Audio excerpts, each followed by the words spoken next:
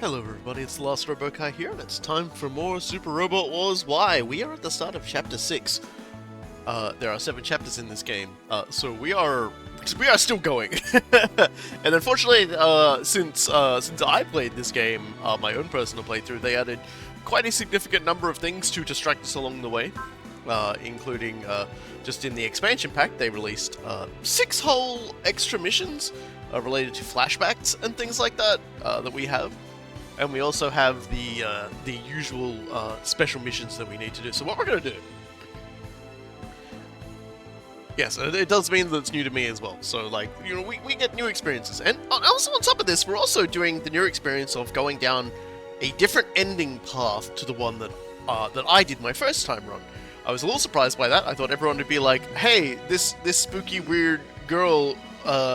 who's just hopped out of a hole. She's like, hey, how's it going? I fully thought everyone was gonna be like, yeah, let's talk to her, but everyone was like, no, fuck her. So we're going down the other path, which is great, and we'll find out what's going on with all of that. Now, the first thing we're going to do is actually we're going to be going through a series of extremely easy missions. So. We're going because now we're at the start of 6. We can unlock another character, but I was holding off doing any of the missions related to it till now. They will be very easy because I think they're level fixed. so I don't think we need to worry so much. We're going to go through these fairly quickly, I would say. Hey, sorry, the ride's kind of tough. It's not a problem. It's actually a nice change of pace from the A Advent's bridge. And take off your hat. Come on. We're just having a nice fly around.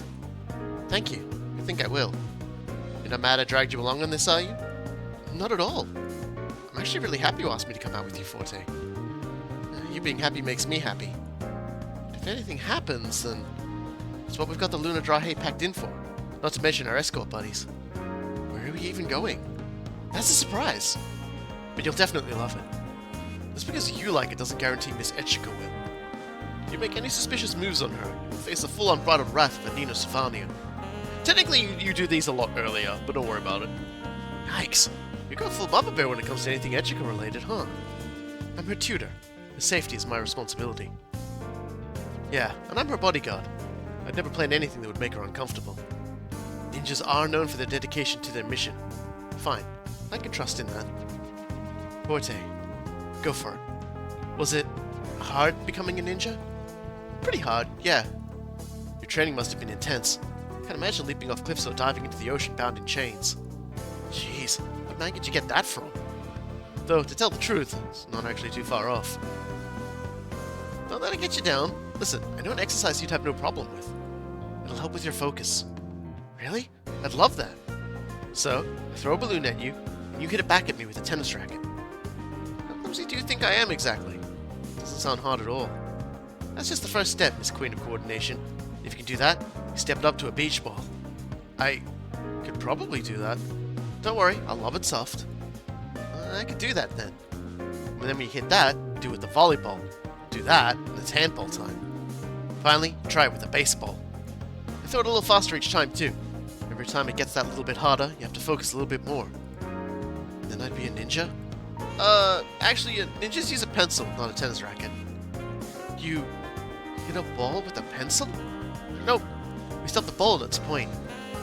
Huh? The final test is stopping a ball thrown at 200 kilometers per hour with the tip of a pencil. Wait, so you can do that, Forte? Easily. Okay, not that easily. It took me so many tries, like, I screwed up literally thousands of times. It takes super precise motion tracking, unflinching fortitude, and millimeter precision body control. Miss any one and you're out. I messed up so many times at the head, I mean, it wasn't the head back then. Train me up from the first thing I told you. I still failed and failed until I got it. Remember how thrilled I was until the day I die. Wow. It's really hard being a ninja. What the fuck is that pencil made of? What is the ball made of? Ninja materials. Not as hard as I made it sound. Every time I thought about tapping out, I remembered that I had to become a ninja to protect you.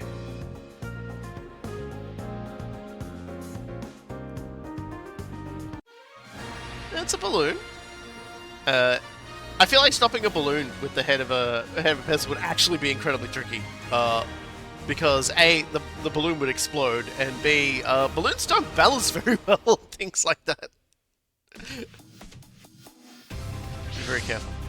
Alright, and so we don't really get too many units for this. Mandatory Kaguya. And, geez, who should I bring along? I've got a few characters who could probably do with a little bit of extra love to them. I might bring Hayate. There we go.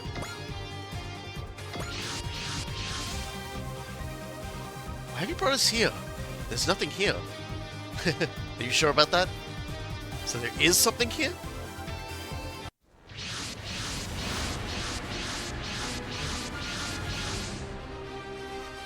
They're unmanned Raval units. What are they doing here? Are they after Miss Echika? Nah, I'm guessing when they want the same thing I'm here for. They're what? Hang on a second, Echika. I'll make this quick. No way, these guys are taking my prize. So, like, if you go and look at these guys, they are level 40. So, and this isn't the thing, they can't actually attack this, so don't worry about it. So we can just go in. They're gonna have no chance of hitting us, touching us, or causing us any problems, so we'll try and do this pretty quick. Excited for a Gundam Rogue Orbit? Yeah, actually, I'm quite excited for a Gundam Rogue Orbit. For those who haven't been following, we've spent the last week just getting dumped with trailers from Sony, Xbox, Nintendo, generalized PC gaming and stuff like that. And Bandai Namco have announced a new game which looks very very Armored Core-like, but it's a Gundam game. And it's called Gundam Rogue Orbit. And it also, it looks like Mick Gordon is doing the soundtrack for it, of you know, Killer Instinct, Doom, things like that. So, lots of things to look forward to when it comes to that, I would say. Yeah, and Gazgal is going to be in Total War. Yeah, they did another Warhammer 40, Total War 40k, I pushed that. Thing, and they actually showed that the models they're working on for both Yarrick and Gazgal. I mean, I said before, like weeks back, I was like, hey, there's no way that Gazgal isn't going to be in the game. It's just a question of whether or not Yarrick was going to be, and they confirmed that like 2 weeks ago. So it's just like, you know, I am smart. I am smart. I understand how things work. And yeah, Doom Dark Ages DLC looks so good. I am so checked out on Doom the Dark Ages, like you wouldn't believe. I don't mean this to be mean towards the franchise or anything like that, but I am. When I saw it, I went, wow, well, I guess some people can have loads of fun with that, but I don't really give a hoot. Have I made much more progress in Mechanicus 2? No, they dropped a patch for it, but didn't fix a whole lot. So I've just kind of been like sitting and letting it leave. Like, so just sort of letting it sit, I should say. I am interested to see, like, how much more they fix up, but, like, Olesh was posting, like, a screenshot from it today, which was kind of dire, in that, dialogue from the, Mechanicus campaign was being spoken by a character in the Necron campaign. So I may just leave it a little bit longer for them to, like, fix their mess. I liked what I played, but I'm just... maybe I'll wait till my time off to do it. Also, yeah, Resident Evil Code Veronica is getting a remake, which is good. I never played Resident Evil Code Veronica, so I will definitely give that a go. I will definitely give that game a go as well. I do like all the Resident Evil remakes I've done so far. I never played Code Veronica myself. Like, at the time, a lot of, like, the first lot of Resident Evils came out. I just didn't have the money to be able to buy that. So, yeah, that which was very unfortunate, but I will happily jump on this train now. Wolong 2 got announced. For those who don't know what Wolong is, that's like Team Ninja making a Chinese Neo. And because Wolong was on sale, I bought the original Wolong so I can do it. I think that's the only situation where that happens in the Necron campaign. Yeah, the only thing is that apparently there's like some issues with like certain characters and like their abilities that also still like won't work right, so I'm still kind of like, I'm gonna let it go. Just you beat the Necron campaign? Yeah, I'll get it. I'll get back into it. Don't worry about it. Like, I'm just I tend to get these games, let them sit for a while, and then like tuck into them later when they're fixed up. It was like that with Rogue Trader. There's gonna be another, yeah, a second platinum Teenage Mutant Ninja Turtles game. That's crazy. I didn't like the first one they made so much, so hopefully they do a little bit better with this one. It's kind of crazy that they're doing another one, but I'll allow it. Everyone's avoiding November, scared to death of GTA. Yeah, everything's coming out in October, I noticed. It's gonna be a bit of a logjam. There's actually a game from the Unnamed Goose Game devs coming out in August, actually, that I'm looking forward to. I don't know if I'll do a video on it or a special stream on it or anything, but it is a fun little co-op game that I've already forgotten the name of, so I'm going to quickly go into Discord where Coolguy and I were talking about it and scroll up to it. Big Walk. Yeah, Big Walk. If you haven't seen the most recent trailer for Big Walk, I suggest you go Google it up, because it's actually like, and you're like, it looks really like weird, because you're a bunch of extremely like noodly like cartoon orbs with like duck mouths, but the game has like really good voice control, it would seem, and also like a somewhat not like a super photorealistic, but somewhat realistic like location.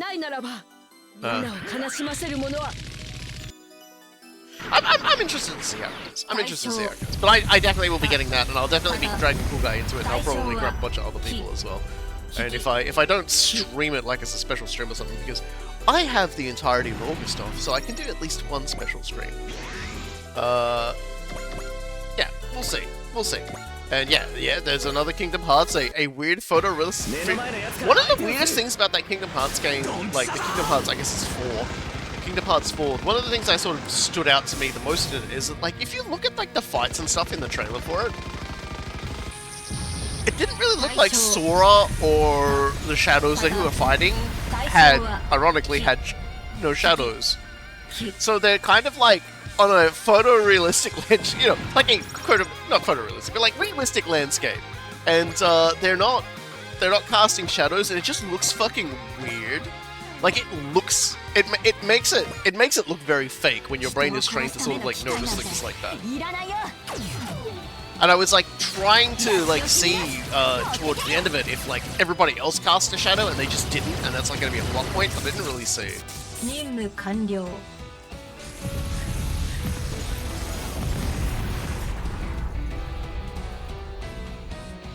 But yeah, there's a lot of stuff coming out if you like video games. I've seen some people complaining that there was nothing good coming out, and it's just like, if you think there's like nothing for you coming out, then I don't know what games you play. If I'm being honest, because there's a lot of stuff. There's a lot of stuff. Yeah, hell, even September has Dawn of War 4. I am so excited for that. Yeah, Final Fantasy VII Remake Trilogy with Vincent Valentine coming in. Yep, we all know that was coming.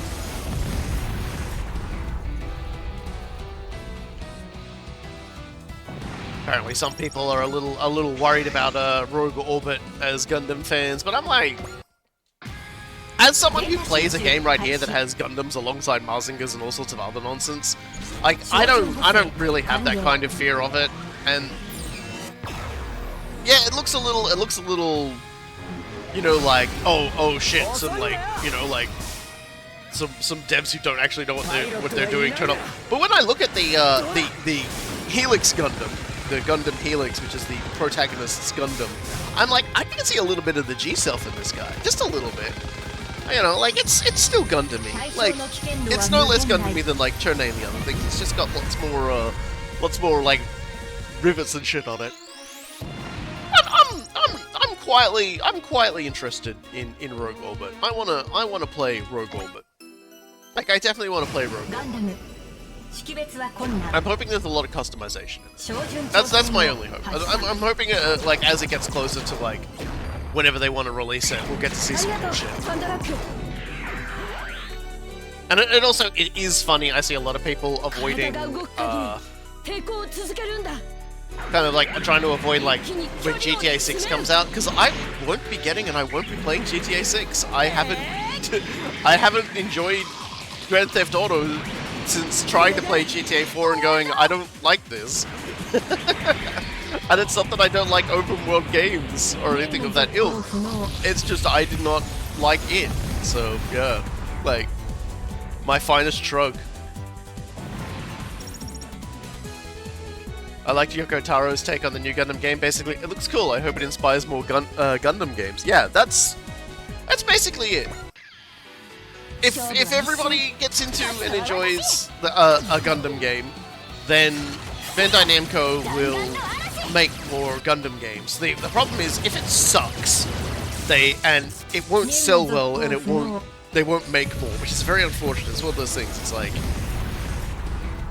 yeah, I have 150 hours in Crimson Desert. Yes, see, like I fucking love open world games, but I just like GTA just never clicks with me anymore.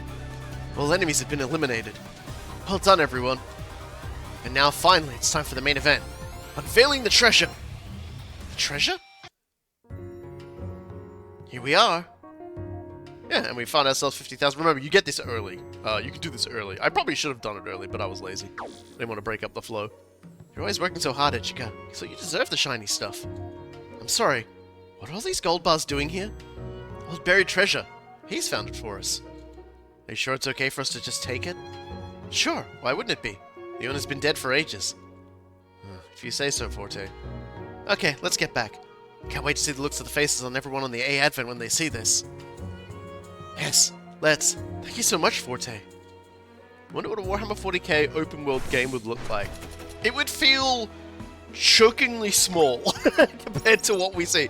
If you've seen the Total War Warhammer 40k, and of course we'll just go straight in and do the next Relic of Gold mission because like we're just gonna get these out of the way. But if you look at the scale of the battlefields that they've got in the Total War Warhammer 40k thing, and you look in the backgrounds, the sheer scale of it, an open world 40k game would have to make sure it took place in like a much more constricted area, because the sheer like inside of a ship maybe, like because even Rogue Trader like goes out to great lengths to show you how very massive everything is, and you'll only ever get to see a fraction of what is technically your own domain in space. So it's kind of like an open world 40k game would have to be sprawling, but at the same time very limited in scope.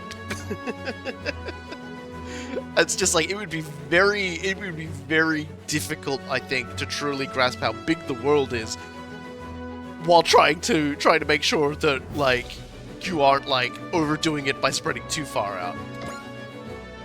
Begin mission, Relic of Gold Part 2. Not to say you couldn't do it. Obviously, a hive world would be a great place to set it, but it was just like, even a hive world, it's like, you look at how spread out, say, a game like Mad Max is, that could be an entire level of the Underhive in size. Perhaps even like a small section of a level of an Underhive. So it's like, and Mad Max is a big sprawling game. It's like the stretched out like open world game I think I could call it, in terms of like what you are and what you're doing, because obviously they want you to drive around a lot. I feel like a 40k game, you're gonna have to be very careful on how you depict it, because otherwise it's just gonna feel too small. And the big problem making an open world game is filling it with things to keep it interesting, so you could make it feel too small but not have enough in it, and that just feels like a fucking nightmare to develop. Good luck to anyone who's thinking of doing it though. I remember the last time you invited me out for a little fly. Spot on. He sent me a line about another buried treasure, so I wanted you to come along for the big unboxing. Haze, you mean Special Stealth Forces? So yeah, I obviously can't spill who's in it, not even to you, Ichika. Ascent takes place in a non-40k high world, more or less. Yeah, and that's, even then, like, that doesn't feel quite as big as it should for what it is. It's, like, Ascent, I will say, for all the sectors you visit in it, does feel quite restricted. Like, it doesn't feel quite so sprawling, like it should. I just have one question about that. Tell me about the man who delivered the Wise Lunar Drahi to you. You mean the head? Head of Hades is also your older brother, right? Yeah. Which means he's also mine. His name is Cross Sukinoa. Not only is he acting head of Haze, some say he's the strongest ninja in Haze history. The strongest ninja? He's amazing. He's like the picture of the perfect ninja. He's strong, he's smart, and he's even got style. Okay, so maybe he's a little too cool, like ice cold most of the time. And that's just because he's so dedicated to the mission. Even if he doesn't show it, he's a really nice guy. Actually, probably takes an iron will to keep all that locked inside. There she goes. You okay? Did I say something? Are your eyes welling up? What's wrong? You really love your brother, don't you? Yeah. I'd like to meet him myself someday. I wouldn't if I were you. And all that great stuff I just said about him, but he's actually super boring in person. He shows less emotion than Hiro, talks less than Argo, and he's more stubborn than Tetsuya. And, well... And what? If my brother joined up, there'd be no point in me being here. He'd probably just send me off. Why do you think that? He had appointed you to be Miss Echika's bodyguard, didn't he? That's probably just because he thought it'd be better than having another girl with her. That's all. I'm grateful to him for that. If he hadn't made that decision, I wouldn't have you in my life, Forte. It would strenuously object if he tried to dismiss you from my side. That's brought me way up. Thanks, Echika. Listen, you got nothing to fear as long as I'm here, okay? Absolutely. I trust you completely, Forte. Well, it's like a single ship like the one you have in Road Trader could be big enough to be an open world game. Yeah. You would have to be very careful about how you did it. And you'd have to think very carefully about the mechanics you could put in. Because it's like, if you made it like on a Space Hulk, you'd be able to include a lot more weird stuff because you make it be like a Space Hulk that's all jammed together. But then you have to make considerations of how do you travel around the Space Hulk? What things are you going to face in the Space Hulk? You know, just... Because open world games typically have some measure of very rapid travel. How are you going to do that in like something that's a whole bunch of ships glued together? If you want to do it in a hive city, then you've got to think about how you're going to lay the hive out, how you're going to make things interesting within the hive, how are you going to populate it, which section of which level is it going to be? If you're inside a spaceship, again, like you've got a lot of these considerations to make, and it's like a lot of design work would go into it. Yeah, tram system maybe, but like it's just you have to.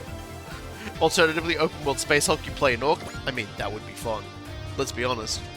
You could make an open world game like Mad Max, but playing as an Orc, and just like make it as like a Gorka Morka game, which I think would be pretty cool.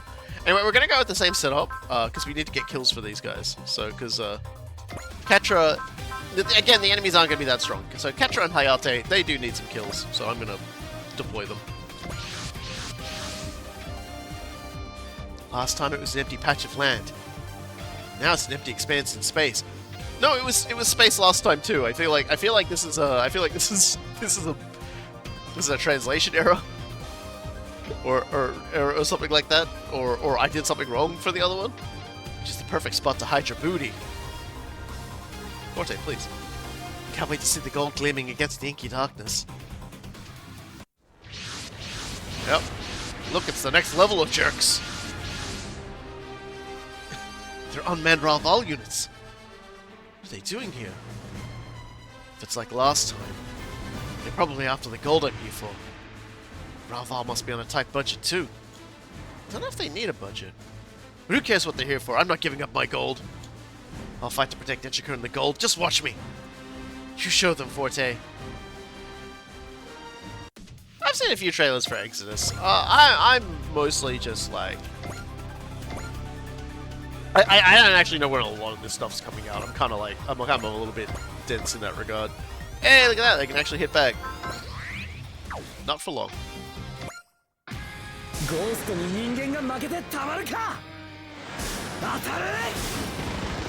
Or it could be if I'd played the game normally, that gold thing would have come up before we went into space, and so like it would have been done on a regular level, but something obviously was different. I don't know. Like it's kind of weird.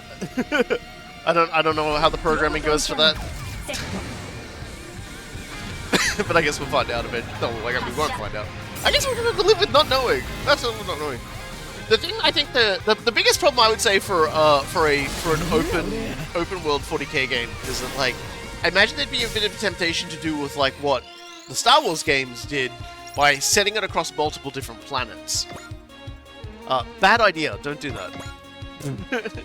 Instead, it'll feel like you're just going to a bunch of just like small spaces, when you can cram so much into, you know, me slaps the side of vessel, You can fit so many different like threats in this one space. Don't worry about it.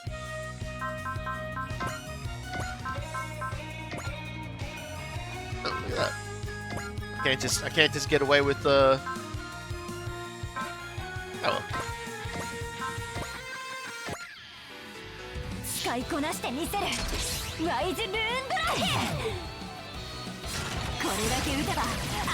But like, I also don't really like most of the people who do dev stuff for like for Warhammer games. I just don't really see anybody doing an open world game. I mean, I wouldn't say no to it, but I just most people are doing things like they're doing like strategy games. They're doing like first-person sort of horde shooting games or third-person horde killing games. Like a single-player open-world experience. I will admit, like my ideal Warhammer game would actually be a Warhammer fantasy game that's set in the Drunkfold Forest, playing like a Souls-like game. That would make me happy. It'll never happen, but that would make me happy.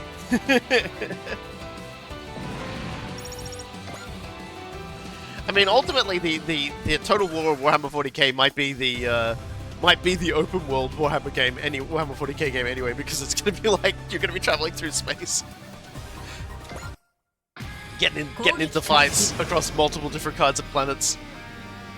Warhammer Fantasy would work quite well, I think. But again, I just don't think anyone's like I don't think any of the devs who are interested in making the games would be really interested in making it.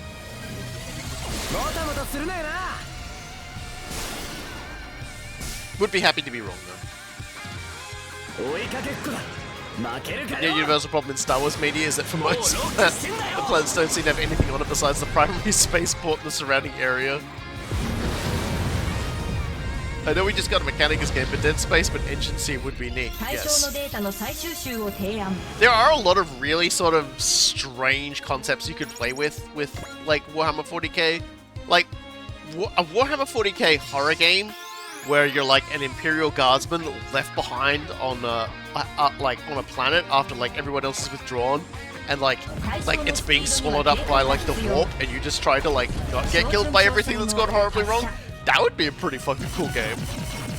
But it's just like you've got to make it. And you know, I'm a great ideas guy.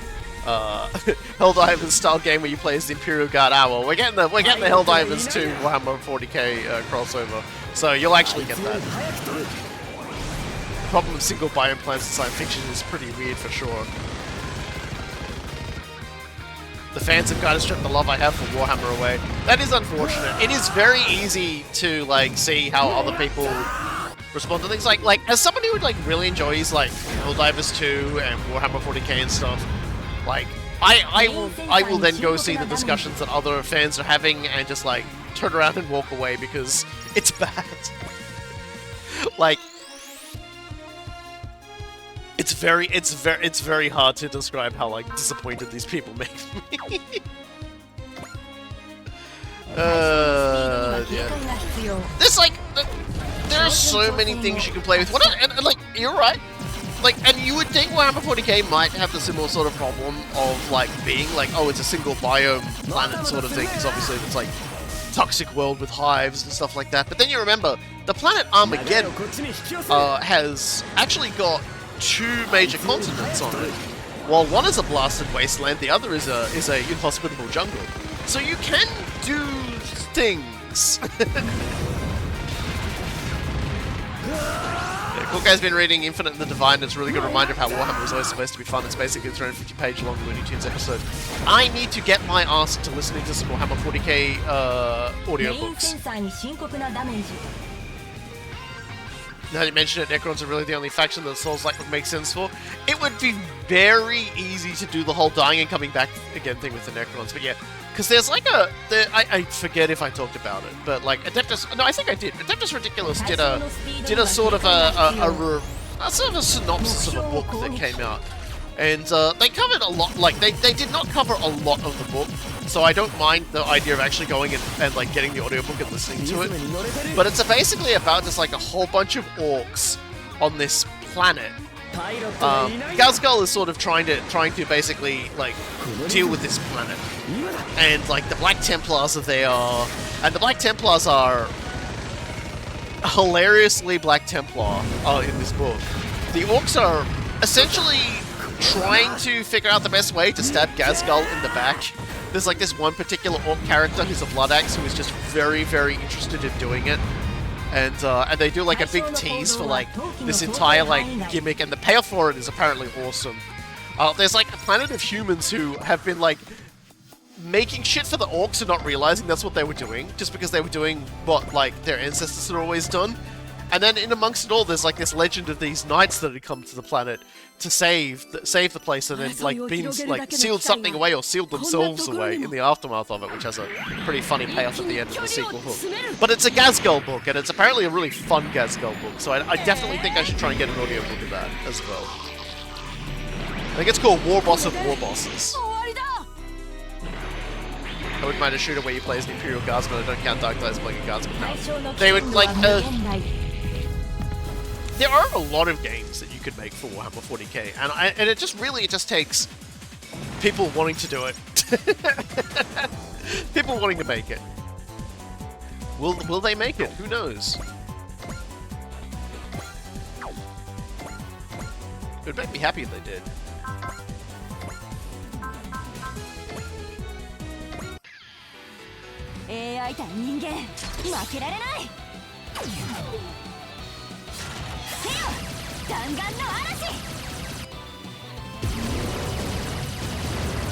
I'm very interested to see what guns get introduced into Helldivers 2 crossover pack with Warhammer 40k. A lot of people have suggested we might get a Hellgun, which would be fucking badass. Like a laser weapon with a backpack would be like the coolest shit ever. Like the perspective of a single guardsman would feel pretty weird, I feel, since it's one tiny part of a vast machine. Yeah, that's kind of the thing. But one thing I really liked about that that 11th edition video they put out is like that one scene where like it's cut from the angle of the guardsman in the trench, and you see a Titan above them open fire, and the guardsman actually has to physically like bend down and like put his hands over his ears, because like the guns firing from this Titan just like blowing his eardrums out. I really like that. Is that orc book you were talking about following Gazrot and Gore Snapper? No. The book primarily follows a blood axe named Slitter. I forget his full name, but there are some like pretty fucking orky names in the book altogether as well. Yeah, different book then. Yeah. It's really funny because like the orcs apparently like the Black Templars are infamous with the orcs that like fight alongside Gazgul as the Space Marines walk with the crosses, and they're like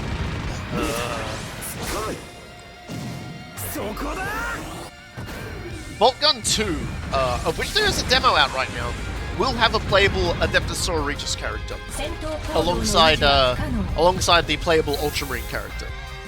I do not know if they will have separate campaigns or not. I know very little about that. Even though I've downloaded the demo, I haven't played it yet. There is a VR game where you can play as a battle sister as well, which is pretty cool. I'm like, that's pretty cool. I'm like, that's pretty cool about everything. That's basically how I feel. Like, I am just glad they make games for Warhammer 40k. Like in general, we just need someone to make like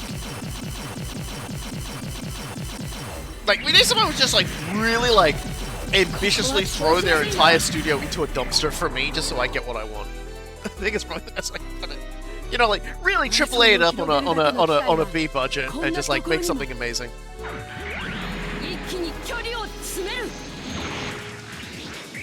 The closest I think we ever came to like an open world game was actually like there was a Warhammer 40k like what's the best way to describe it? Eternal Crusade, I think it was called. They originally had big plans for that game. It was going to be like massive. You're gonna be like fighting on like an open world planet. Obviously, it didn't live up to the hype. They could never have gotten enough money to be able to do what they did, and they made something that was apparently pretty fun, but I never played it. That's it. A mech warrior type game, but you're a knight. I feel like that's a VR game that's already been made or being made. I'm probably wrong though. I would definitely like that game. There is also like a very low budget turn-based strategy game where you use titans, which is kind of neat, but it's not terribly varied and not terribly like exciting. But it exists, and I played a bit of it. I didn't mind it.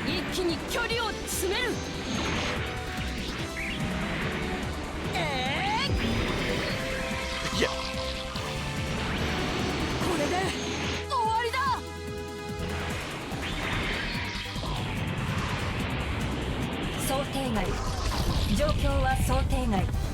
Warrior type game, but you're an infantryman, and the gameplay is Shadows of the Colossus.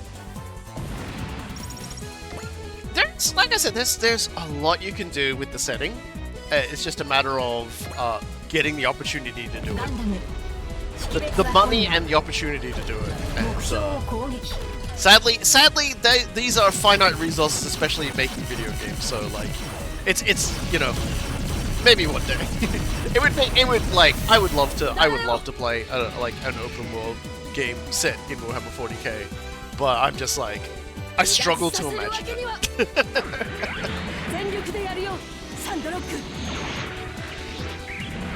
Thankfully, there are games like Rogue Trader, which do a really good job of just like situating you in the Warhammer worlds.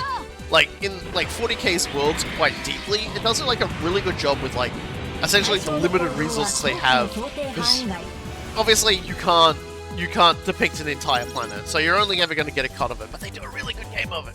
They really do a really good job of it, I think. Psychological horror game like Sober, where you play as a servitor with a botched lobotomy. Your powerful combat being enjoyable and being able to upgrade parts, but the UI and controls is constantly screwing with you as your programming tries to overrule you. That would be very interesting. That would be very interesting. Especially since effectively, like, you know, depending on how you angle it, it's like, oh, you're trying to escape from like getting like flushed by the Imperium. Also, stop focusing hard on the Space Marines. The fascist elites don't need full glazing. I'm sorry, but like, I'm gonna say it. Like, Space Marine 2 rekindled my love of Space Marines. You have to understand, being a big guy in super armor, just like picking up a horrible, gribbly alien monster and just like running it through with the chainsaw just does not get old. Every single time I do it, I'm like, hell yeah, I'm the oppressor. Well, I didn't say it like that, but it's just it's so good. When I walk out blinged out in my Blood Angels armor and Coolguy in his like humble core Ravenclaw's Deathwatch gear just looks at me and like goes, I hate it. Could you tone it down?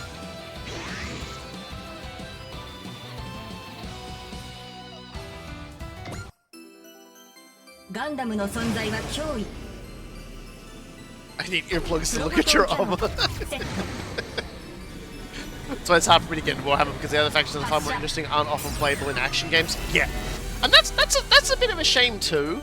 Like, although it is really funny to think about it, the Fire Warrior game, the first-person shooter where you play as the Tau, was done specifically because Games Workshop were like, well, if you're playing with a Space Marine, you're not going to be looking at the Space Marine. We want people to see the Space Marines, so let's make them the bad guys in this story.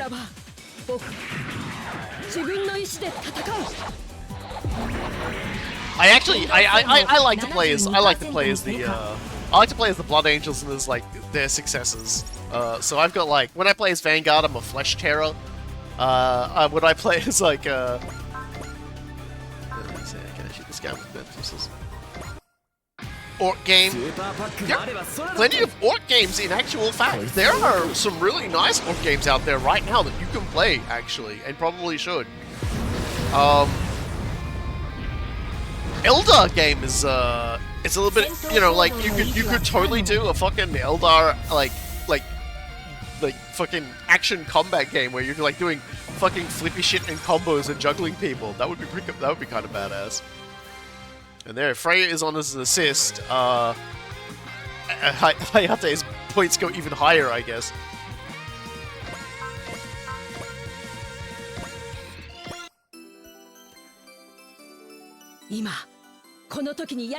Never say never.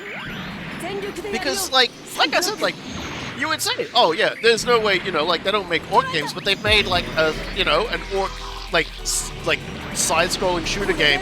They're making an Age of Sigmar Skaven game. Like, sky is the limit. Like, they're making a game where you play as, like, a little rat guy and you go around stabbing, like, people in the back and things like that. It's like a 2D platformer game. Like, there are multiple orc racing games. And then there's a, you know, like, I feel like, now that I've said this, I feel like what I'm gonna have to do is, once I'm done streaming Super Robot Wars, I'm gonna have to get in there, and I'm going to have to, where is it? Where's the name of this game? I'm gonna have to play, so you all can play, all can, like, live vicariously through me. Where is it? Oh my god. So I went to my Warhammer titles section, and holy shit, like, I have too many Warhammer games. Where is it? Where are you, you little shit? I know you're in here. I know you're in here somewhere. Daka Squadron, Flyboys Edition. I'm gonna have to sit you guys down. I'm gonna have to sit you guys down, and we're gonna have to play some fucking Daka Squadron. So you guys can understand there are orc games out there. All enemies have been eliminated. Well done, everyone. Like, to give you an idea of what Daka Squadron is like, pre-ordering the game, I got a looted Necron fighter. I just want you to understand that. And now, finally, it's time for the main event. Unveiling the treasure. I'm ready. I've been playing Path of Exile too as well. What build are you doing, Grid? I want to know. Are you doing the beast tamer thing that everyone's doing, where you tame the bosses and you get them to do all the work for you? Because that does sound fun. There we go. We found more money. Here you go, Echika. You've earned a gold medal, so this gold's for you. You're doing monk. Is it fun? Thanks so much, Forte. And Ralph all wanted this gold as well. I think what they actually wanted was the gold's original owner. Who would be... Hayes is still looking into that. Give them a little longer. Alright, I have faith in you, Forte. Okay, let's get back. We've got another score to show everyone on the A Advent. I think the thing is it's just the chassis and they've, like, attached rockets and shit to it. So... yeah, like, Daka's, like, that is it. I am going to play Daka Squadron for you guys. Okay? Grid, don't stop that.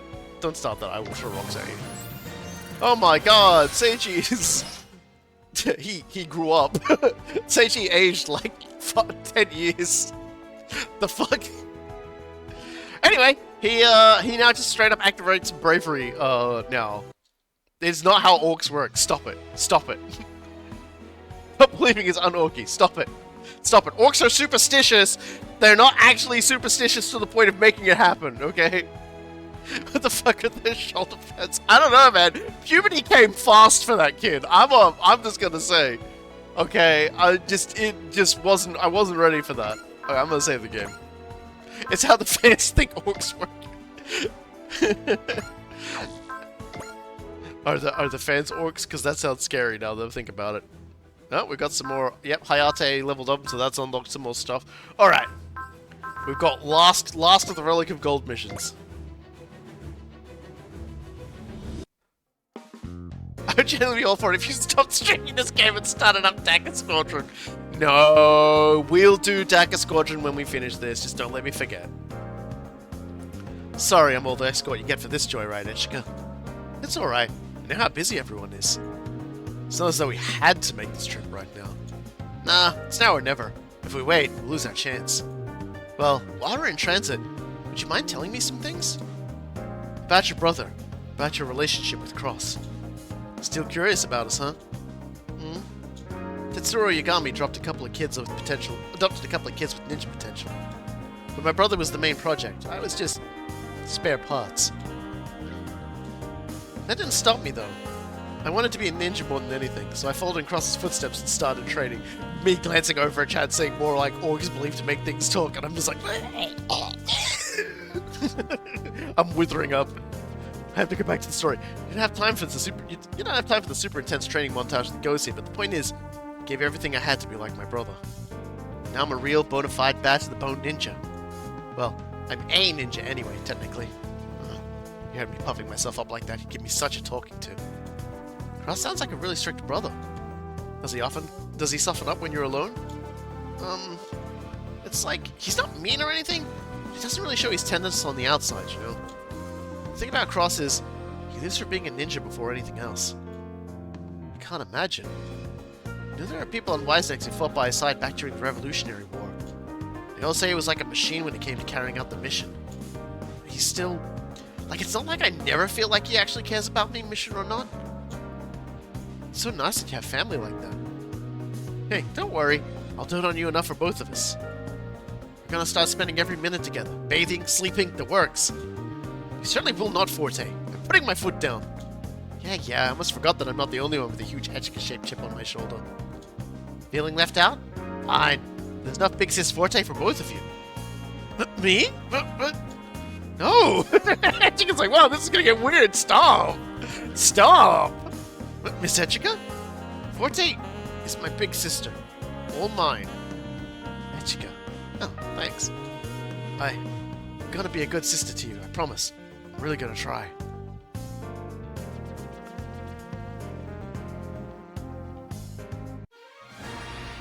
That lady has... yes, she does. Everyone who first sees a Nina always just, like, announces that. They're always just like, my god, the Bozongas. The artist has a type, okay? And they let him go crazy with a Nina. It's fine. So yeah, we don't get to choose anybody else for this one. So this is where the treasure is buried? Yep. That's a real motherlode, too. I'm gonna grab it. BBIAB! Said that out loud. Be back in a bit. Alright, be careful. Gasp!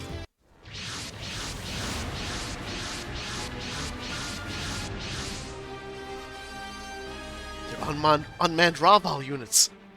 What are they doing here? Okay, 3 times is too many. They've got to be here for the same thing we are. Forte, fall back. You can't take them alone. Actually, I can. Nah, I'm good. I'm Echika's bodyguard. I'm not letting them near her. But I'm not letting the men or anyone else but Echika get that gold. Forte, sit tight for a sec, Echika. I'll take care of this before you know it. Yeah, this is gonna be ridiculously easy. There's only 10 of them. I'm not even gonna play around. We're gonna just kill these guys big style. What if you have linked to refer to got to the acronyms out loud? No, this is actually, we're actually in chapter 6 of 7 of Y. This is just like a sort of a bunch of side missions you can do to unlock the other protagonists. So like, we're just doing it now. Yeah, you missed a lot of it. Yeah, we're quite a long ways. There is still so much left to go though. They added like all this extra shit to it, and it really starts to kick off around now. And this we're not. I'm just gonna be honest with you. We're not really going to. We're not gonna be really progressing the story today. Oh, probably not next week either. There's a bunch of DLC missions that came with the DLC pack. Yeah, this is stream 39 actually. I just uploaded 37 and 38 was last week. So yeah, so this is like 39.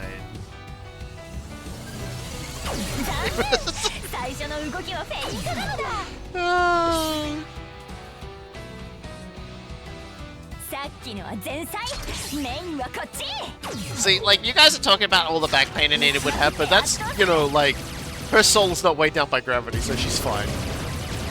You can get away with a lot of things if you quit Gundam.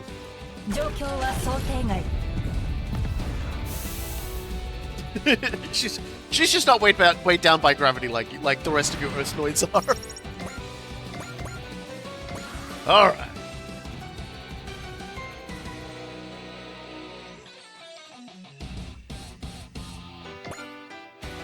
I think that were true. Yeah, tell me about it. I got a knee complaint that's been happening lately that's a little bit troubling.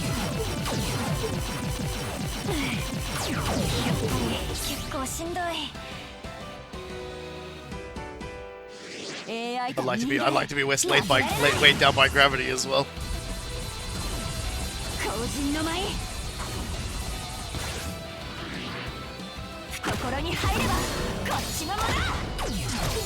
Yeah, they added like 6 missions that are like flashbacks. Pretty sure it's like there's like, yeah, like we've only unlocked the start of like one of the trios. We don't get the other trio later.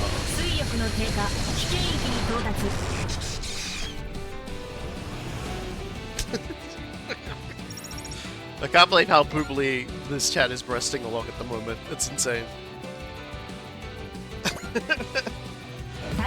We're gonna get I'm not sure if we're gonna actually get to play as some of the older units, because it kind of looked like we might, but we'll see.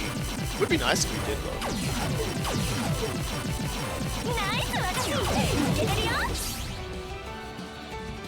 We've also unlocked this like survival mode. You should pay me 1 divine for every time you say the word poop. I am unfortunately playing on the mode that doesn't let you trade.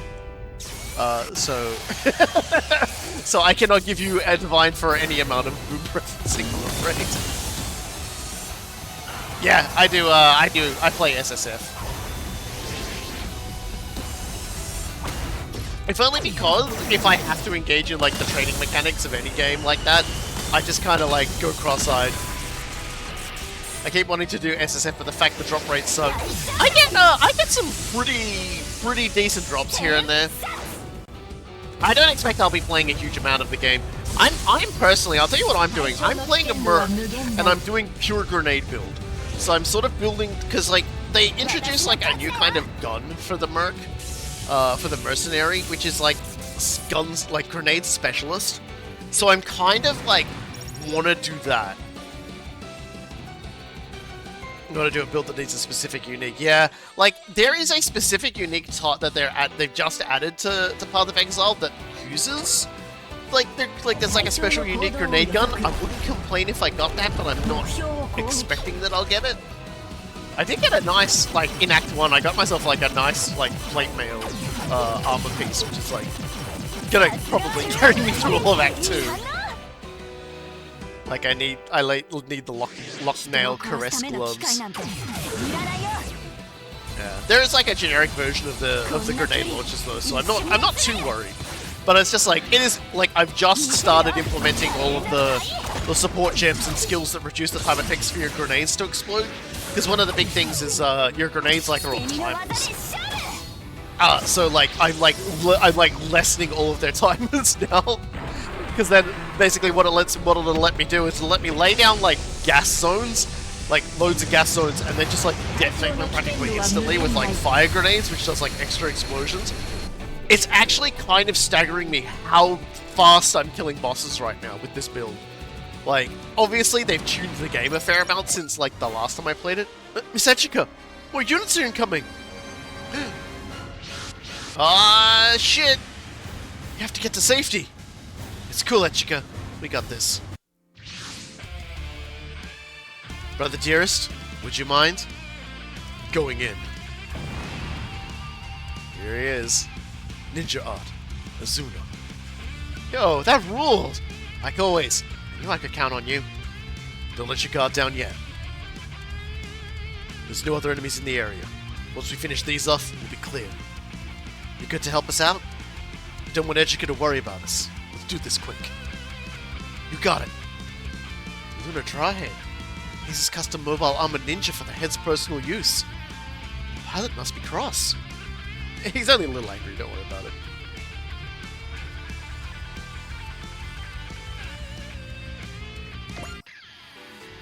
I thought that was fun. Anyway,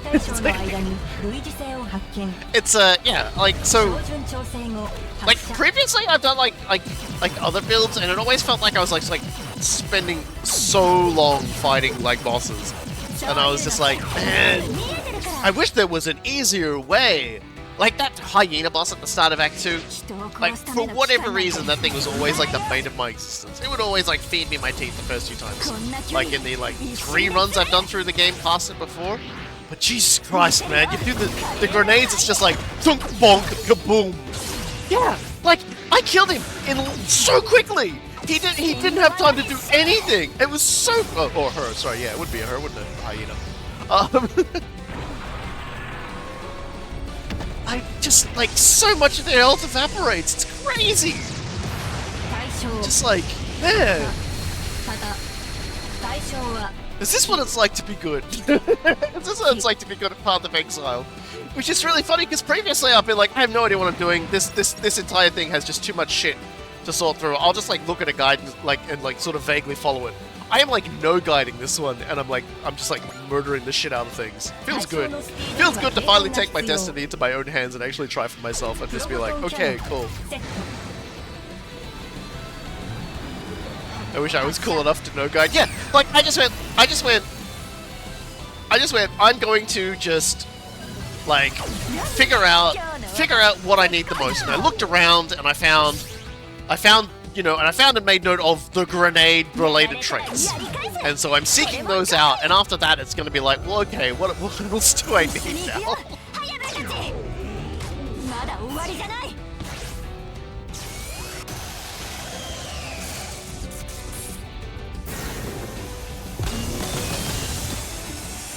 If you have any problems in life that can't be solved through application of grenades, you're not using enough grenades. Yeah. I am a little sad though, because there is one skill which, like, it will give you an extra grenade for every grenade you, for your grenade firing. But it also, like, raises the time it takes for your grenades to detonate by, like, 50% or something like that. I'm just like, ah, man, I want that extra grenade, but I don't want grenades to take a while to explode. I want grenades to be like chunk, thunk, kaboom. I want the chunk, thunk, kaboom. The chunk is as it comes out, the thunk is like the first bounce, and the kaboom is the explosion straight after the first bounce. That's what I need. Because a lot of enemies will be up in my grill before I can do anything about it, so I want to be able to just immerse myself in like, gas grenades. Alright, let's take a look at Cross. You're gonna find there isn't too much different about him. He is, he gets a bonus when he's within 5 spaces of the A advent, to restore his EM, which is nice. And he has the Mystic Moon. He has the dodge. He comes with the attack that's unlocked by Forte somewhat into the game. He gets that when you play as Cross when Forte joins you. Does not happen, which is kind of interesting. And then there's Cross. He's very much as you'd expect.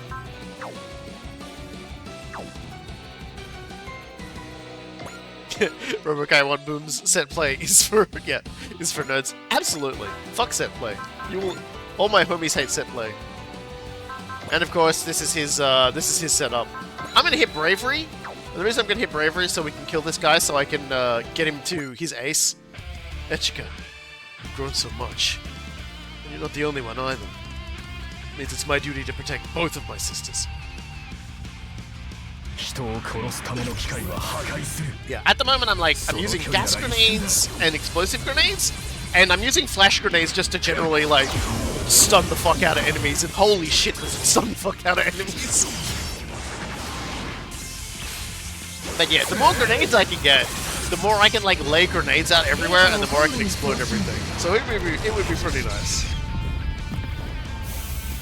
We'll see what it looks like when I like reach endgame. Because I've never done Path of Exile endgame. I always like stop just like at the end of whatever they had at the time, and I'm like, I could go into it, but I just can't be bothered. Yeah, now he's Ninja Master. Look at that. Hold on, there you go. Path of Exile. Yeah, there you go.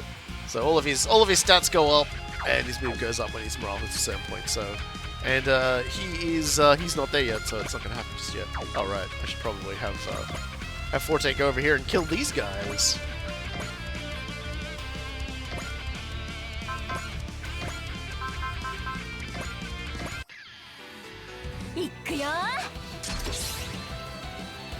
Yeah. There is a the problem with grenades in video games, I never hit enemies with them. I constantly hit myself, and especially my friends who might be playing with me. Yeah, well, the big thing about the grenades in Path of Exile 2 is, like, yeah, they are very bouncy. I got 5 days off, so I'm gonna force my way to endgame. Yeah, I got time off in August. Hopefully, I'll be at endgame by then. I'm not in a real hurry, but it's like that's kind of why I'm like going with the. It's okay, guys. Playing SSF. He has no friends. Yes, it's self-found. I do have friends that play Path of Exile, but it's like one of those things I find with playing games like that is like one of you always ends up racing away from the others. So like I just do solo self-found because it's fun.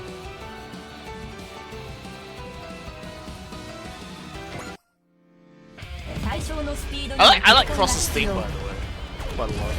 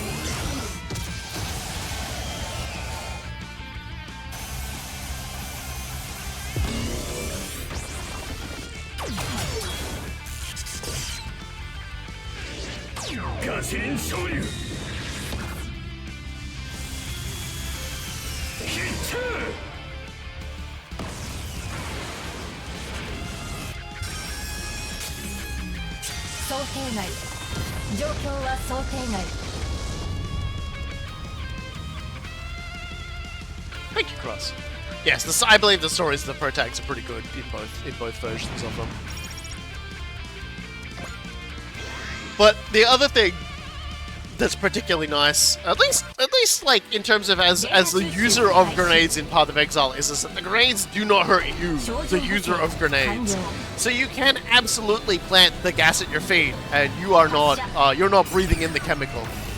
And then you can ignite them with the fire grenade, and the enemy just goes, ah! I've been like fucking super exploded, and you're like, and I'm okay.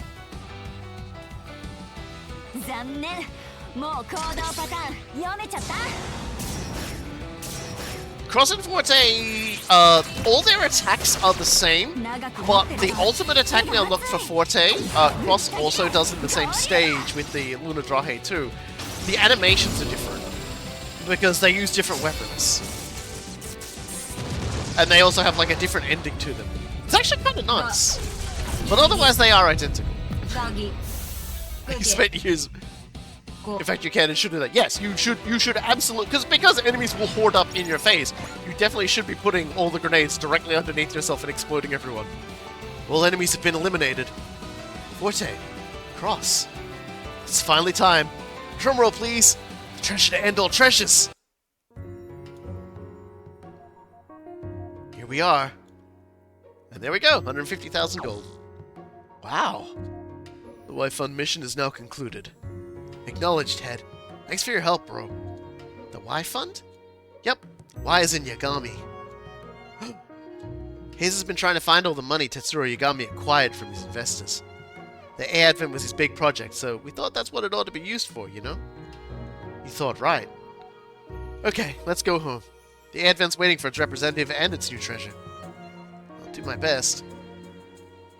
We got the Cursed Ink and Gold. No, it's the Cursed Scientist Gold. He died last episode, so when Echika said he was... when Forte said he was a dead man, she wasn't entirely lying. What I love about Path of Exile, but I never managed to get into it, is just how many builds you can do. Yeah. And sometimes when you're playing, you'll like get an item which might make you go, oh, I can actually like change my build completely. I don't have to, and you know, you just go in and just like redo the whole thing and you're playing a completely different fucking class. Oh dear. Yeah, the devs are pretty good. I like Path of Exile in general. Echika. I'd be lying if I said what my father didn't still hurt. There's one thing I'm grateful to him for. It's only because he left in the A Advent that I met you, Forte, and everyone else on this journey. So I'll use this gold for the A Advent's benefit. And I'll do so with pride. Sounds like a plan to me. Don't forget that you're just here to protect Echika, Forte. I haven't. That's why I asked you to stand by in case something came up. If I was on the job, I could have protected her by myself. I really don't think it's fair to hold me to your standards. You're free to step down. No judgment. L to the no! Then be stronger, or resign from Haze. Those are your choices. Right. Must you do this in Miss Echika's presence? Oh yeah. Listen, now that you're here, I really think you should meet Echika. Cross, right? Yes. Cross Sukinoa. Charmed, I'm sure. The head of a little outfit called Haze? You might have heard of it. Huh? It, looks like Forte doesn't have quite the grip on the ball she thought she did, so I'm adding myself to his security detail. Say what? No worries. Got nothing to fear when I'm around. See, like, the entirety of, like, Cross's story is him, like, learning how to, like, loosen up. So, like he basically, like, mostly drops the facade and tries to relax, but he's like, I don't really know how to relax. You're not quite what I expected. Oh, sorry. Was that a breach of etiquette? He's trying too hard right now. That's just a sample of the quality comedy that comes free with the Deluxe Cross service. Head. I swear. Don't worry. You'll only see me when I'm needed. I'll stick to the shadows and let you do your job by Echika's side. Yeah, that was the plan. What I was going to ask was, what in the name of every god is this new shtick you're doing? Well, I don't want to intimidate Echika, so I'm just going to act like a chill big bro as long as I'm on the A Advent. So you can be nice when you want to. So why don't I ever get a little of the bro vibes? Do you feel much safer having you around, Cross? Good to hear. Nothing's going to stand in your way now. Absolutely. I might say it's an act, but I think he's happy he gets to be Echika's big brother after all. We can do this, Cross. We'll fight together until all three of us can be a normal, happy family again. Come on, the breach of Echika joke was really good. Fuck you guys. That's the kind of joke I would make.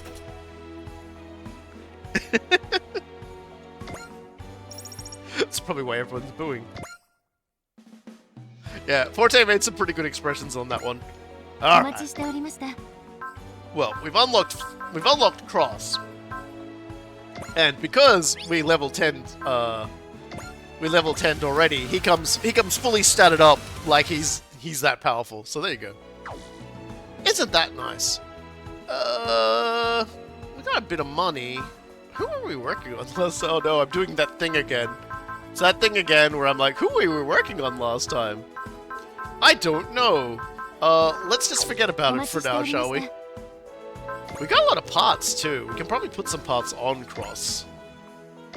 We got the Spirit of Power, which will increase like all of his stuff. Let's sort the list to what we actually have available here.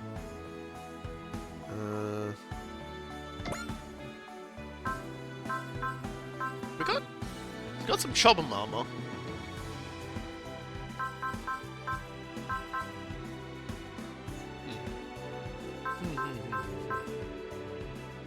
Right. We can put these on him. This is like excessive, but I'm doing it anyway because it's funny.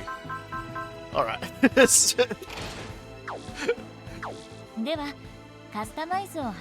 if you read between the lines, he starts being genuine around late chapter 3. Yeah, like he basically sort of sits down with a couple of people and is like, guys, I need to like figure out how to do this right. I'm bad at this. Please help. I'm just looking to see if there's anybody I could be pouring more points into now. Hero! Don't remember who I was upgrading before, so I'm just going to do Hero for now. So yeah, we actually got a lot of money out of doing that. There we go. And a credit getter is just like more money off of kills, I think. If I'm remembering correctly. Alright, we'll level up Kira as well. We're actually starting to use Kira a little more often, so...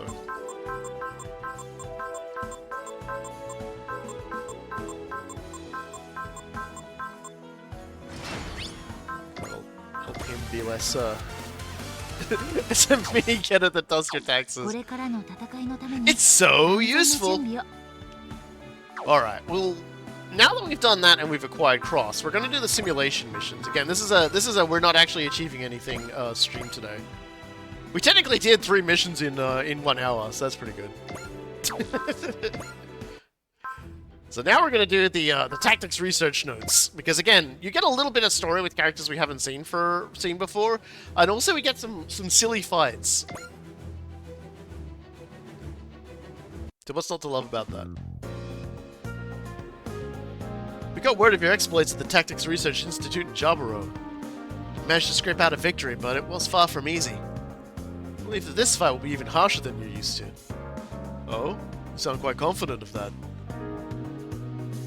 Isaac? I got this one. I think you find it less harsh and more annoying. Annoying? Is the A Advent ready yet? Who might this be? This is Captain Dai Komine from the GDF Staff HQ. He'll be leading your opponents in today's simulation. He was the commanding officer at the Battle of Ceres. He must have been transferred here as punishment afterwards. Are you the A Advent's representative? Yes, that's right. I've heard of Wiseneck's exploits, but you can't rely entirely on your mobile weapons, no matter how impressive they are.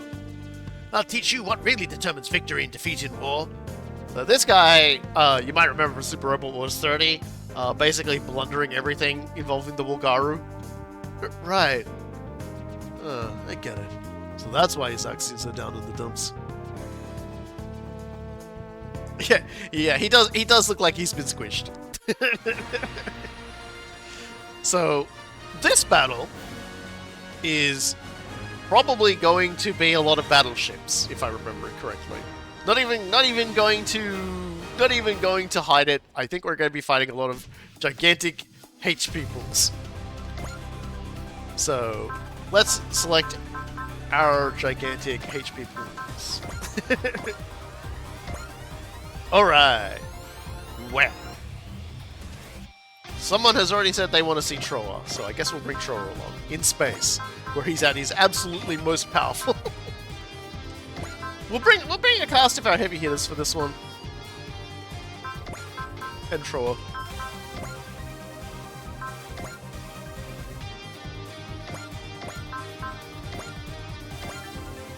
That'll do.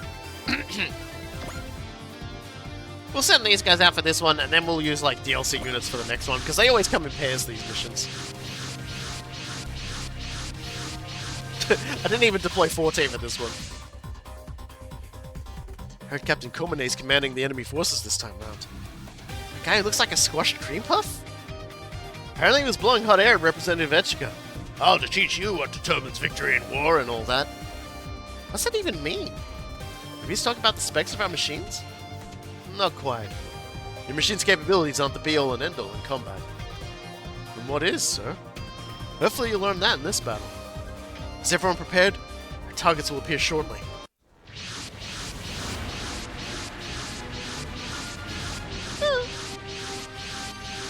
Yep, battleships. Yep, battleships. A couple of mooks, but mostly battleships. Wait, hold on. These are all battleships. Talk about an unbalanced meal. Ah, so that's it. This Captain Komine guy is saying fleets are what decide a battle. Considering that a commander's place is in his flagship, he's still exactly wrong. Maybe. I don't expect him to ignore that stuff about mobile teams being less important, though. In that case, we'll show them how Wiseneck fights, what it's like when mobile weapons and battleships work together. All units, commence attack. Destroy the enemy fleet the way we always do. Random bullshit, go! The guy is right, but he's in the wrong universe, yeah. That really activates my seed, you know? That really activates my seed. Activates my seed like you would not believe. Anyway.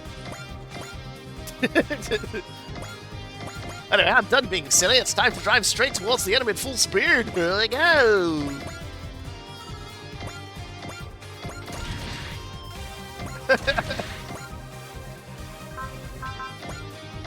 Behold, the power of stopping this guy with my sword.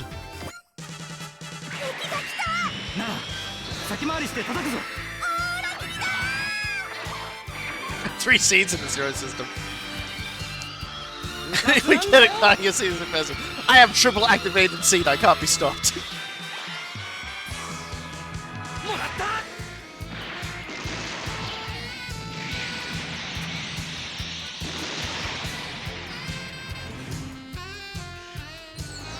Needless to say, I'm not entirely sure this is going to be a particularly difficult battle, because at this point we have, like...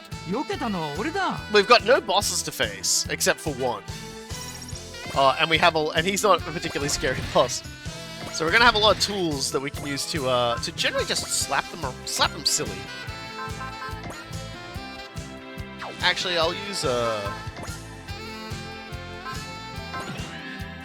Little's wall. That's the wall right there, brother. Let's see how these guys take a good bonkling. It's told this movie Battleship. We can clearly see where the enemies are. That's true. That is very true. That's very disappointing. This guy's never played Battleship in his life.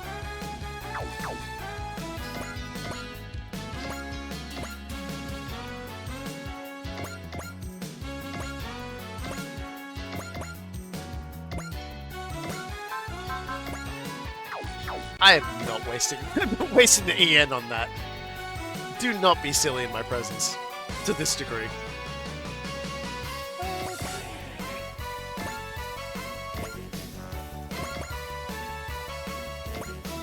Cease your silliness and get great smasher punched, motherfucker.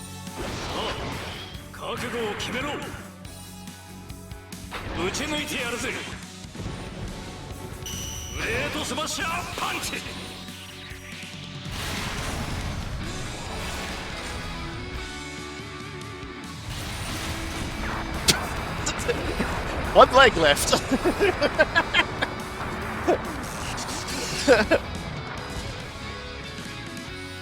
Yes, Tetsuya got his Emperor G. What do you call like Great General G? I'm like, no, Great General Darkness is the enemy. Let's try and remember what we're doing here, shall we?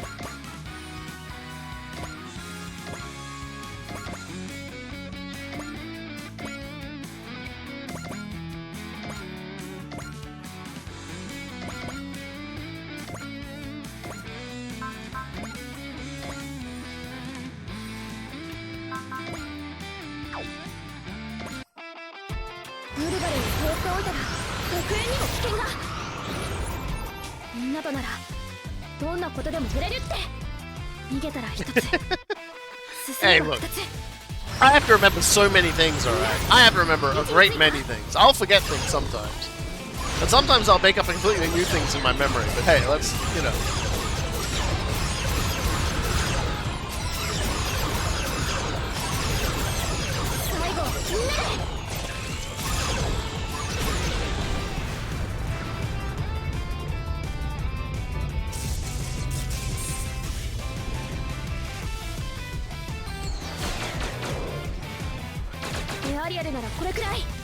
My favorite Tetsuya moment is from the Zero manga where they ask him his salary, he's like, I have $2,000 in my pocket. Or 2,000 yen in my pocket.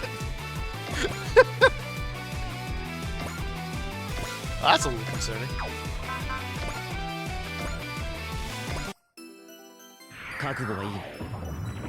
Yes, I am, well, I would normally say I'm cautiously optimistic, because I know Bandai Namco, when it comes to Gundam stuff, tends to release sometimes good, sometimes bad, but, Mick Gordon doing the soundtracks, like, that's done a lot of heavy lifting to get me excited. I fucking love his music. Not just, like, his Doom stuff, I really love his Killer Instinct stuff. I love his Killer Instinct songs. Like, if you wanna see like the sheer breadth of the stuff this man is capable of, like it's ridiculous the amount of stuff he can get done with like music, like from like in Killer Instinct. Like, that's good. So yeah, like I am quietly hopeful that we get a really fun game out of it. But it's a Gundam game isn't so much important. It's going to have a wonderful soundtrack. Yeah. Yeah, I will admit, I don't actually know who the studio are. So I guess we'll see.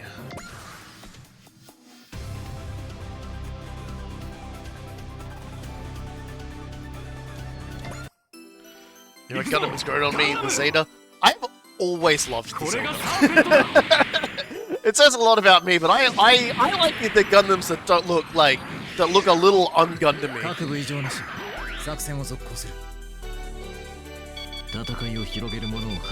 Like, the second I saw the Zeta, it sounds like a Mechanic syndrome. The moment I laid eyes upon the Gundam Zeta, I was in love with its design, with its transformable build, with its ability to just ram into a womanizer and kill him by punching him in the chest with its face.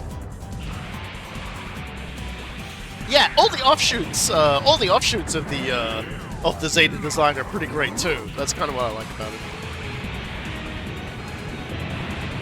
Seems to be Studio Inc. It seems to be the core Bandai team, but it doesn't say much on who the rest of the dev team is. Yeah, see, that's the thing. It's kind of hard to tell who's working on a Bandai Namco game at the best of times.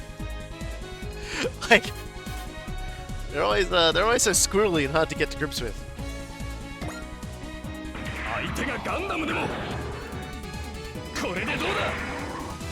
The unicorn is a pretty cool design. Like, I ain't gonna hate. I honestly, like, I don't hate too many Gundam designs. Like, for me, if we're talking about first loves, it was Sandrock. Sandrock, hands down, was the first Gundam I looked at and went, holy shit, I love this Gundam so much. It was the right amount of extravagance and simplicity in its design. And it also eventually got a beam Uzi, which I thought was little as fun.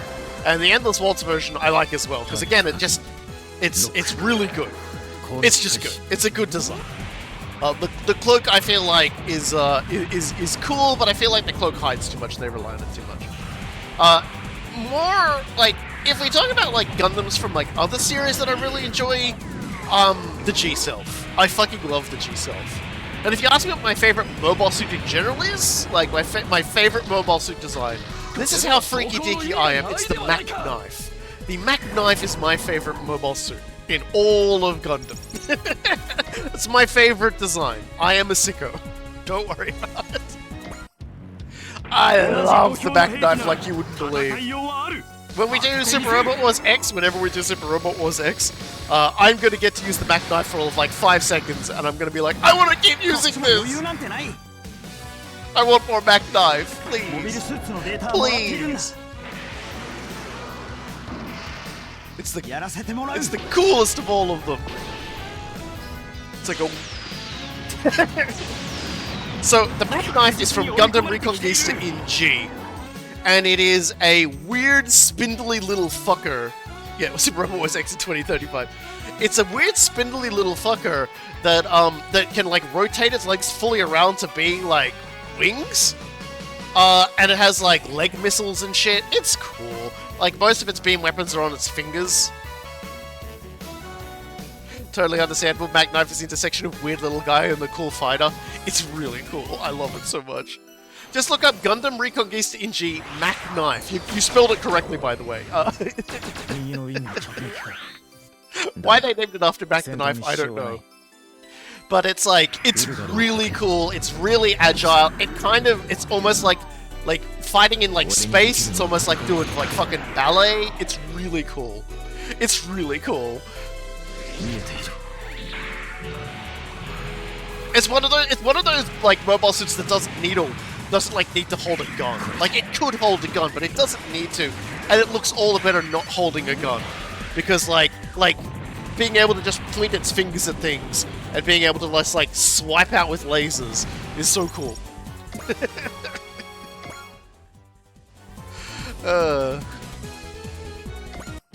I'm a simple man.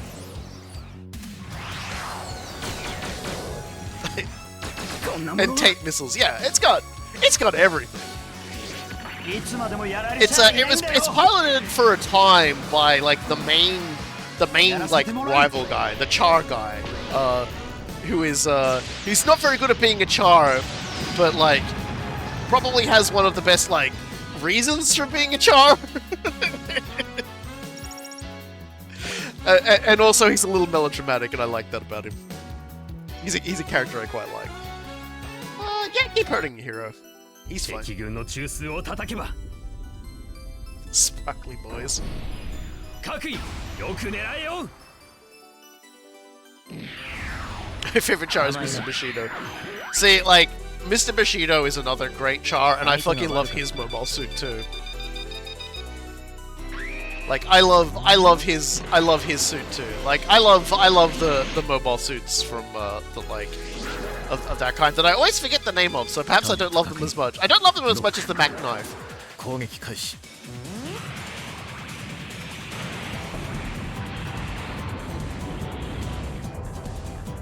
I have not played any of the MS Saga. I've seen a Let's Play of it, and I was like, oh, that's pretty cool.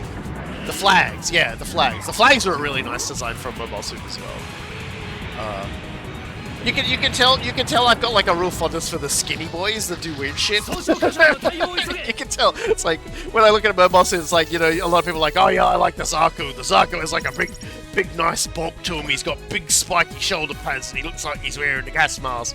Yeah, he's a pretty cool machine, and he doesn't afraid of everything. And I'm like, I push them out of the way, and I point, and I'm like, I like that guy, the guy who's doing a handstand, shooting missiles out of his feet. I fucking love that guy.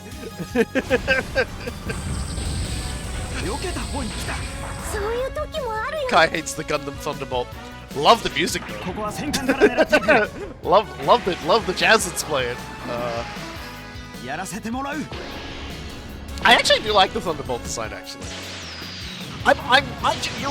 You will very rarely see me look at a mobile suit and go, I fucking hate that design. Like, my brain is coded to try and always find something nice in a lot of designs. So even if like a design first comes out and I'm like my first feeling might be revulsion, because my brain can't process what's happening. Give me enough time, I will probably very quickly get over it and be like, actually, I like this. That wasn't the case with the Mac Knife. The second I saw the Mac Knife, I was like, who is that? like I'm grabbing Tomino by his shoulder and I'm shaking him and I'm going, what is that? What is that? And like a character in it just goes, the Mac Knifeu, and I'm just like, oh, I must have this. Let me pilot the Mac Knifeu. And then I'm like, you know, dragged out of Sunrise Studios. They don't know how I got in. I'll be back. Yeah, the flags are cool. I've never, like, just, like, someone has linked to the Mac Knife, in chat, and it is just a beautiful, weird little game of a machine. The Thunderbolt Gundam itself is a 3-pilot Gundam, which is rare. Yeah, it's, I'm trying to think of another, like, the Double Zeta is, like, 3, like, can be broken up into 3 parts and piloted, I think. But for the most part, is a 1-piloted thing. I know, Gundam Build Fighters Try did a variation of the Zeta, which was kind of funny. That was like a 3-piloted super robot. That was badass. I loved that one. That was probably one of the best designs in the, one of the best designs in the show. And the show had some pretty good designs, to be fair. But like, that was my favorite. All right. A lot of guys taking swings at me from outside, getting your shit kicked in distance. So we're gonna kick this shit in. 各砲座に通達射程圏に入り次第撃ち方始め了解確固に敵を撃破させます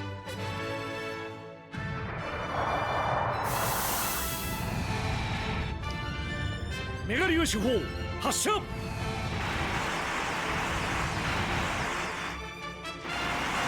Maybe if we're lucky, the next like Super Robot Wars game they do, they'll put Gundam Recon East NG in it, and instead of like taking the Mac Knife away from us, like after letting us play with it for like 1 mission, they'll just let me keep it, and just like put like Amuro in it. Let me put Amuro in the Mac Knife, guys.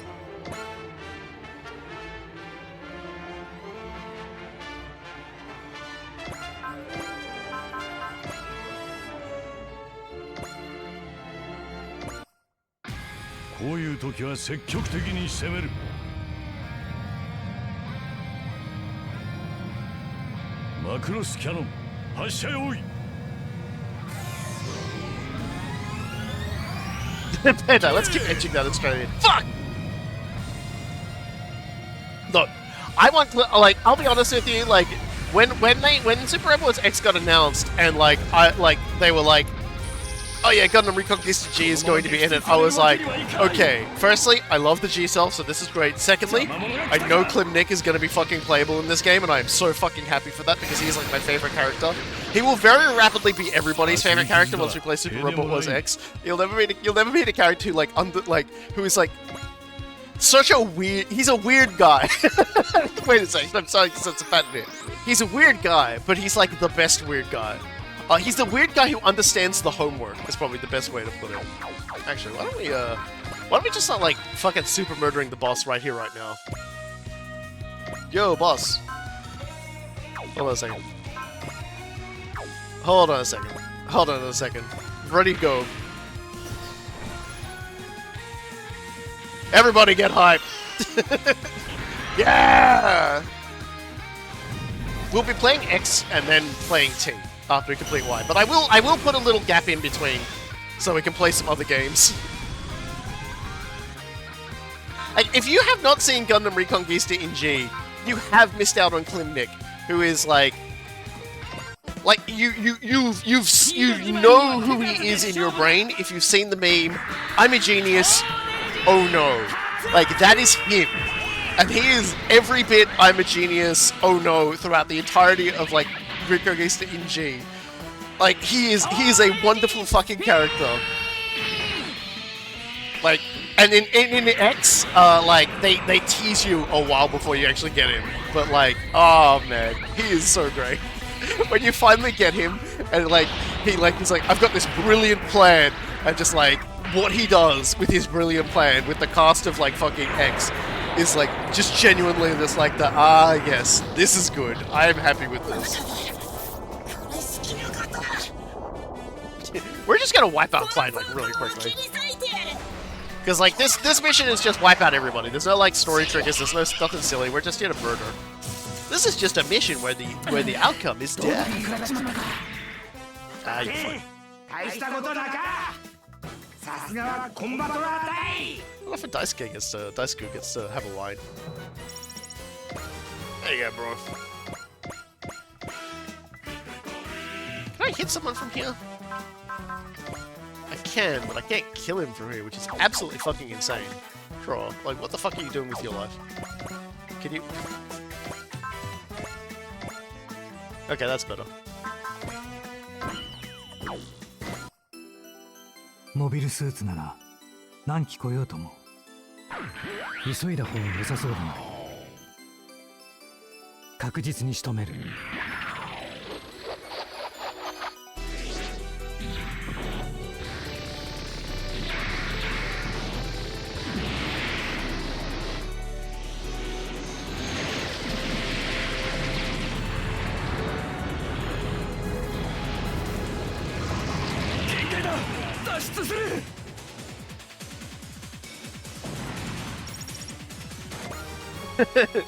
There we go, try to win up 2 levels, that's always good to see.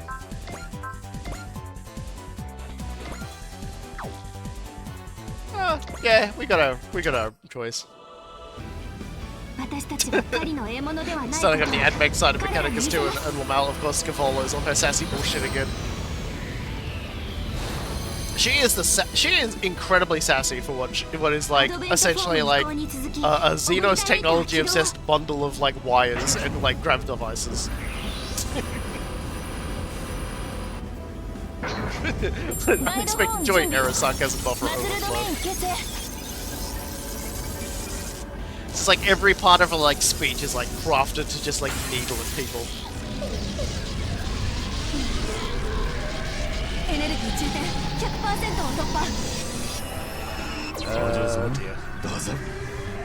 But yes, we will do X, and then we will do T, and probably by the time we finish X, they'll release like Super Rebel Wars, like, I don't know, Triangle. Super Rebel Wars Triangle. Will this be a fucking triangle? It'll have some sort of triangle-based story. This isn't me making fun of it either. It's like, this is genuinely what I believe. Super Robot Wars Z. Yeah, well, they've done the letter Z, but they could call it Z as in ZED. Like, they have my permission to be really silly about it. Yeah, I don't want to Godbird this guy. Like, I would like to use other attacks. Actually, I'll put this guy with Godbird. That seems more likely. Bird that battleship. Super Robot Wars 2035. Thankfully, we don't have to wait that long for Super Robot Wars games. They actually generally come out like once every like 4 or so years. Like, it's not that bad.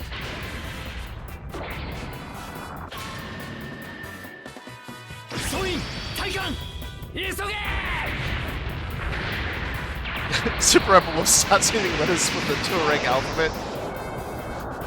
Yo, like, I lean over to the studio. Guys, I bloody dare you to use Wingdings for the next Super Robot Wars title. I bloody dare ya. What else we got here? I say what else we got. It's like, who else we up in here killing?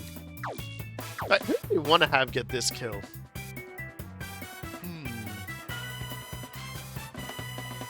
I'm just gonna have Camille do it.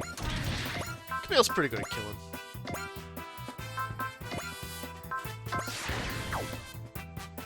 Alright, that should take care of that problem.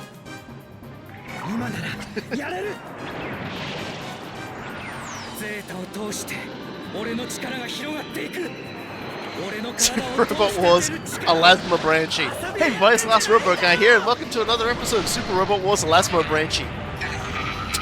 I can do it. I can do it. Talking about Super Robot Wars Z make me think of having a Super Robot Wars Dragon Ball Z crossover with playable Uzaru. Okay, that's it. Next time, it's personal. You're a computer program. I think the real client is already dead, actually. Pretty sure we killed him. Actual client has been killed. How unfortunate.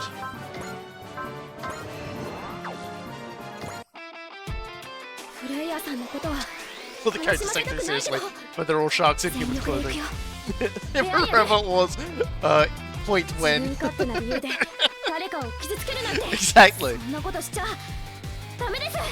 They're not really, because like, a lot of people might think they're bound by the convention of doing the alphabet, but do you remember the last Super Robot Wars game they released before this one was Super Robot Wars 30?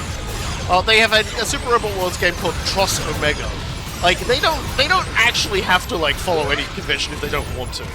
Like, they just choose to do it.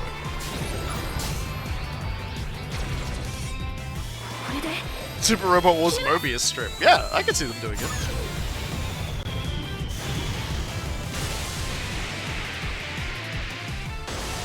They could call it Super Robot Wars Cup-Size DD. Well, that's the mobile game, is DD, actually. And, there are some characters in there who are cup-sized DD. I am bound by no human tongue. They can do a Super Robot Wars Robot Super if they wanted to. Like, there is nothing we can do to stop them. Like, you gotta understand, they hold all the power here. We're just, like, we're playing in their world, like...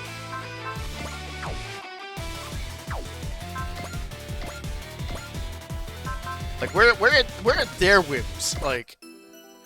We are at their mercy, and they might not have any if they get truly sassy. Like someone from like marketing could like look away for half a second, and before they even realize it, like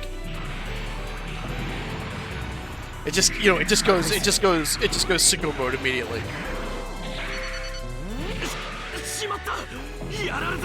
Like they gotta keep someone watching so that we don't get like, you know, Super Robot Wars Dodecahedron. It's like, it's impossible to actually write out its name.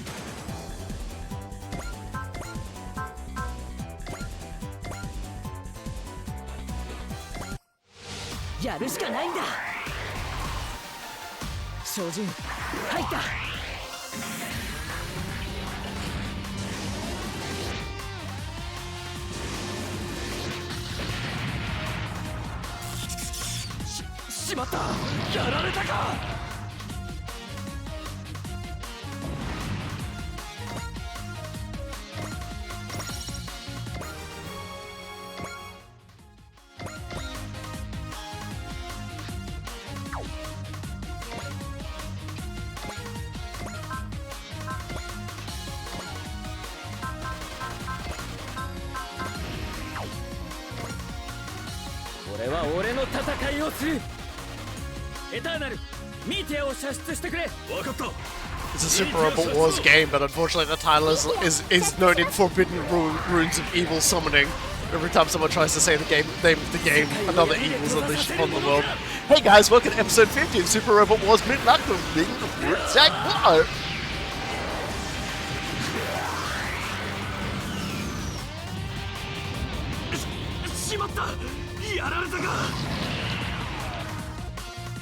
Super Robot Wars Yaba my ice cream.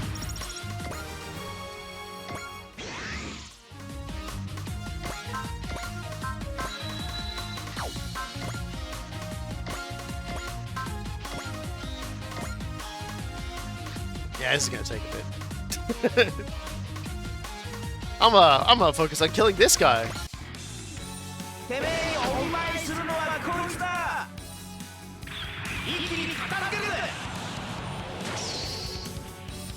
Super Robot Wars Amuro, where it's just Amuro, but it's Amuro in the various stages of his life.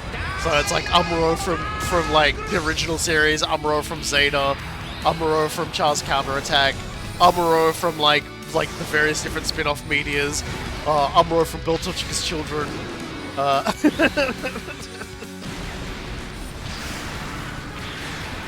Zombie Amuro from the novelization series, where Amuro dies. He's not brought back as a zombie, but he is like for the game.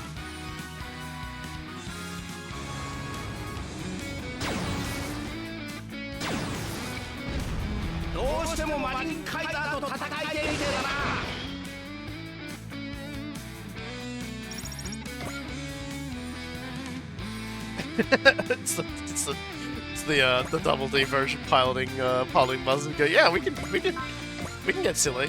No one can stop us. If we put our minds and hearts to it, no one can really stop us. Yo, Dorothy, keep this man alive.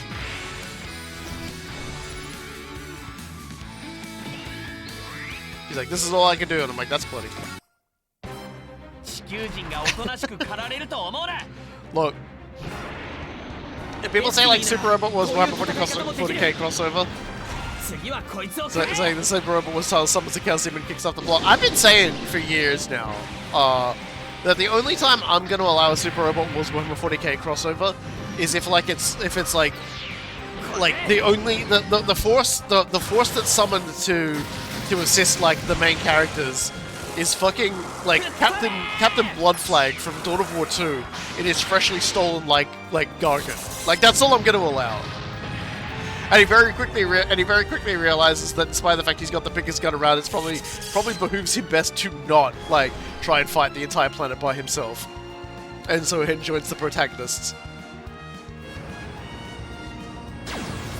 No argument, Soul Chipper. And like Armageddon Ryoma has to be there as well.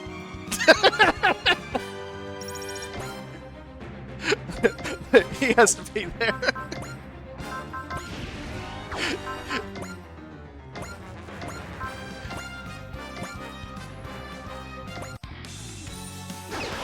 I can see Bloodflag and Co being forever Valkyrie fans.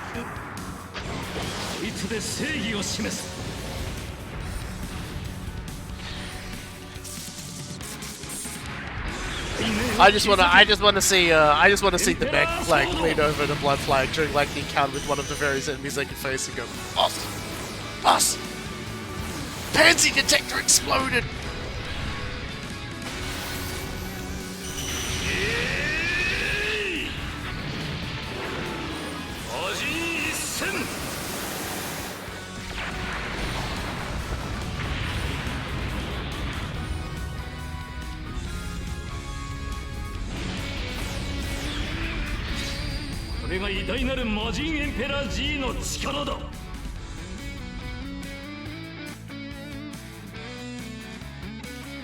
Like I have said that many a time. That's the only way I accept the 40k crossover is if they did that.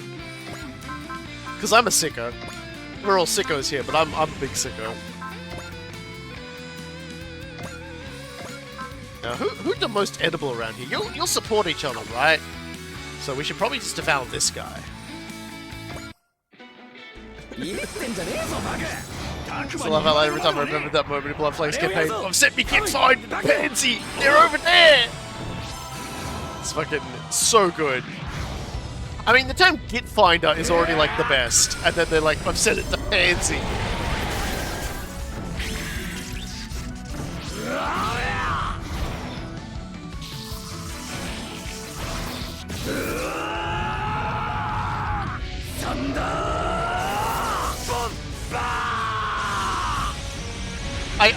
I seriously hope the Total War Warhammer 40k has, for when you design what your war boss looks like, if you choose to play as like a custom warband and not like Gazgul, that you have a pirate outfit. Like Creative Assembly, pirate outfit. You need to have a freebooter outfit, like from the start of the game. We need to be able to put a silly pirate hat on our orcs. Like, hands down. Like, you cannot not do this to us.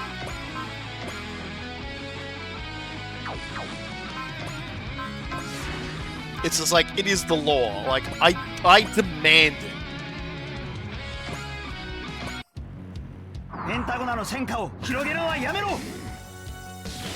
Like, it doesn't matter, like, the rest of the gear doesn't matter, there just has to be a pirate hat. We have to be able to make our own freebooter. Like, it is so important. Boys for purple party hats on the commandos. You know what? Now that you've said that, oh, purple pirate hats. I mean, party hats is kind of funny too. But you know what, guys? I realized something. They put out another Total War Warhammer 40k video the other day, and which actually showed like the orcs fighting the guardsmen, right?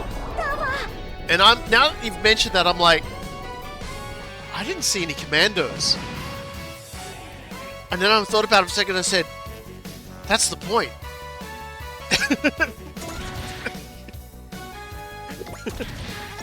Damn, they're good. That's so lore accurate.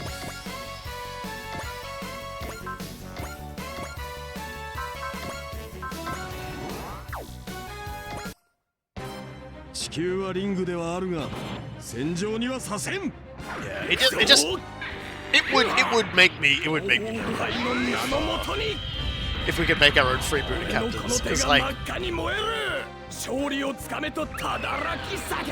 being able to play like a bunch of like absolutely goofy freebooters sailing around just like trashing things and looting them is like, that's how I would play as the orcs in Total War 40k. I'm not here for the war. I'm here for the great big piles of like shiny stuff I'm gonna take off of everybody. You know? And I'm gonna like, you know, have a big old closet full of different hats. Can you imagine if Shadowback Commanders has got no orcs in whatsoever until what's up because someone knocked over a bucket of red paint onto an orc? Fucking terrifying. Actually, there was one thing I saw in the trailer, like in that entire video that I talked about, which actually made me really, really happy.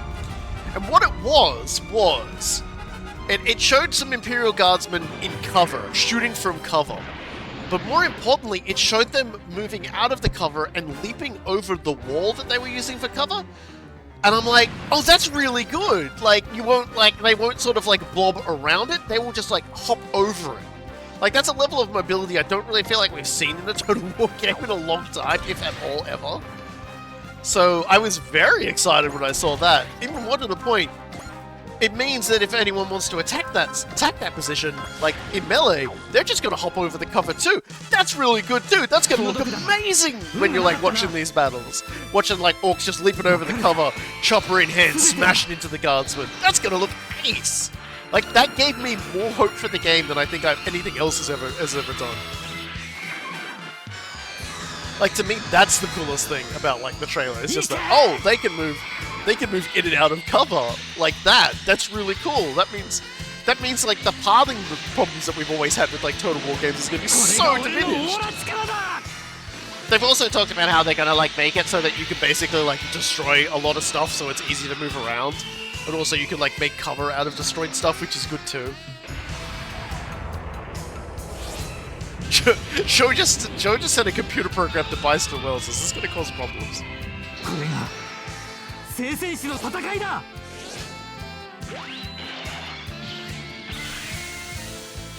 We sent like a entire battleship full of people there. Is this gonna be a? Oh no, sorry, it was just a single Walkaro. It's fine. All right. Next, The Pokemon's going to find somewhere else and it knows why it belongs there. What? Can't believe this guy is like shooting at me. Oh well. 相手がガンダムでも Fuck you, 弾をばら Gundam! まいてやる I hate you, Gundam.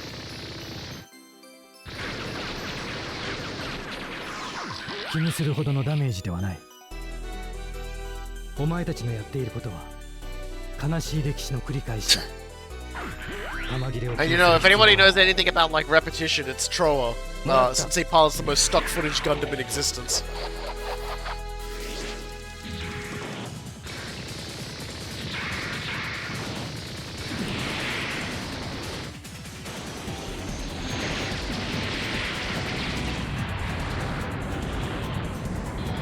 That's efficiency type it. まだ戦える意地 I を will 見せてや I る will ぞ never not be mean to heavy arms. I love heavy arms, but holy shit, they really just like they really like to play that tune over and over again.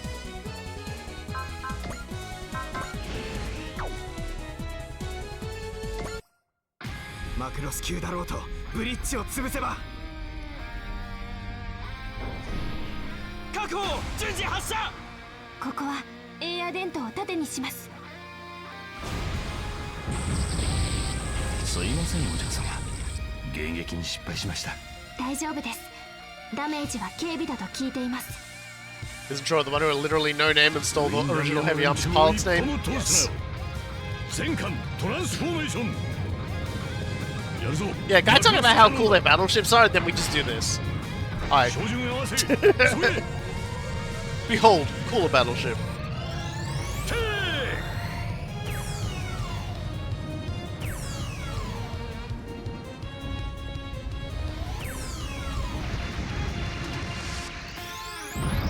やったか当然の結果だな総員隊官急げ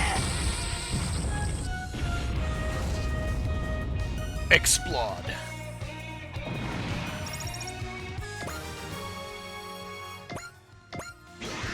We just got some nice levels out of it. It's always good to see. Are you're really gonna do this, huh? All right, we're gonna. Good. I guess we're doing this again. あいつが指揮官だな火力で制圧する撃ちまくれ不利な状況こそ望むところってもんだ直ちに反撃だ戦艦トランスフォーメーションやるぞマクロスキャノンだ照準合わせ急げ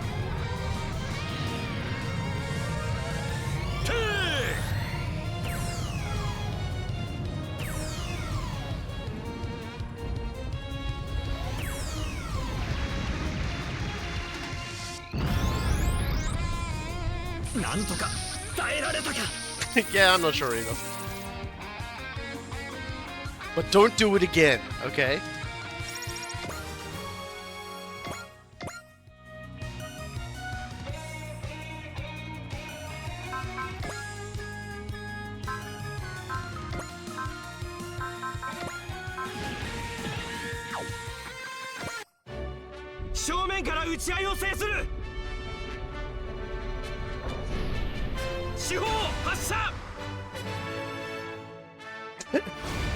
Reynolds looks huggable.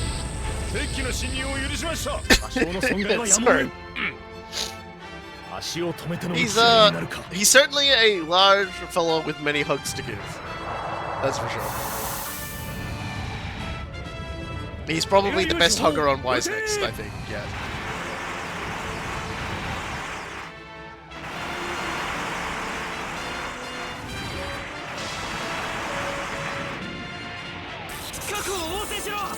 It's your fault it's happening, man. Oh, just looking at 100% on his ally. That's good. Yep. Yep. Yep. Yep. Was it worth it? Was it worth it? Katetsu Jig is the best hugger, you know, for hugging the enemy to death. I think if you wanted to just like have a good hug, I think if you wanted to have like just like a nice hug, that's earnest. つまりダメージはねえ。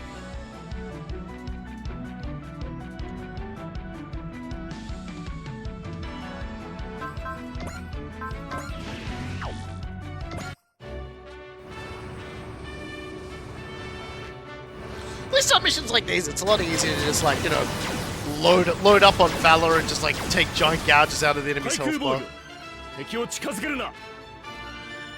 足を止めての打ち合い。 Arioma probably also doesn't know how to hug. No, that's not. It's not necessary for his mission, so he doesn't know how to do it. This hug is impossible. 撃て。 Cookie would be good at hugs. Yep, Cookie would be a fantastic hugger. She has the big floppy. She has the big floppy coat. I'm sure all like 99 maids are trained in hugging because they would, you know, any one of them could be called on to hug Miss Echika at any point. Okay, you guys need to knock this the fuck off. I've only got so much Valor I can use, guys. How dare you? You know, ... Anyways. She could give out fantastic hugs, but she will only ever hug Echika, I'm afraid.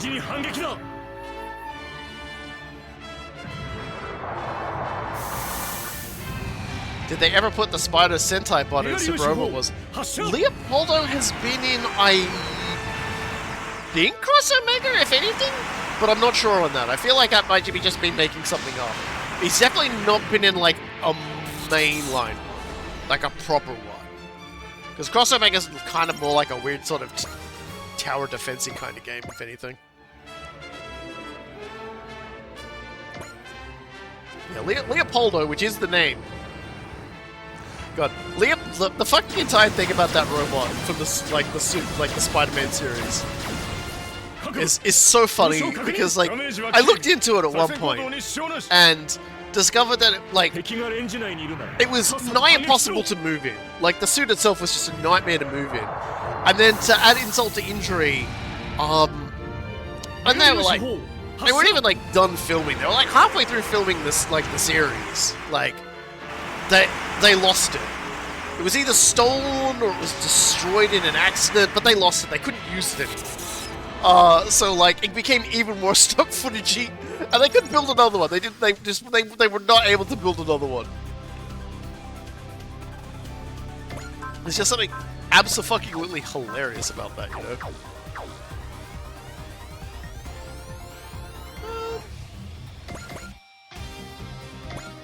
Can I get really cheeky with this? Yeah, I can. Hold on, let me just... Let's get really cheeky.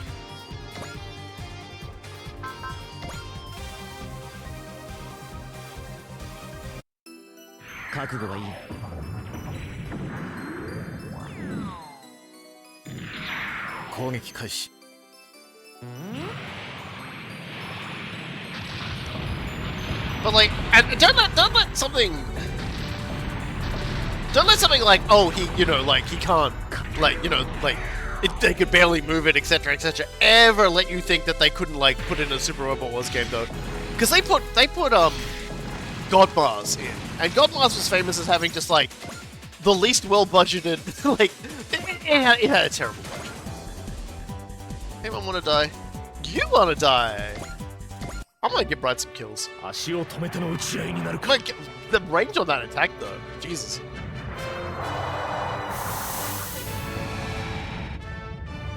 Yeah,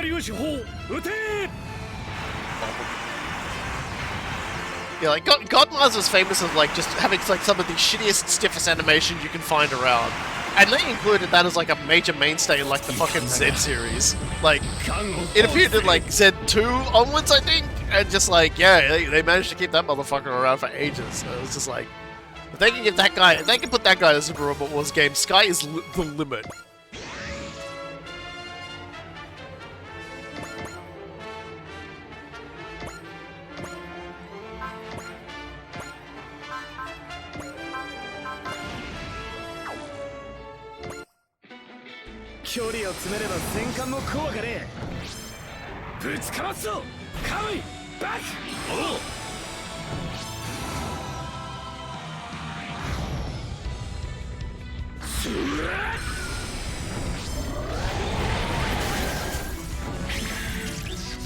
Well, Garo spaceships are a lot like crabs.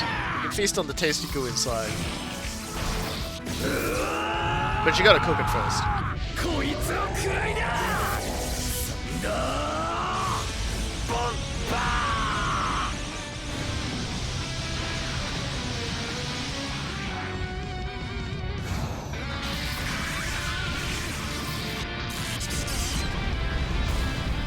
Oh, and I think I mentioned Warlong 2 has, like, I bought Warlong 1 on special because Warlong 2 has been announced, so I was like, you know what, I'm gonna go back and try this game. I didn't, I should. It cooks as it eats. I mean, you know, it can if it wants, as a treat.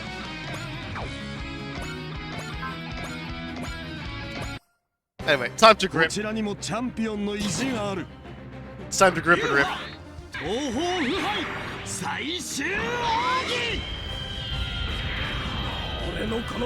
you know Peter Parker is apparently not allowed to drink in adaptations?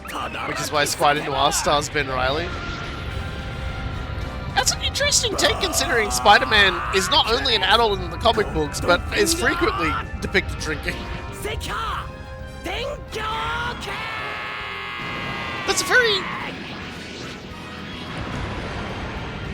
That's a very interesting take, but I'm not surprised at all. That sounds like something Disney would do.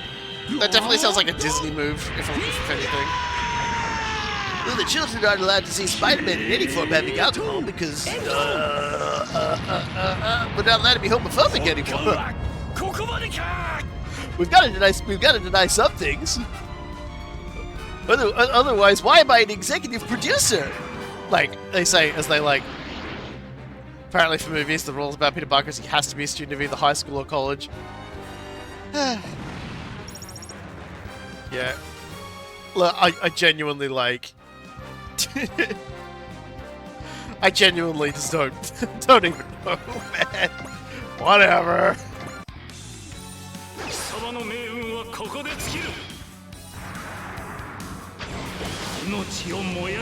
That rule will hold, like, until it's absolutely no longer profitable to be so. Like, just gonna say it now. There'll come a time when they're like, oh shit, we need money. Let's age up Peter Parker and do like one of those older Peter Parker accidentally killed like Mary Jane with his like radioactive semen or something. That was the story, by the way. Don't cancel me. That happened. That was a real story.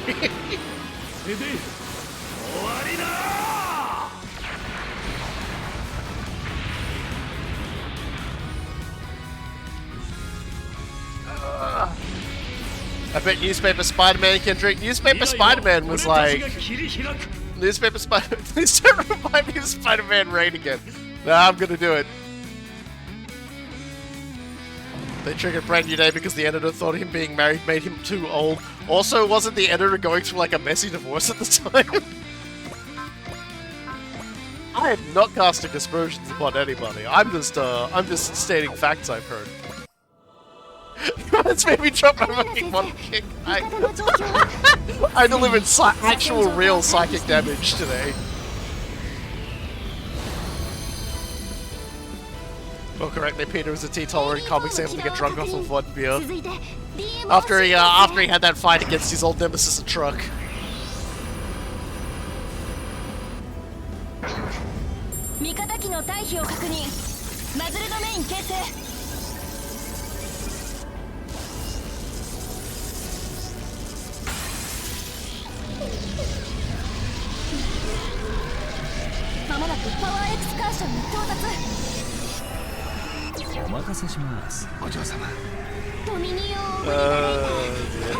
I just... This frenzied need that they've had to, like, keep Peter Parker, like, single has always amused me. Because it's never been, it's never really been that important of a part of his character. The actual important part of that character is his fear of, like, his identity getting known and it harming the people around him. And so, like, he has to try and sort of sort those problems out. But of course, like... You No, I don't think we've ever God voice mapped anyone. Unless it's God voice maps people. マニュアルパワーオン。ゴールドボーイス。ゴールドラム。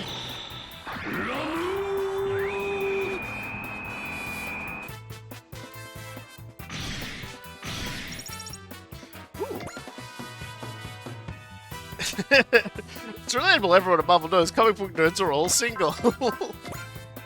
Harsh. I don't know. I just feel like everyone is like, people are entitled to their interpretations, and they are entitled in their job to do that interpretation of that character and try to make the best story out of it they can. But a lot of the stuff with breaking up Mary Jane and Spider-Man felt like they were trying to like do it so comprehensively. It was kind of nuts.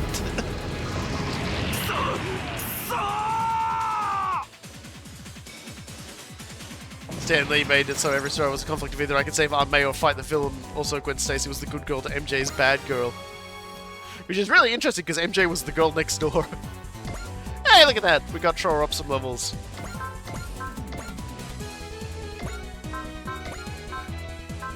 Damn.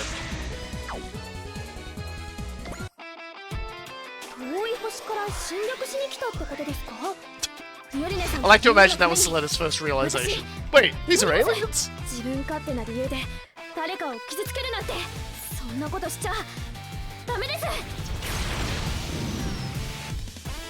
What does that make Felicia Hardy? Prime girl. Extremely bad girl.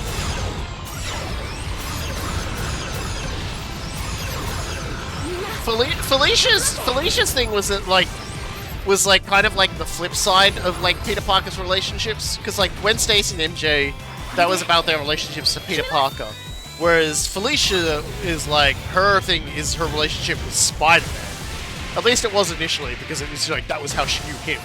She knew him. She did not know the man under the mask. She knew the masked man. Whereas the others were vice versa. So it's kind of like this weird balancing act of like Peter Parker Spider-Man becomes even more lopsided as he makes connections as Spider-Man with women, you know.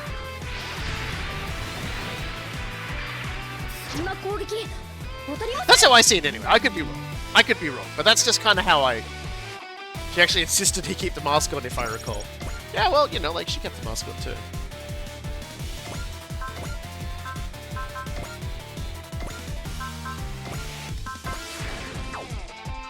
It's cute you thought you were gonna live.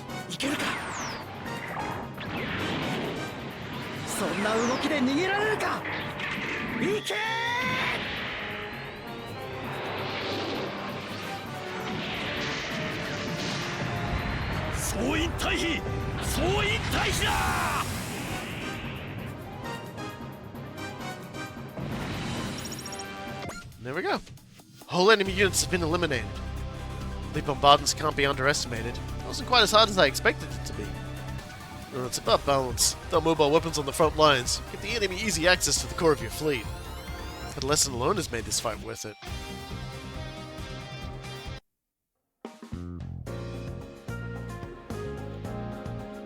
Oh, very well done, everyone.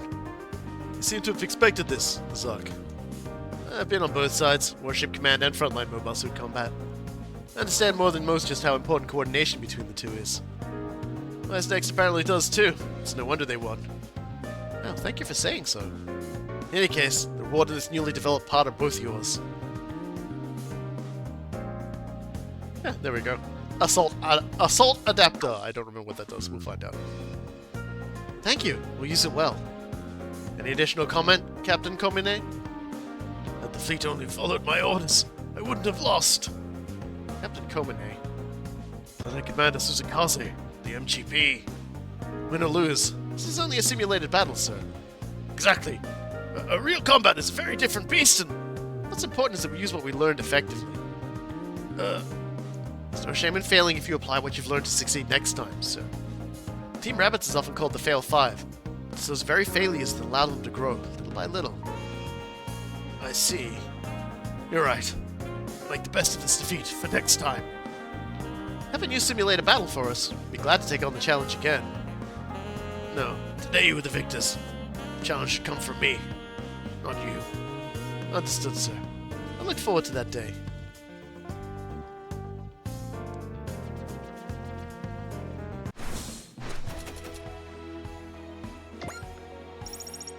And a little bit more, and a little bit more.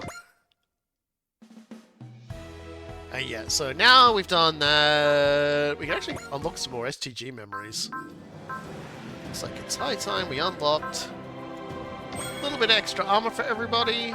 And this is going to be like a little extra MP. Yeah, look at that. We're getting stronger and stronger every day. It's going to be harder and harder for the enemy to do anything about us every day. Alright, let's save the game. We've got another one we can do. That will have unlocked G03. So we're going back to Jabberwock for this one.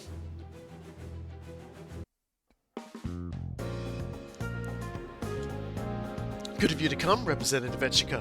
I've been waiting for you. Thank you for inviting us here, Rakshata. About that smile of yours, should I assume you have a new set of simulation data you think will finally beat us? Oh, I do. Another masterpiece, if I do say so myself. Let's dive right in, shall we? Victory will be mine today. If this is the one I think it is, your guys are gonna love this one. This is kind of like, if this is the one I think it is, this is kind of why I wanted to show you guys these ones. Like, the last time we did this, we had a really fun mission where, like, the enemy were, like, we're, like, literally one space away. This one's gonna do some funny stuff, too. DLC unit time. Yeah, I'm gonna deploy all the DLC units on this one. So, yeah. So, we leveled those two up well, so it's like... You two. Alright. And we'll bring these two as well. Here we go.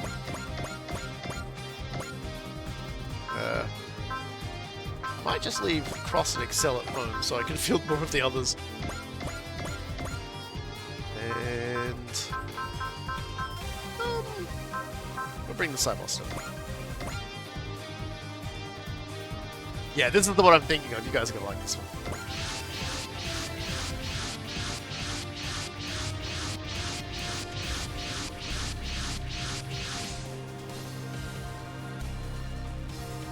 I didn't bring CHAR.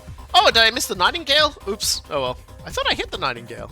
I must have just gone right past him. Bring him next time. I heard Rakshata was really confident about this one. Oh, the woman's no strategist. She must have someone helping her. No way. Someone even smarter than Zero? Oh, well, if such a person exists, I'd love to meet them. Pride comes before the fall. You did struggle against a commander around your level in the Revolutionary War, actually. Well, who was that? Time's up. The targets will appear shortly.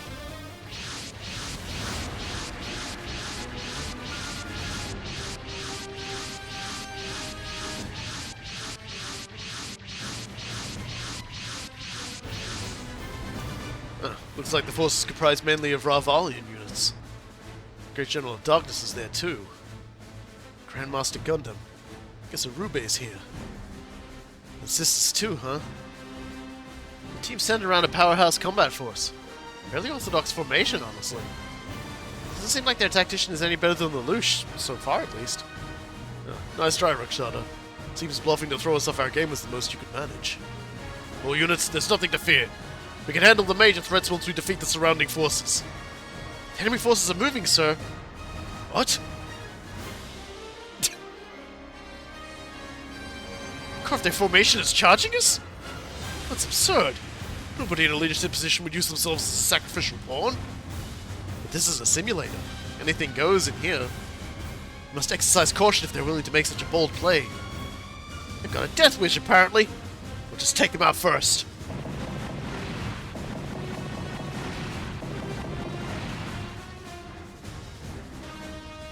Stop! At this range, you'll risk friendly fire. Look at how much we hit it. It's gonna be roughed up now, at least, right? The enemy is unscathed. It avoided all the attacks. What? This is no ordinary force. Hero. Yeah, I think you've got the right idea. Representative Etchika, The enemy seems to be detecting our attacks in advance and evading them. How could they be so capable? No time to be surprised. Incoming! Daring gambit backed by remarkable strength. This must be Rakshada's true plan. All units exercise caution. We're not facing normal opponents here. Yeah, so, there's one strategist that we struggled with during all this time. Those of you who don't know, can you guess who it is? Anyway, the enemy will take a little bit to get here. My strategy is to be built different. Works. Anyway, we actually have a fairly good way to handle this strategy.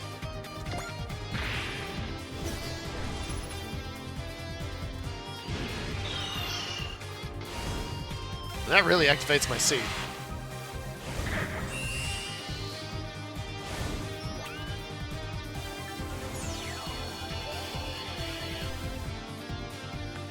But I'm not done yet.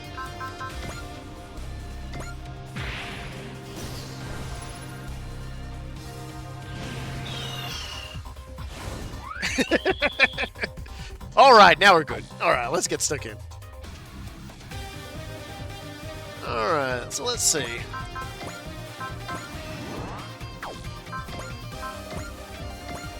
We just have to start cutting these guys down with everything we've got.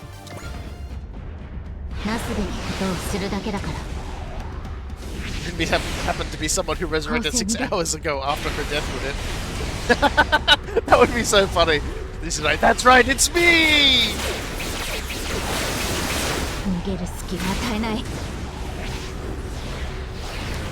Tell my brother I'm alive!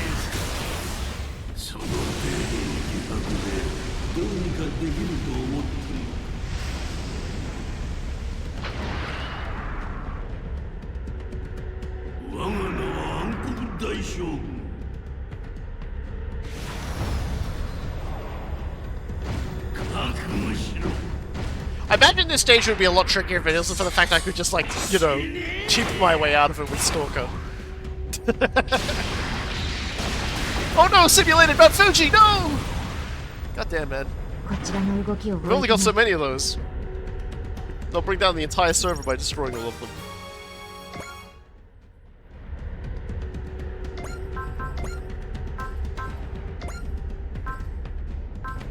I was thinking probably. Just keep on hiding, baby. We can do it again if we wanted to. Do we dare? Okay, and now we'll want to just go wall. Alright. Oh, really? Okay, let's do this. Let's do this. This is funny.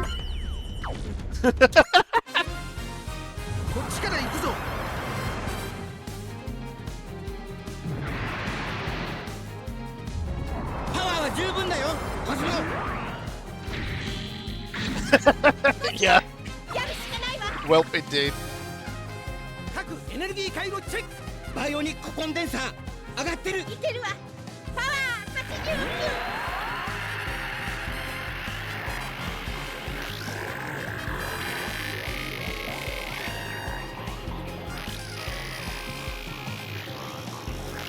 89。よし。行くぞ。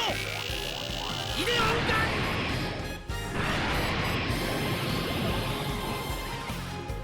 I think we all forgot how powerful Idiot got. It's a good reminder, isn't it?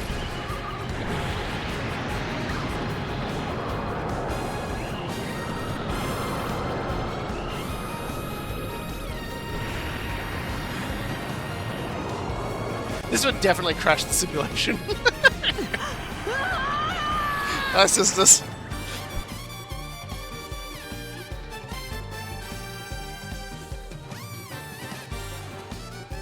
Once you forget this disgrace, next time you'll pay! Goodbye, Simulator. Simulator Sisters. Stimulator. Okay, let's go back to killing.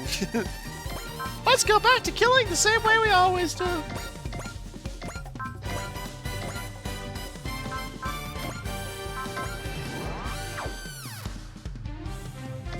There was 6 levels.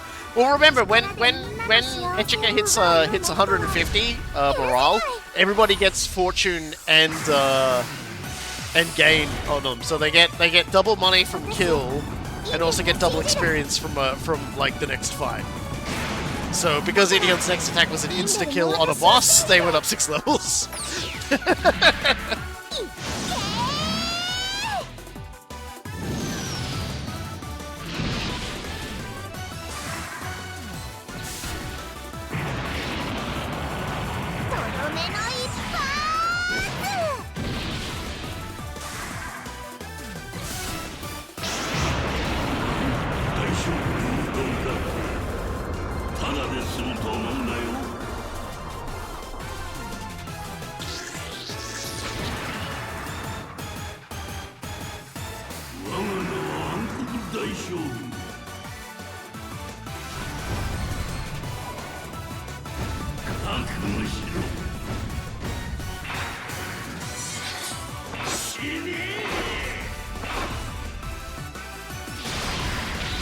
Ah, dang, there goes another one.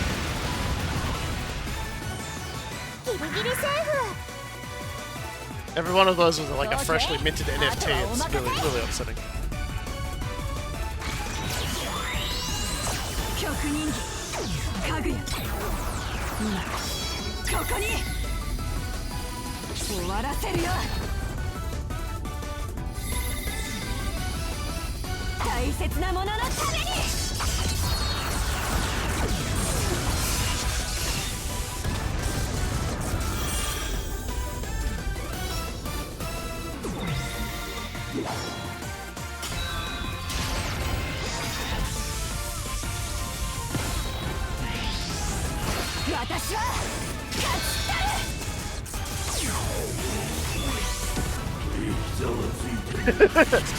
Reminder, gentle reminder for everybody. Support attacks don't do the full amount of damage.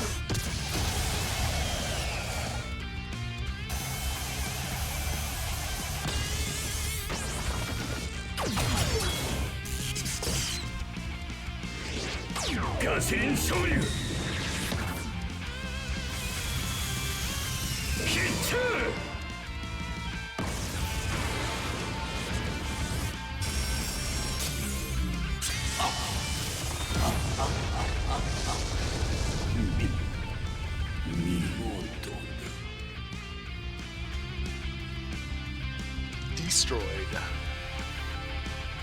So you managed to kill and bring the great General of Doctors to his knees. Well done. Don't even know why I bother doing the voices for him. He ain't real, he's just a stimulation. Yeah, that was pretty ridiculous. Now he just gotta kill Rume. Rume's gonna be sweating at this point. He's just like, he just killed the other guys, and they're going to kill me! Oh my god!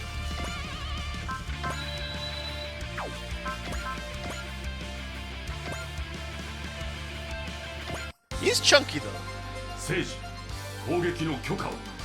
オーケーだ。思いっきりやってやれ。一発どでかいのお見舞いしてやれ。了解。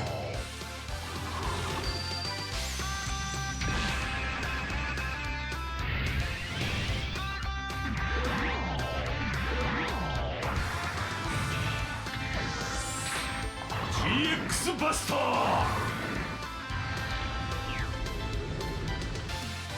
GX バスター発射。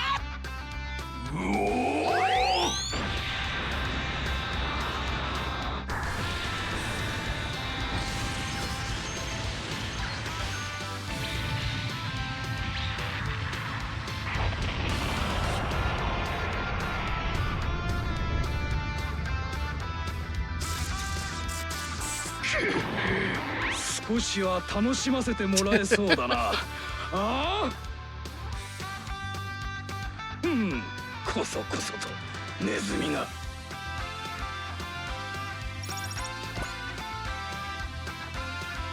Yeah, start switching everyone to the big numbers.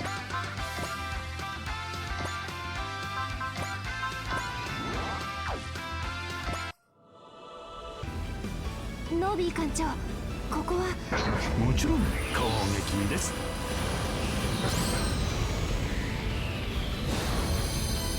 Stalker also casts like Pierce on whoever uses it, so he just feels like, well, I don't want to waste that, so I'm gonna use it. I'm gonna use that Pierce power and the power of love. I'm gonna shoot this motherfucker right through his big dumb head.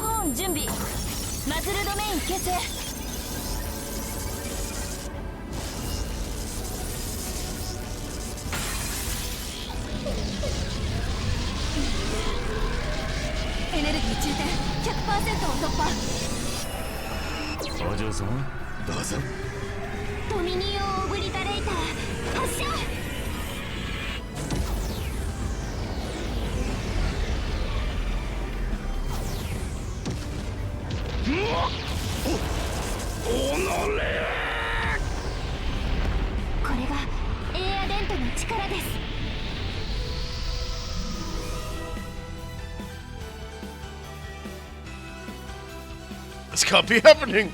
I refuse to accept it! Alright, now let's go take care of the other guys now. Well, there's a bunch of levels.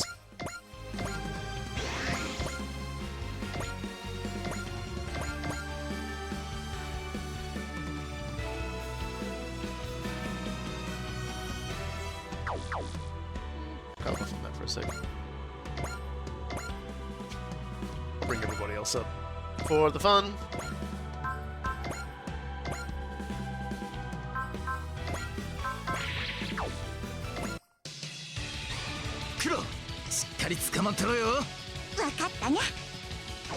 But yes, we killed the bosses, so the rest is just clean up.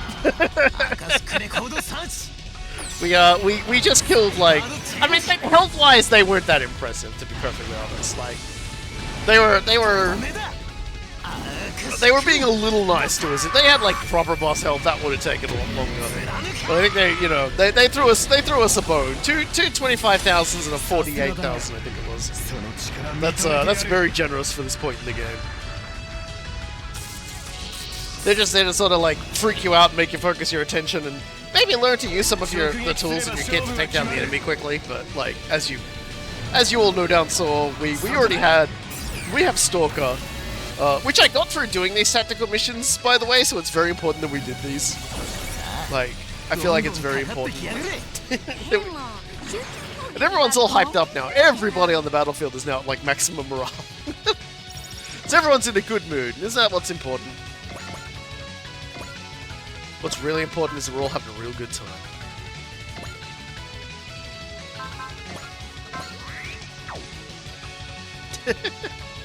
Can you imagine being these mook parts and missing that sort of thing? Luckily for them, they're all simulated, so like they don't have to like just witness the horror of like your biggest, baddest units getting annihilated.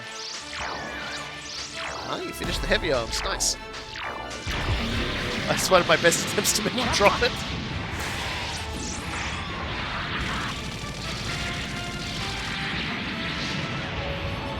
So the brown in their pants is also simulated. No, that is real. It is real poop. That's how they needed to simulate it. They can't simulate poop just right, so they get the really authentic feel it's real poop. Don't ask how that works. Don't ask how they got real poop in the simulator. I opened the back of the computer. It says Microsoft. Oh shit.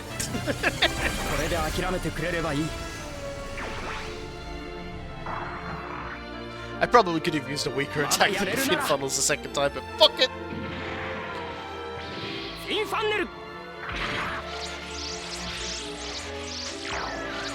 Those poor janitors. Loser cleans up, so like... that could have been us cleaning up all that poop.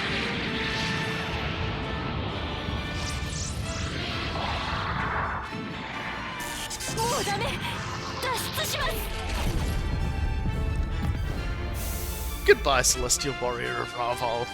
You were never real.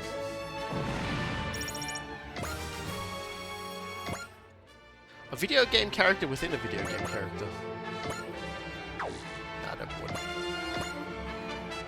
Stand by.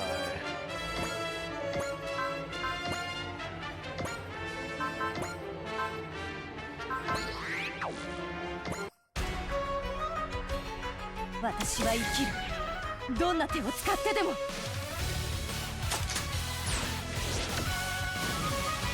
本気を出しなさい、ビルキス。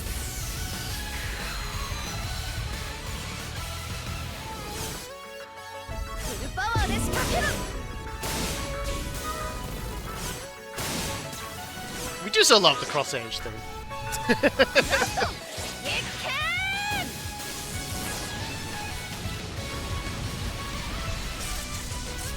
強い、強すぎる。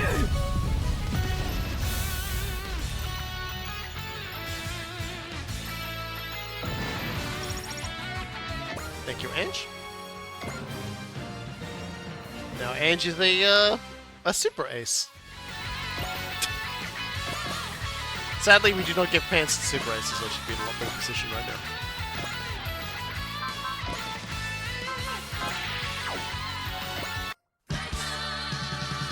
ヒットさんよ、猛スピードで行くぜ。目を回さないでちょうよ。眠気覚ましにバーッと飛ばしてほしいもんだね。ブライストード。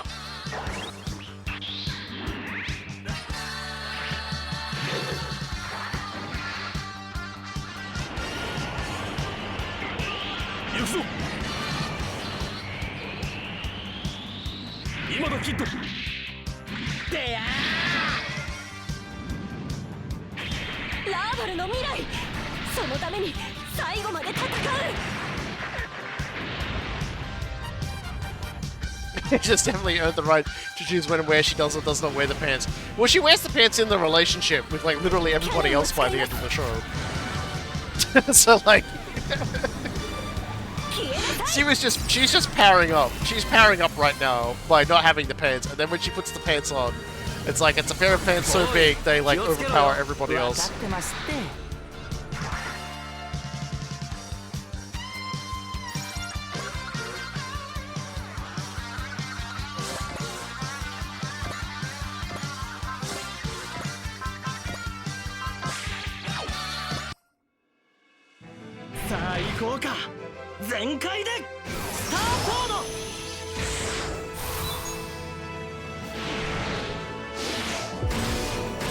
They're just fighting for the pants. They're fighting to climb into the pants, let's be honest.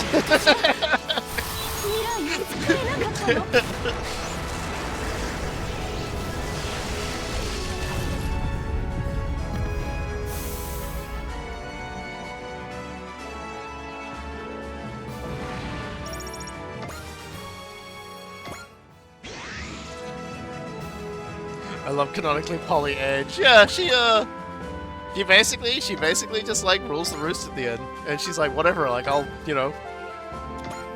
marry everybody. Don't worry about it. It's like who's gonna stop me? I I'm practically in like the last place that had any laws that had any issue with me just collapsed. I don't give a fuck.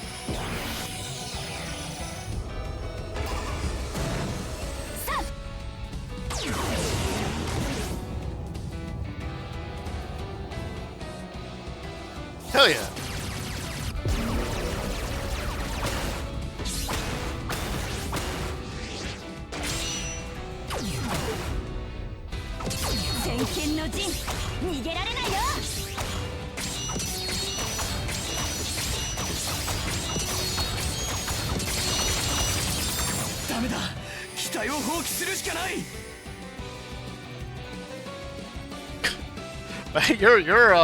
Your unit just like disappeared in stardust.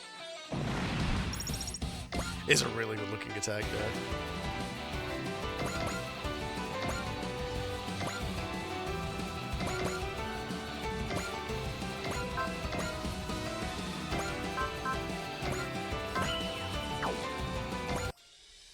Speaking of the Noir Shine Spark.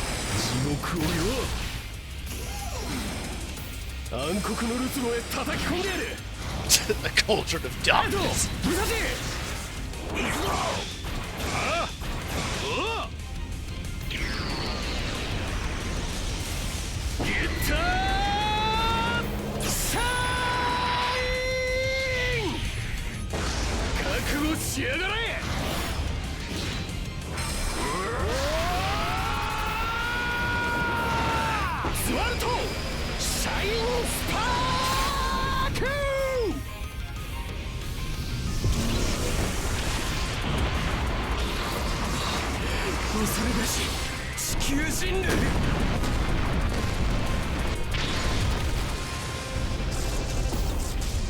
俺たちの勝ちだ。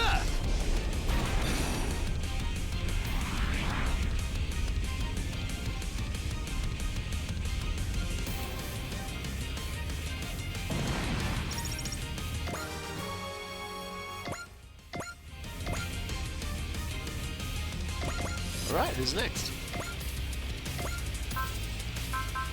Well, can't do much to this guy, so... Just gonna have to hit him for an extremely piffling amount of damage. 翔太郎、まずは様子見よ。そうも言ってられねえようだ。 Totoro, we should observe. We can't actually do any damage to this guy. I'm gonna shoot him with a handgun. I'm gonna shoot him with a dinky little pistol. Here we go. Shotaro, this is incredibly dumb. I'm doing it. Check this shit out, Philip. I'm gonna make it swirly. I'm gonna do 1 damage. 行動に支障なしならばやれる。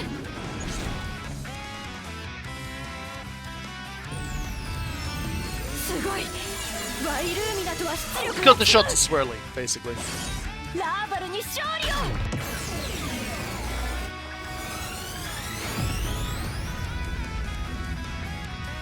クールに避けるぜ。君とジョーカーの相性は抜群だね。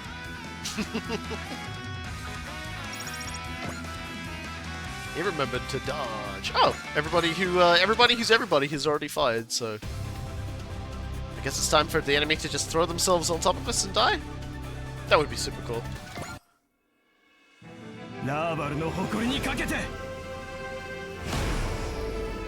差し違えてでも仕留める。 So I just remembered I have Bing Bong as my badge. Bing Bong is great. Everyone loves Bing これ Bong. が俺の覚悟だ。 I'm hoping by the time we finish Super Robot Wars Y, the final biome for Pika will be out.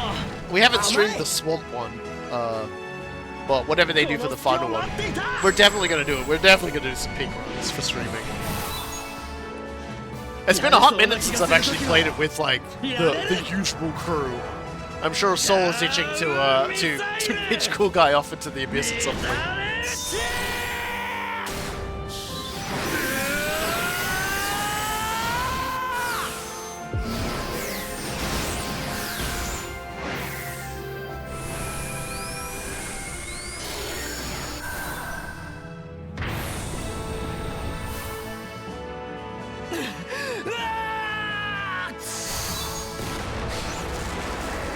Be gone!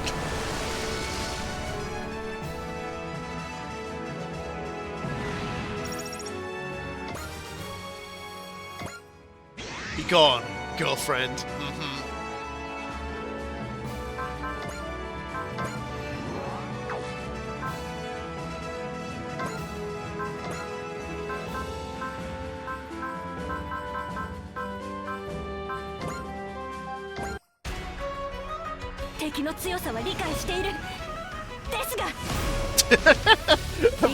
What an interesting to say to someone. I know you're really, really strong, but I'm still gonna win anyway. And Age is just like, no,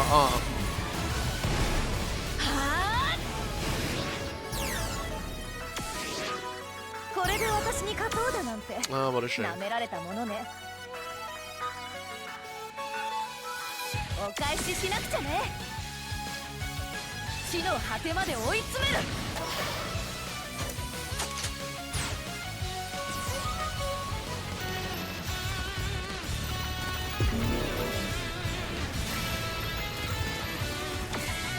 これでとどめ落ちなさい。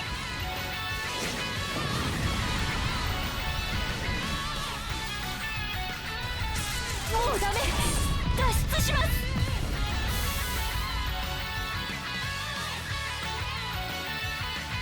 I like Vilkas. Vilkas is just like escalating everything. It's just like transforms to go faster, turns blue to go faster, and blip through reality. Red makes it just like throw a giant sword. It's just like, what are you dealing with? What am I dealing with here?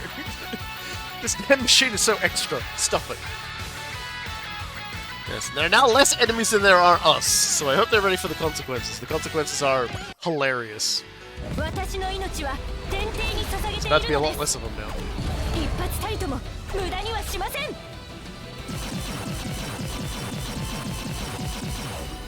I actually have, like, forgotten so much about Captain Harlock in T. It'll be nice when we play through it again for me to remember. It's kind of weird, because like... I remember what happens mostly with the Nautilus from Super Robot Wars X. But yeah, man, just like the Harlock stuff. Like, I remember a few things. Like, I remember his sick-ass final attack. I love that.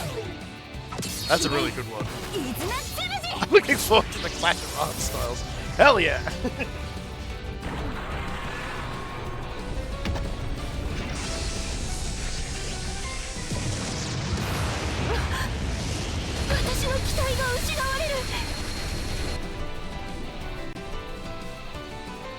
I like his intro brings up "Don't die for anyone but yourself," which is the exact opposite of Yamato. Yeah, Yamato is like, you know, like, it's all about like, you know, doing everything for everybody, and then you go over to there and they're like, I'm gonna like be goofy as fuck and I'm gonna do it for me. Do we happen to have hell yeah. その位置もらったぞ。プロフォトンエフェクトチャージ。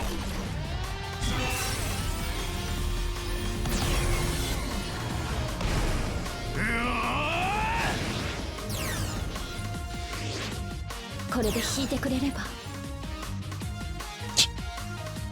The way it dodges looks so funny because it's got no animation to it whatsoever in this machine. 正体手法の射程内に入ってます。私たちは進まなければならないのです。バルトフェルド艦長。エターナルの進路を確保しろ。地方停。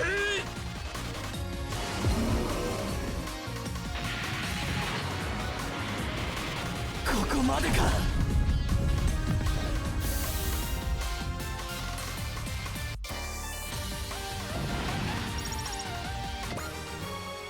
That's what you get. They're going in fresh. Oh really? Oh really? Well, I hope you're ready for the consequences, because we're gonna do it in style now. 一撃で仕留めます。プロフォトンエフェクトチャージ。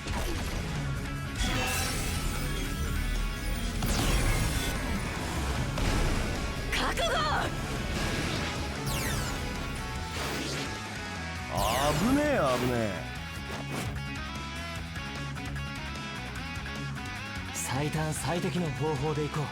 My general understanding and experience with Harlock is very limited, which I should do something about, but like, you know me. I'm always getting around to it in terms of like consuming media. And then they keep making more stuff, and I'm like, I never catch up. It's terrible.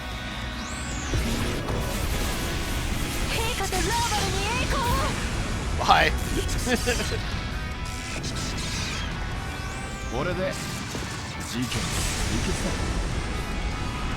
Still the best, like, attack, post-attack explosion, goddamn.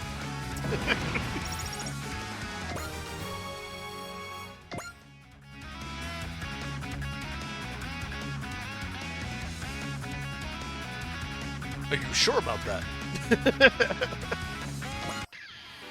I wasn't sure about that. 貴様の命運は尽きた。あの位置仕掛ける。ナイス私いけてるよ。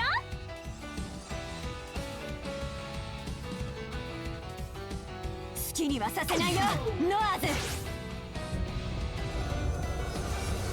やるよ。 There's also a hot alien woman on Harlock ship who is constantly drugged, yet has no mouth. She will never reveal her secrets.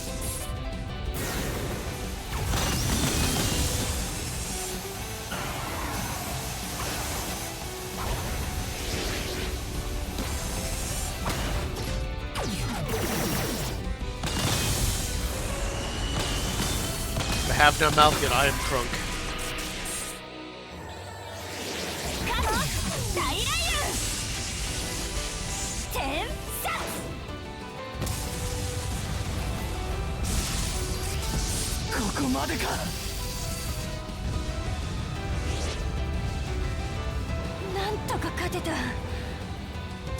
Somehow she says, one-shotting the enemy unit. Oh dear. Oh, look at you. Funny old sausage. We are still packing the flash from earlier, the earlier casting of Long, so that stays until you have to dodge. So unfortunately for you, you are just going to embarrass yourself right now.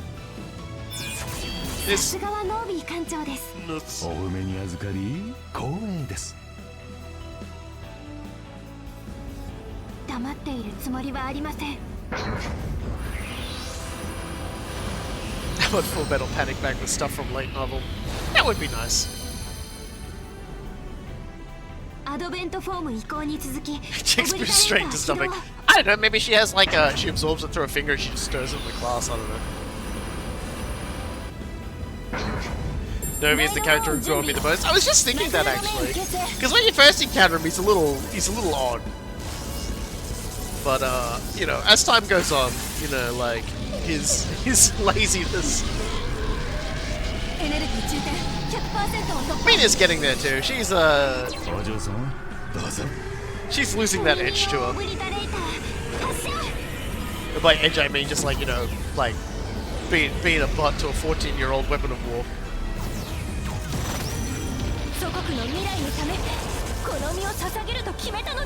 He's just relaxed. I honestly thought the first time I saw him and how relaxed he looked, I was like, oh, okay, what's this guy's deal? Is he like, it's just like a journalist or something? And it turns out that was kind of what he was pretending to be. But he wasn't a real journalist.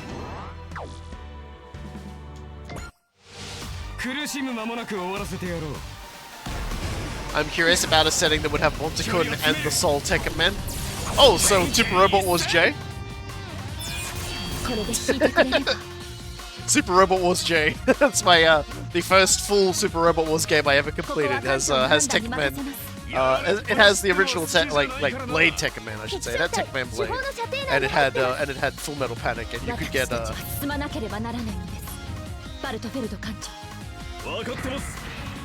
could get the Fumafu.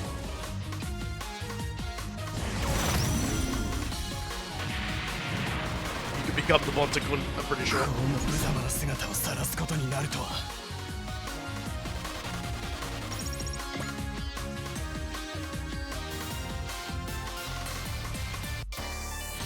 God. Everyone's being just such a butt. Don't worry, we've got the perfect counter for everyone being a butt. Did like the Tekken Man inclusion complaints, spent so much time out of action.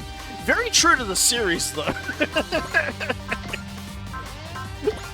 If there's one thing I can say happened to poor old Blade a lot, he ate a lot of shit. That poor guy. He ate so much shit throughout his own series.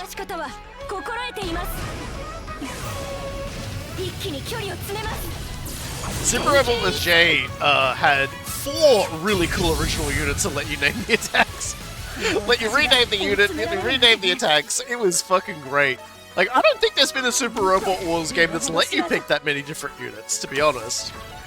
You get the first 3 original ones, and then you can get like another version once you've beaten the game with like all 3 other versions.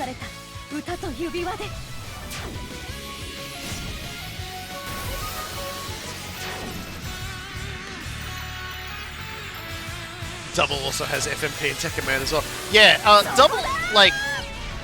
Double has it does a lot of like part 1s and part 2s because it has like a time skip in the middle. So you get like Gal Gaigar and then the Gal Gaigar like OVA, or like Gundam Wing and then Endless Waltz. The scene inclusion is kind of weird in Double because it's primarily focuses on Stray, which is like a manga side story of sorts. And yeah, and Tekken Man has Tekken Man Blade. It has Tekken Man and then Tekken Man Blade 2. Like Super Robot was Z1 through 3. Yeah, only the difference is, of course, it all happened in one game, whereas in like Z it was like over like 5 games. Because 2 and 3 had parts 1 and part 2.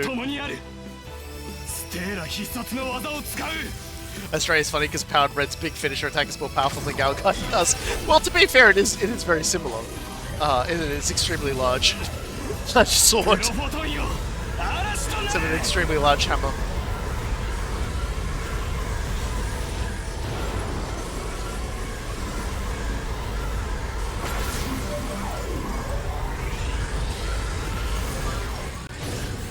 You good, bro?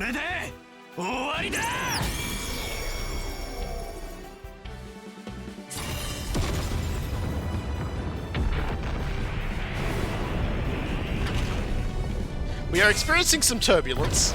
It's alright, it's a simulator. It's a simulator, there's no civilians in there.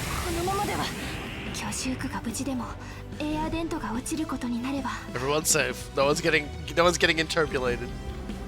No one's getting discombobulated. We're about to run out of EM. We've got a solution for that. Simulated spaghetti!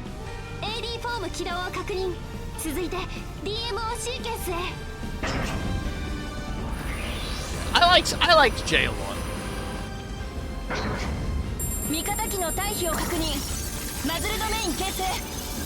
Man, my little sad Jay didn't have a way to like get all secrets across like multiple runs.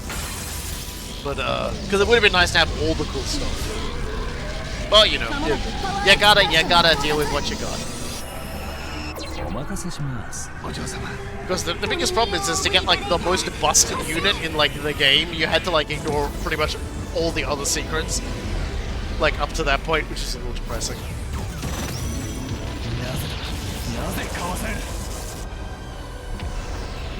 Yo, bring back Great Ziaramir, by the way. put him back in the game. Like, have Ziaramir, but have Great Ziaramir be a secret unit again. I want to see that. I want to see that goofy ass motherfucker back here again. Oh, so we're doing this, are we? All right, then that's fine then. All right, we're gonna do this. We're gonna be really silly. We're just gonna do what we always say. Great Ziaramir was, I'm sorry to say, a really stupid secret, but boy, it hit like a truck. Boy, it was a really strong good unit. Damn it. Oh well, we're gonna resupply ourselves. Bring back Rutherford. Yeah, well, Razafon would have been a great inclusion for this game. Generally, because whenever you put Razafon and Raideen next to each other, hilarious things happen. Ziaramir was also in MX alongside Razafon and Raideen, by the by, so there you go.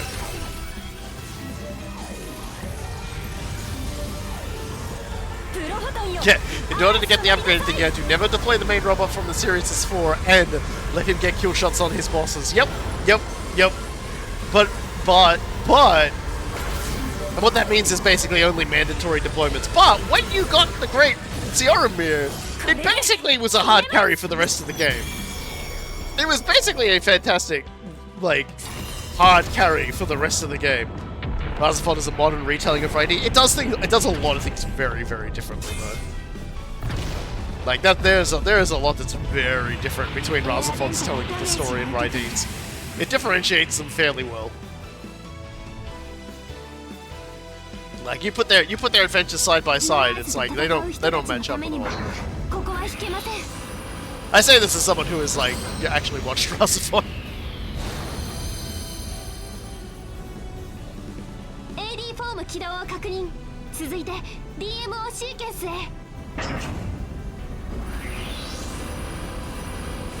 That's the most basically what happens if you take the device and turn Mazugu to Evangelion and load Raideen into the hopper instead.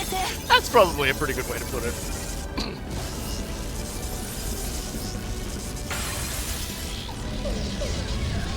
If you do that, get a robo and then drop the result on its head, you get Aquarium. Oh dear. You know what, like the last like Aquarion they did gets points for me where like one of the characters is like, okay, so you got the main girl, I'm gonna fucking steal like the role of being like the super cool protagonist and win, fuck you. Hearing Great Ziaramir gives me sweats knowing how powerful it is. It's just so funny because it's just like, what if Ziaramir could do everything everybody else could do and still have like its giant stupid nuke that blows everything up? It's like, why would you do this? It's like, it's cool. Oh god. There are still guys over there. Holy shit. そんなに戦いたいの相手に There's still guys over there who haven't joined the fight. What are you guys doing back there? Get killed. Get killed. Become destroy maiden. 多少強引でも突っ込む But yeah, the problem is it's like it is a lot of work. You miss out on pretty much every other secret because you've got to go certain paths, and going down those certain paths locks you out of like a lot of secrets. And then ultimately, when you get to the end of it, it's like it is one unit. It is a really great unit, but it's like you could have rescued Guy. You could have gotten all these other things. You could have like saved so many other characters from death, and it's like nope, nope. I had to get the big silly boy. And everyone's morale's up. They don't even need to like do super attacks to kill the mooks. I mean, they don't need valor to kill the mooks, which is good.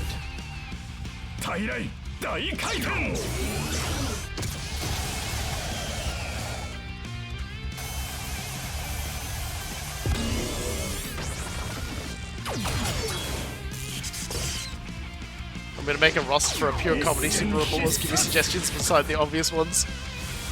Dalmada. I think I got it name right. Dalmada. Your move.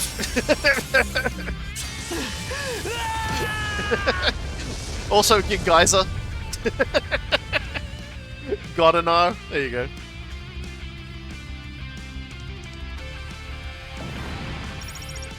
I don't think I know that first one. It's the one with where the villains are a bunch of dudes in like penguin suits, except the beaks like come out of their crotch. And the robot has like a giant fapping hand, and is powered by like erotic thoughts.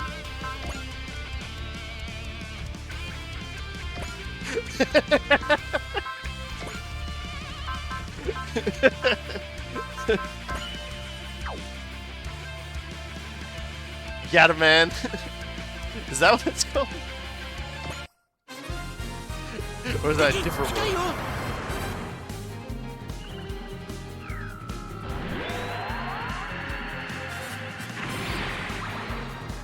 Oh,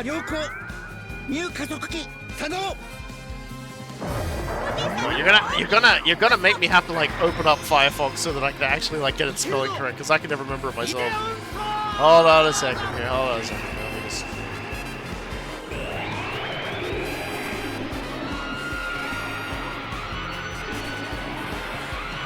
Because I probably pronounced it wrong.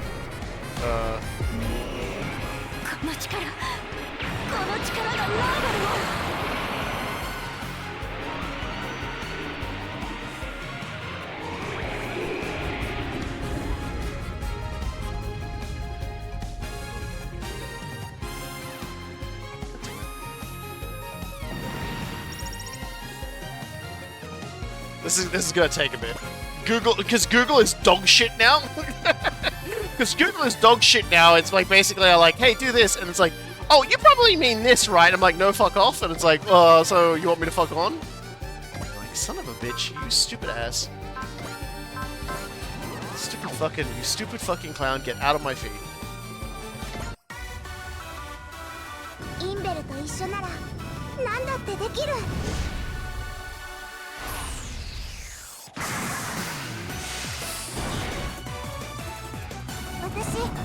Ah! Diamond Dollar is what it's called. Okay, so, that's it. You got it the same time I did. Diamond Dollar. Look at that robot. It's Diamond Dollar Prince versus Penguin Empire. Look at that fucking robot. Tell me that ain't just like the fucking most enraged thing possible.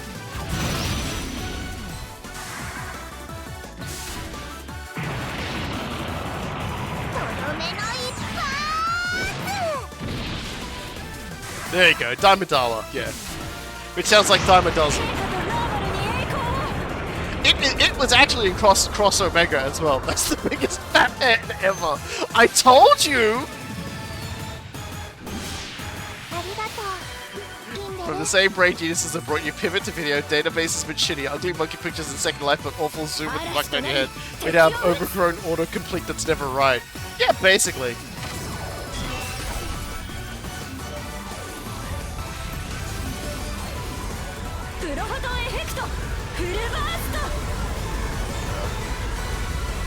Just like I shake up my head. I shake up my head. The enshittification continues. Mind you, almost too hilariously, YouTube now actually is like, hey man, so this video you've got might actually have problems with monetizing. Because, because of the claims that could be made against it. It's like, I was like, they never actually would tell you that before. They'd be just like, you'd have to like dig deep into the weeds. Now it just like straight up tells you like the video selection in the first like studio screen you look at. It's like, how long did it take you guys to realize that was helpful?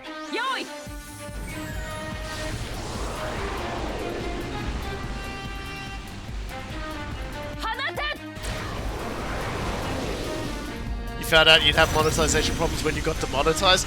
Well, it's like, it's actually like, for the unlisted videos for the stream we have, for the streams we do, because these contain music that does get claimed, like, it would basically just be like, hey, here's a copyright claim, it's not going to affect you. That's the information you'd get. You typically get told after it happened.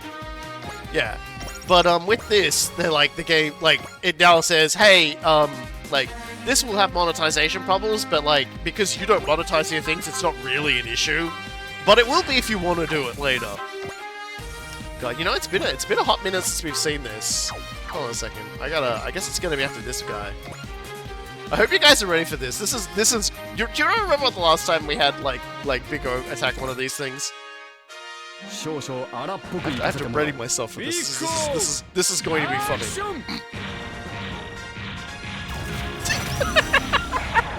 Every time. He knows what's coming and he gets it up in advance. Brace, motherfucker. It will not help you.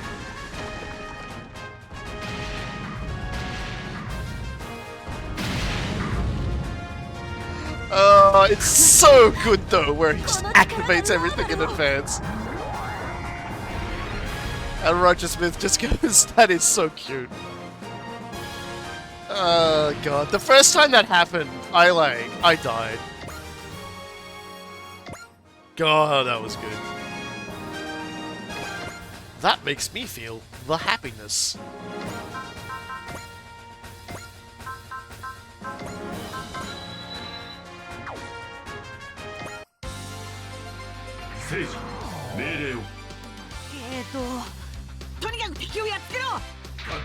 Yeah, that'll do it.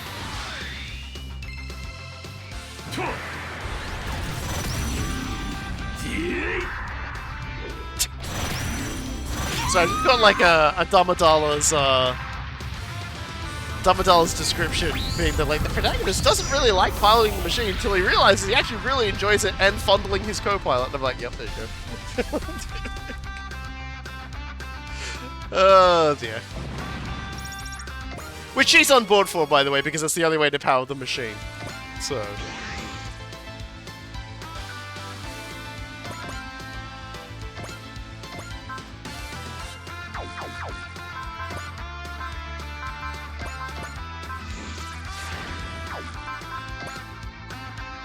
Man, that guy back there is such a jerk. What are you doing back there, huh?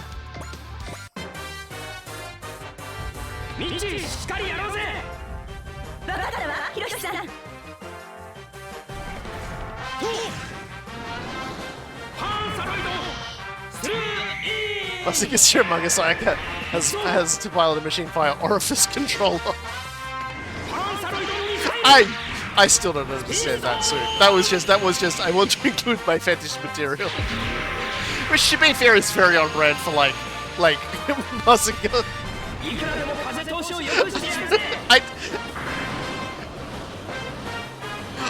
There is no explanation of like Sayaka's pilot suit in like that part of the Zero manga. That isn't just like, I am horny.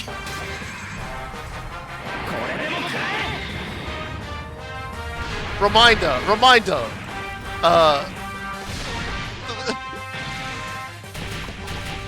The most important reminder for that as well is that like Sayaka's like machine is created by her dad.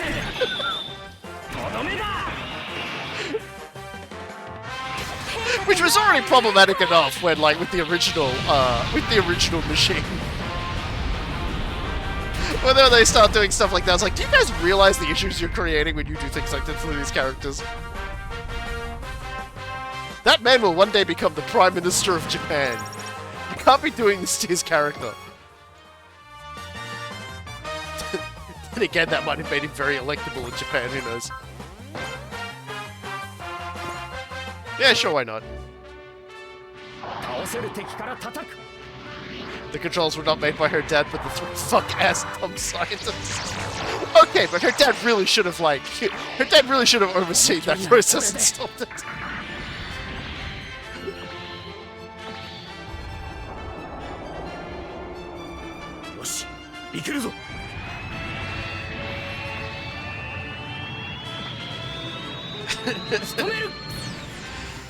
Oh, this.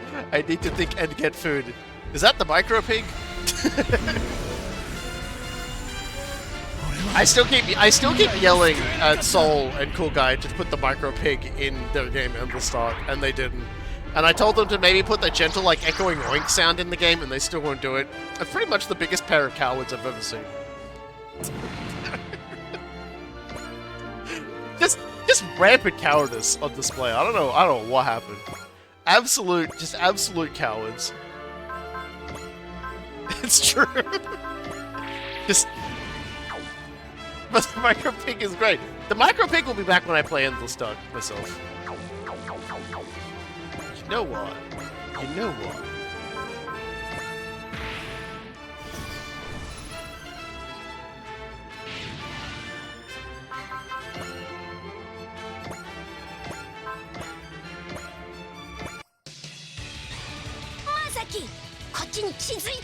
There we go. おいでなすってね。行くぜ。全エネルギーを集中。 Like, I take solace that the 69th Enter event was entirely my doing. But you know, like... but you know, I really wanted the micro pig. Like... I'm glad I can give, like, Soul and the and Coolguy that one ideas guy who you just really wish would shut the fuck up experience. What if there was a really small pig that you could see out of the corner of your eye in the game? What if it was just like the game convinced you there was a small pig sneaking through your giant colony ship? No explanations. And Soul was just like, I'm not doing that. I was like, damn it. You know what? You guys have been very well behaved today. I'm gonna do it. You guys have been very well behaved today. I'm gonna open the piggy bank a little bit. はい、プレゼントお届けしますでゲスよ。ブライカノン装着。覚悟。ブライカノン発射。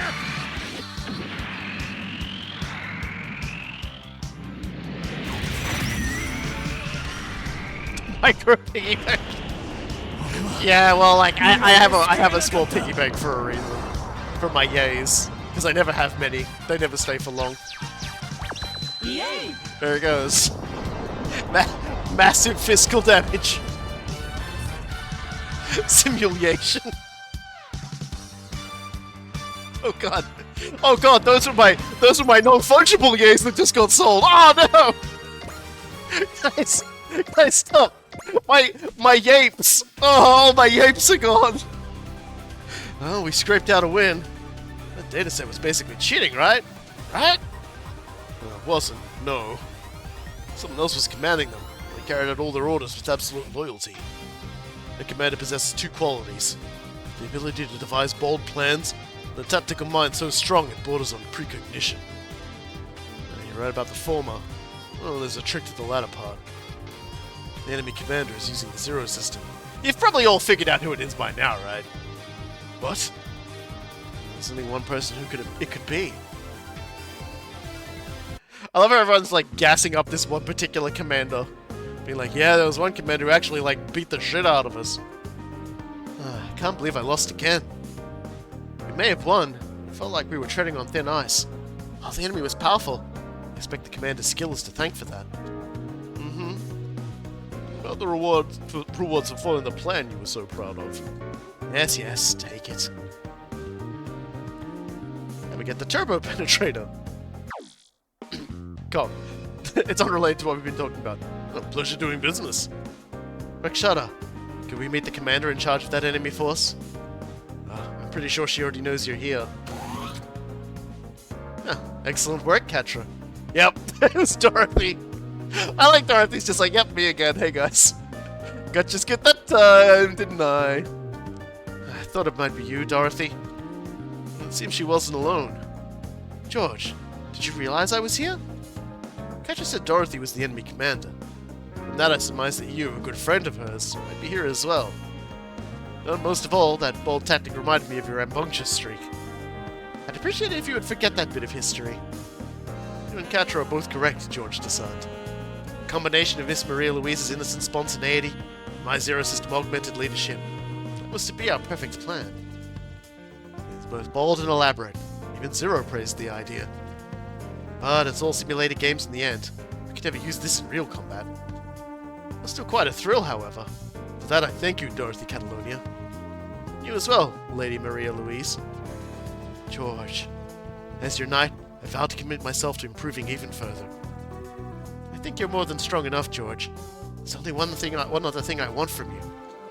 It's for you to come back home to me, safe and sound. That's all I need. As you wish.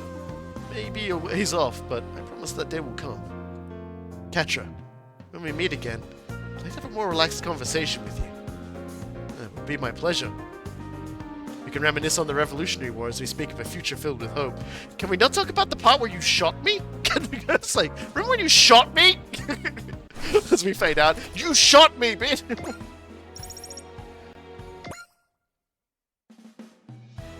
You crazy eyebrows lady!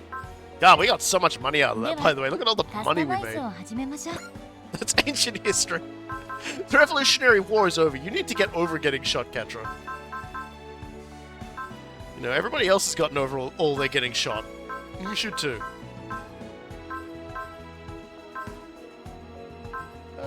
Any more protagonists need a bit of a buffing? Yeah, Atherin, I'll buff you up, man. I'll buff you up, bro.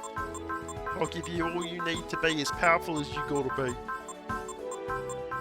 Yeah, those simulators do fucking dump some money on you, huh?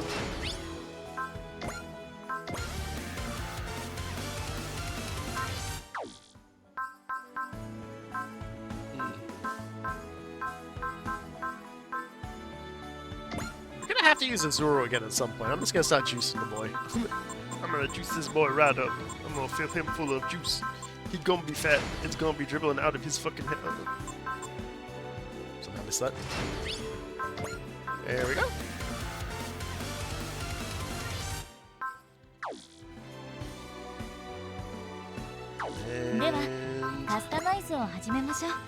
Since we're gonna eventually be using him, he's got a spare part slot. And we just got the turbo penetrator, or the assault adapter actually. All units, all weapons gain plus 200 attack power. There you go. That'll do. I might fiddle-faddle around with everybody else and give them stuff later. So that should be it for the simulator. But we're not really done yet. Now we've got to, like, decide on all this other stuff we got. Jeez. I might leave that to last before we continue the story. Oh. Mysterious Fairy. I don't know who that is. What are you guys talking about? I don't know who that is. There's one more Relic of Gold mission we've unlocked. The ninja fights a hard battle to claim the Y Fund, a gold relic. Let's do this one. You know? Let's do this one. Give us the turbo penetrator. He's too young. He wouldn't know what to do with it anyway. The boy's just that dense. How's the ride, representative? I'm fine. Thank you for inviting me on this drive. Don't you be so stiff. We're on the job, right? We're not on the job, right? Let's relax for a bit. Then I suppose I shall cross. Come on, you can do better than that. You can call me Crow if you like. Or Crow Bro if you really want. That could be a bit embarrassing. Well, either way, since Forte's got a meeting with disaster preparedness while you have time off, today you've got the head of Haze here to guard you personally. I'm very grateful.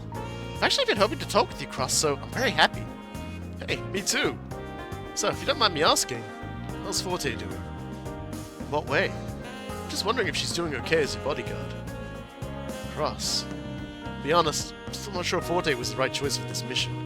I'm sure her inexperience has put her through some hard times and even worse, endangered you. So... yes, lots happened, both to me and to Forte. Even so, I don't regret anything we went through. I'm certain Forte feels the same way. Yeah. I knew it. I'm proud of myself for having the foresight to send her. Honestly though, kinda thought she'd handle things... she may be a bit of a show-off, but she's serious when it counts.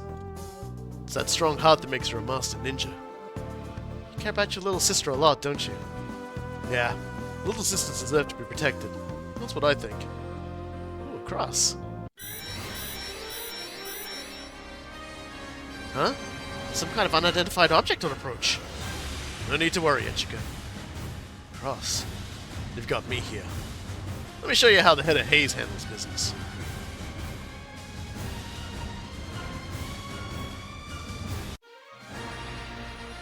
Relic of Gold. Heaven. This was another one of those things they added after release. They added like a whole extra layer of like fucking like special missions to do to unlock stuff that obviously I haven't been doing. So here we go! And yeah, it's just oh well, looks like they're both deploying somehow. Well, Catra still hasn't gotten there yet, so we'll bring Catra up. Now we need somebody else who might be close. Is there anybody here who's like close?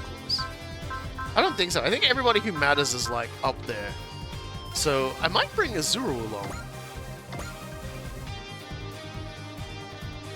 This Relic of Gold hell, maybe. Oh my god.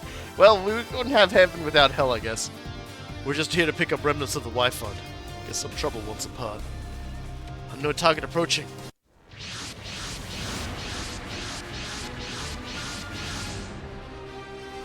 They're unmanned Ralph all units. What are they doing here? No need to worry, Ichika, Anina. I'm here for you. Still, just 3 units. Hey, and my position is head of Haze.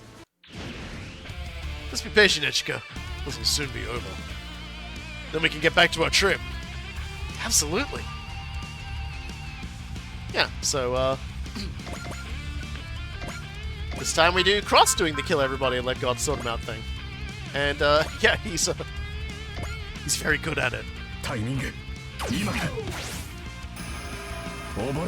I can imagine this is much more tricky if Cross is your main character, because, like, Forte doesn't get this attack. For whatever reason. I guess because she doesn't go through the trials necessary to get it. It's kind of weird.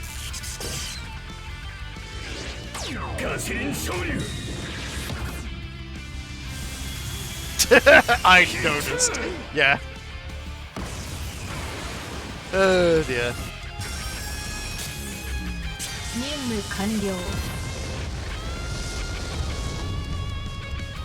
Forte had to figure out how to do it. Cross just stopped fucking around. Give Forte an extra arms problem solved. Yeah, that's true. That's a very clever thing to say, actually. That's a very good use. Alright, let's go.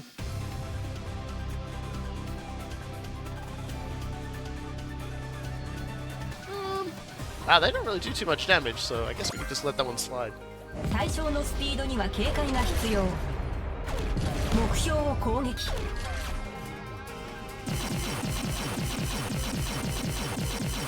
You can just deflate it in and let it handle everything forever. Yeah, I did think about that, and I thought that's a little too easy. Let's use this as an opportunity to get a few kills on some units that like could definitely like do with a few more kills.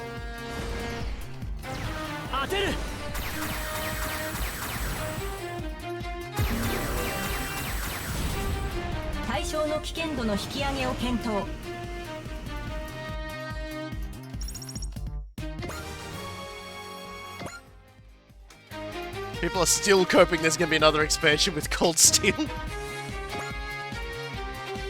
I don't want another expansion! I don't want to be playing Super Robot Wars Y forever. No more expansions! Stop it!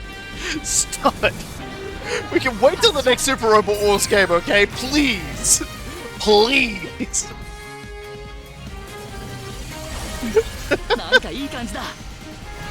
Oh, don't say things like that! You're gonna make me cry. I love this game, and I'm happy to play it the entire time, but I do not want them to do what they did last time and be like, yeah, guys, new expansion pack tomorrow, bye, and we just be like, what?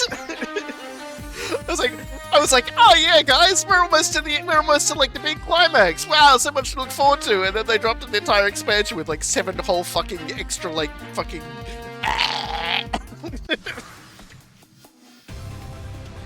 Give me a fucking break, man. Come on.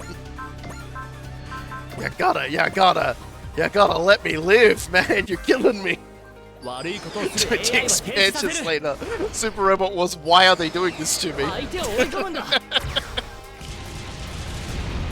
Super Robot Wars, why are you hurting me?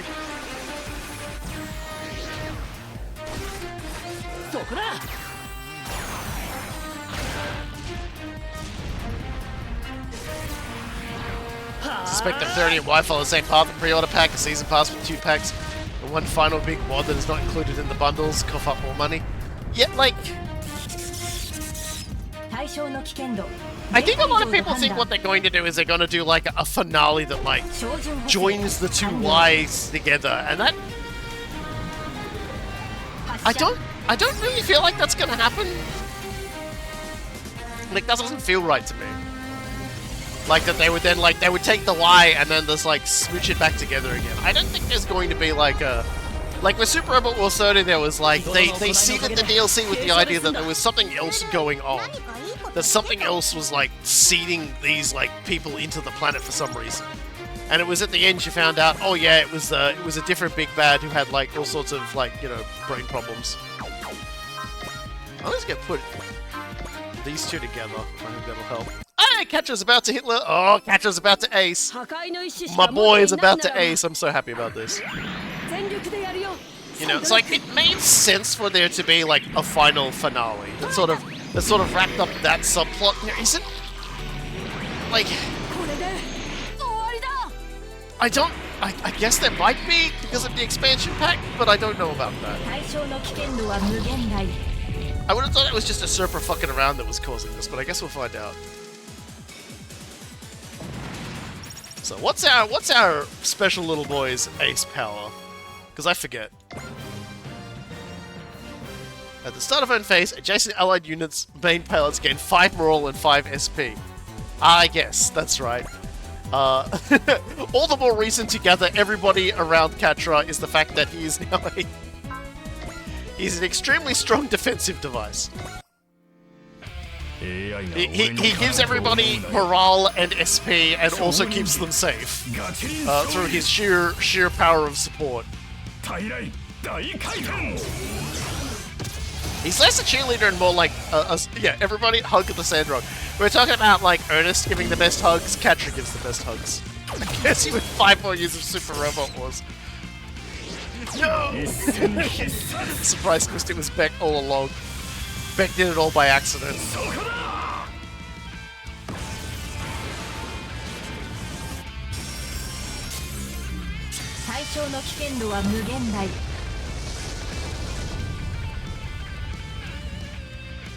But yeah, like it's a pretty good power to have if you're using Sandrock a lot, because it basically situates him amongst everybody, and you get lots of. What level are these guys anyway? 70. That's not too bad.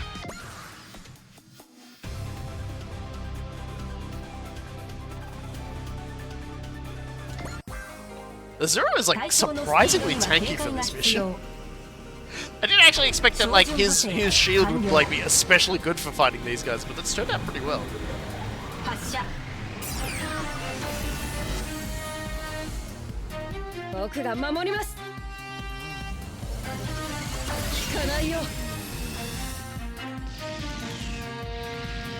Hell yeah.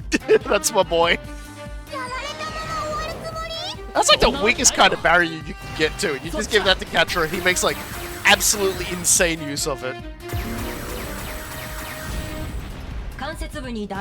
Like I'm really glad that that my boy, one of my favorite Gundam. Tamaki's been in the ship. She was stuffing it full of CHAR. Don't worry about it. Or perhaps worry about it. It might be something worth worrying about.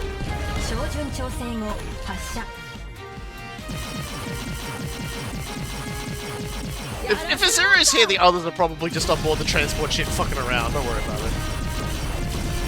But yeah, I'm glad I can like use Sandrock in like in a quite fun way, and that's basically just to make him the thing that prevents anyone from taking damage.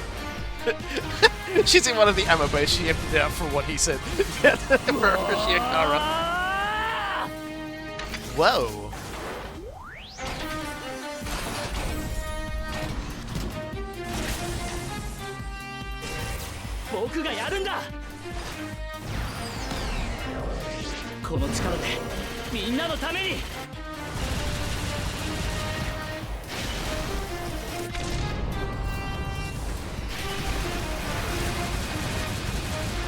Oh, yep.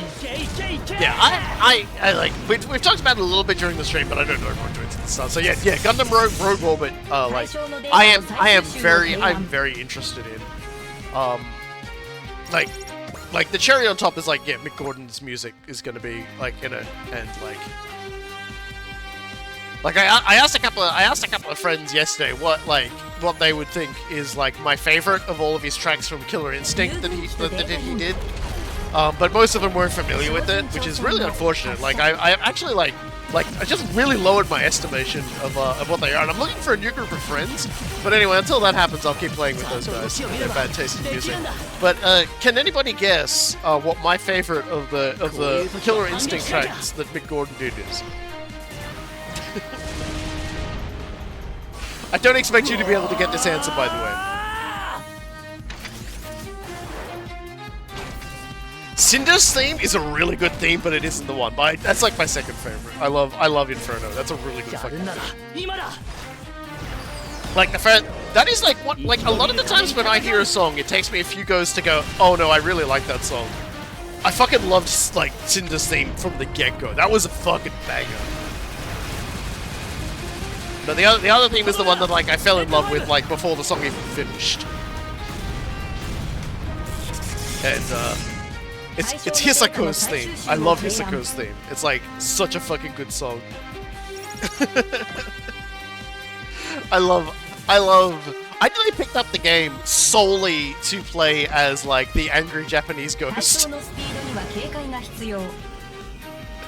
Oh dear. Spinal's theme is up there as well. Spinal's theme is fucking fantastic. Holy shit. Like I think Hisako and Cinder were both like DLC units that got added later. Spinals is like from the get-go, and it was fucking great. I love that. Apparently they uses like a flute or something in it that's made from human bone. And I would imagine the person whose bone was turned into a musical instrument gave permission to do so after they died, so it's not weird. It's not highly illegal. Man, that raises a question, actually. Like, would you let someone make musical instruments out of your bones when you died? Or would you like be like, no thank you, I wouldn't actually be like cremated or buried or something, I don't want to like... I don't want to be like preserved in the off chance my bones are used to like do a cover of like the Macarena song. And you know, like, and summon my soul back into it. I ain't using it anymore. But what if you play, like, what if you used to play lame music?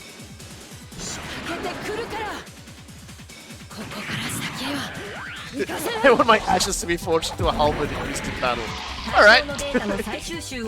Well, someone's convinced, technologically speaking, we're going to be, we're going to dip down a little.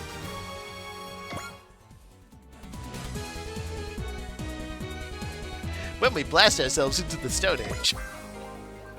対象の遺伝情報の収集は急務。 If my bones were used to make music instruments to troll people, I would know my legacy was continued.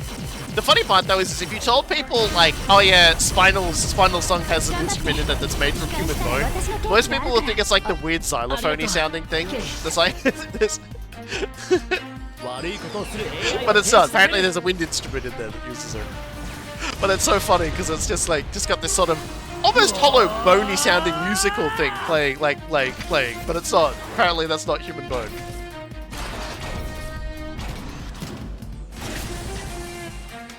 Which just goes to show that like our innate biases as human beings is if you're gonna make a musical instrument out of me, you're gonna fucking make a fucking xylophone.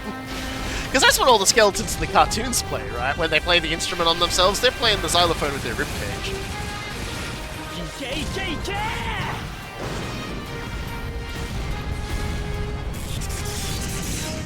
Main sensor に深刻なダメージ。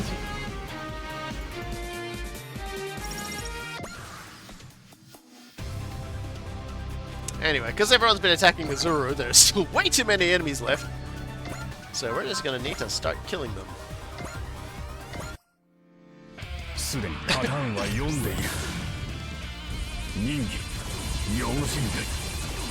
Human bone yummy, says the Tyranid.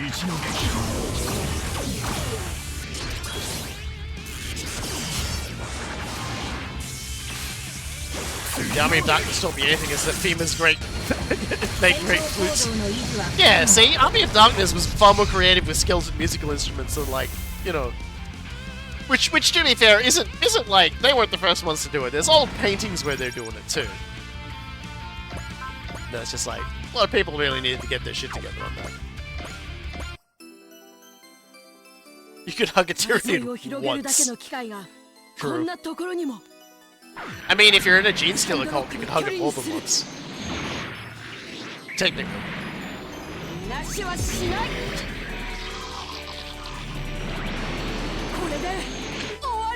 My gene stealer cult has an emotional support to a gene stealer. Where do I sign up? That's the great thing, you don't. They're already in your house, ready to help you join.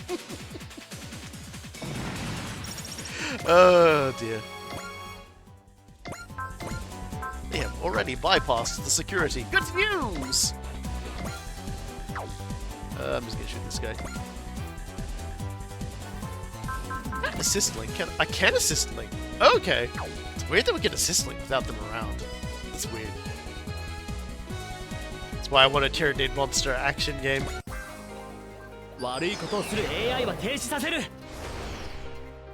Yeah.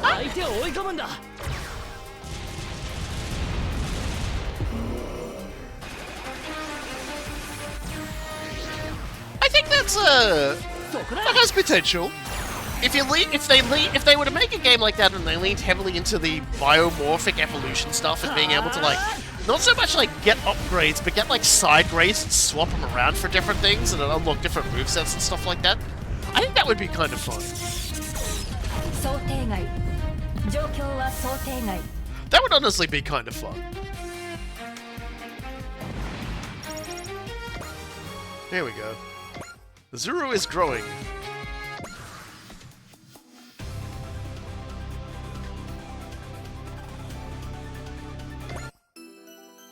Final level, you become a hive tyrant.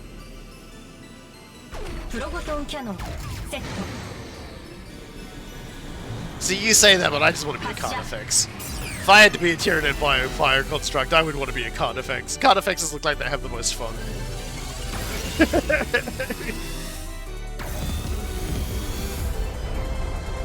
Like hive tyrants are good and all, but like for me the apex Tyranid has always been the Carnifex. The first time I ever really got into Warhammer, like Warhammer 40,000 as a concept, was actually like reading White Dwarf. My first real introduction to Warhammer 40k was like reading White Dwarf in the library, and it was around the time they'd released the Tyranid Codex, and like 2nd edition Tyranid Codex, by the way. So we're going into the ancient times right now, but don't worry about it. And the one thing that I really liked about it, like, they heavily skewed the battle in favor of the Tyranids so that the Tyranids could win. Though to be perfectly honest, the battle did a lot to sort of pitch what the Tyranids are as a concept far better than like a standard battle would do. But basically what it was that it would allow, it would treat the wiped out units like reinforcements that the Tyranid player could then roll to see if they would deploy the next turn after they were wiped out.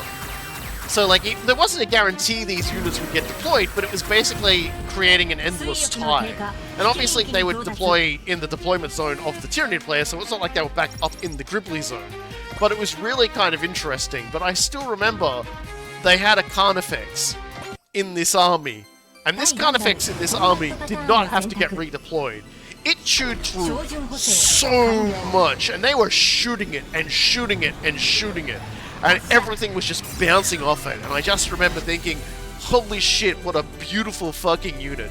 Because back then, certain units had armor that was basically rolled on 2d6 for an armor save. Like Terminator armor was like, you would roll 2d6, and your armor save was something like 3 or 2+. Because back then, for armor penetration, it just reduced your armor roll dice, so if something was like -1 armor penetration, you'd, like, if you were a 3+, you'd have to roll a 4+. If you were a 6+ to save on a d6, you didn't get a save, that kind of thing. So Terminator, Space Marine Terminators had that, but so did Carnifexes. And jeez, that Carnifex in that battle report soaked so much damage. Like, the Carnifex of today is nothing like the Carnifex of all time, is all I'm saying. But that stuck with me. That stuck with me, and I've loved the concept of the Carnifex ever since. I've thought they were the coolest shit.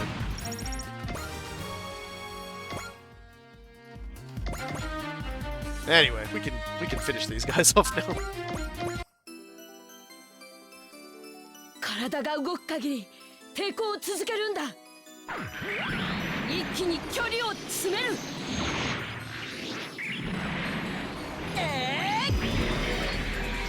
It is also worth noting, none of the other Relic missions, like the get you items and stuff, they don't have a story, by the way. They just sort of introduce a puzzle you've gotta sell. I have some of the pewter diecast, like 3rd edition Screamer Killer Carnifex models. Yeah, those are fucking nutty. They were very silly. My brother had one. It's pretty good. my brother collected Tyranids. Ah! Hello, Raid. Hello, Highwang and friends. Meanwhile, I imagine the tale of Private Jimmy, the Imperial Guardsman who held off a Carnifex in melee combat and won, but I can tell really silly stories sometimes. And that's what I love. That's kind of what I love about things. I like the narrative of battles more than I care about winning or losing. Yeah, the Relic missions are kind of like modern iterations of the Puzzle Robot missions from some of the Game Boy Advance games, only way easier. The Puzzle Robot shit in Super Robot Wars J got fucking heinous. All hostiles have been neutralized. You're amazing, Cross. Please, this was a piece of cake. The A Advent is approaching. Are you okay, Echika? Of course. Cross kept me safe and sound. Hey, she had me here. No need to worry, Forte. Well done, Head. When it comes to protecting my kid sisters, I won't lose to anyone. Oh, brother. So then, let's finish this. And here it is. We got more money! That idiot really did scatter the funds everywhere just in case, huh? It is an inheritance, so I think we should use it for the A Advent. Agreed. Well, Echika, should we get back to cruising? Yeah! You'll tell me lots of stories about Forte, right? Well, sure. I've got a million stories. Like the time she... Oh, dear brother. You're going to respect my privacy, right? Oh, dear. No solve case. What does no solve case mean? Is it... Does that mean you weren't allowed to solve it, or solving it was impossible? Was the case coming from inside the house? Can we play a main mission? We're almost at cutoff time. We can play we can play a mission, but it's not going to be a main mission. It will be a mission, though. It will be a mission with story. We're gonna... Oh, God. Relic of Gold Earth.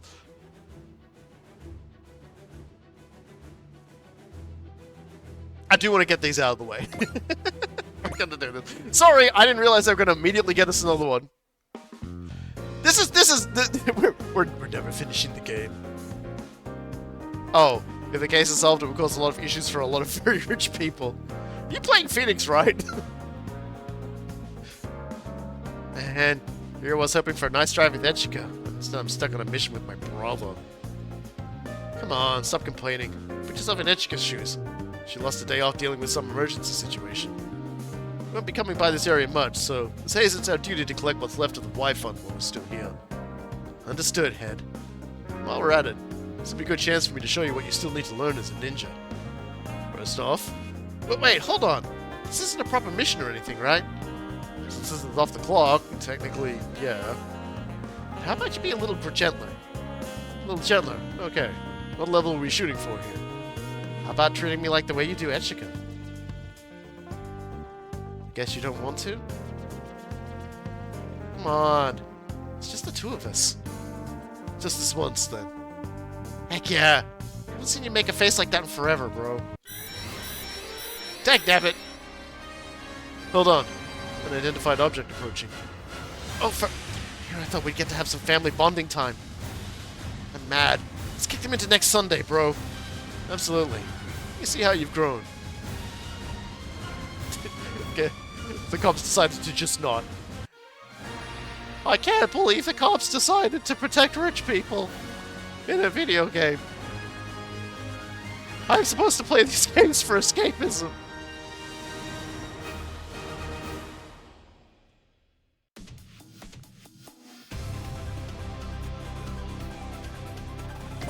Yep, we're just fielding these two, which is fine. We'll shoot through this pretty quickly. Here they come.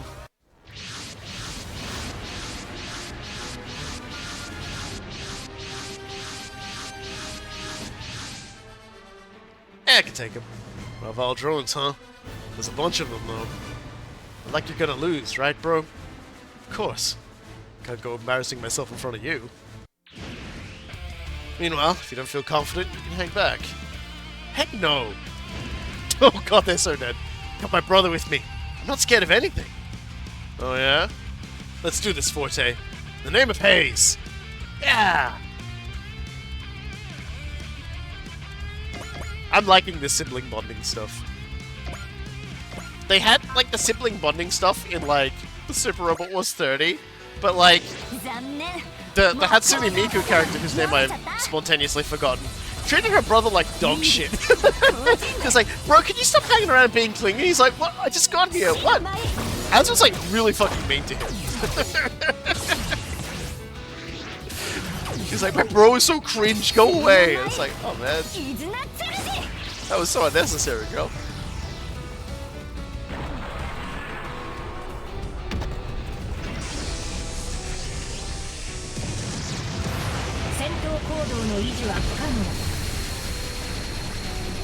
Here we have an actual brother and sister who aren't brother and sister who actually get along. It's nice to see.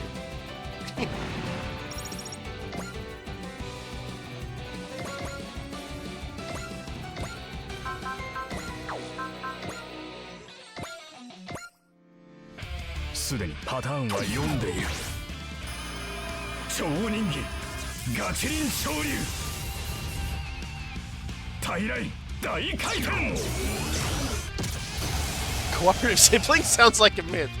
Honestly, I think in mythology, siblings are even less cooperative. Looks at Cain and Abel. Looks at Greek mythology. Looks at Roman mythology. Looks at Hindu mythology. At least one bunch of siblings are pretty cooperative.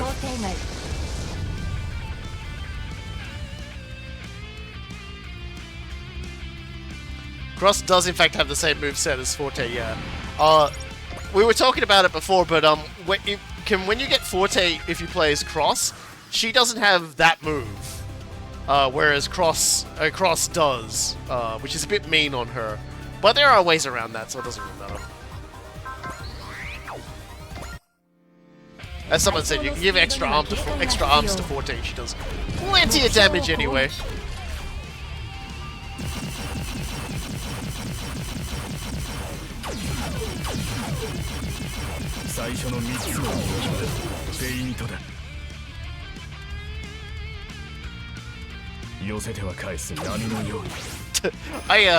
I didn't even notice the incorrect gender written on that, because I just assume everyone's typing on their phones and fucking up, because it happens so often. Cross is a very handsome man, it's fine.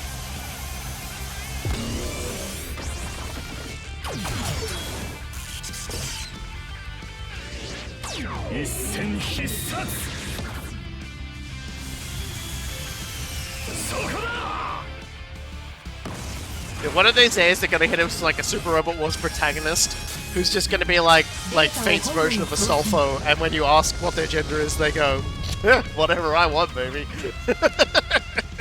Whatever I'm feeling.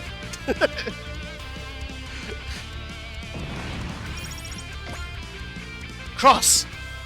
Oh hey, the Advent's here now. Oh god, we didn't even get to get very far into the turn, did we? Alright, we can field 3 units. Let's get a Zuru. And might as well grab these two, because I haven't really gotten their kills up yet either. Oh yeah, so I did say I'd field CHAR today, didn't I? Alright. Azuru, take a powder for a little bit, buddy. I'm afraid we're replacing you. Where are you? Get out of here.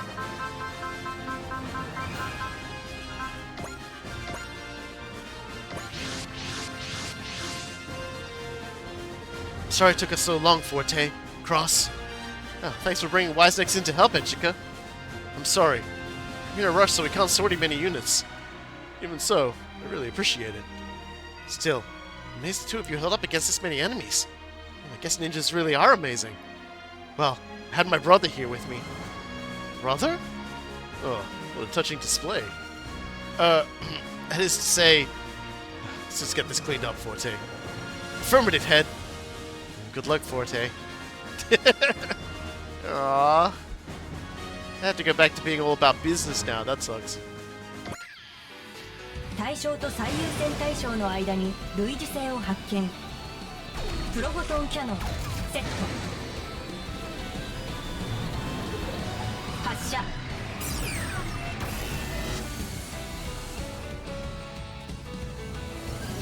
そういうのって全部見えてるから。人を殺すための機械なんていらないよ。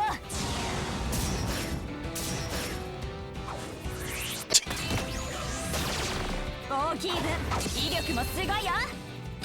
竜が一戦。Just seeing the line in chat. A lot of men in this game. I want to smooch. Ain't nothing wrong with that. Some of them definitely, probably shouldn't though. Some of the people in this game are actually secretly robots. Let me smooch Galma. Just be careful about getting raw crab on your mouth. That's what I'm gonna say. I don't think that's very safe.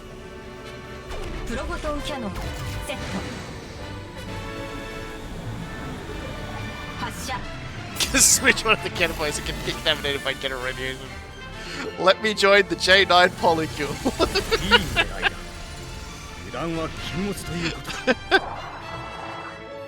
They're a very healthy polycule, the J9 polycule.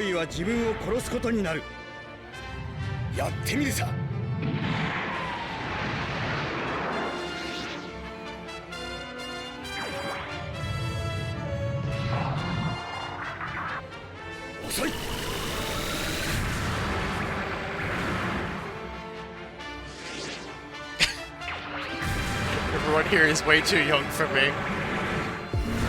Well,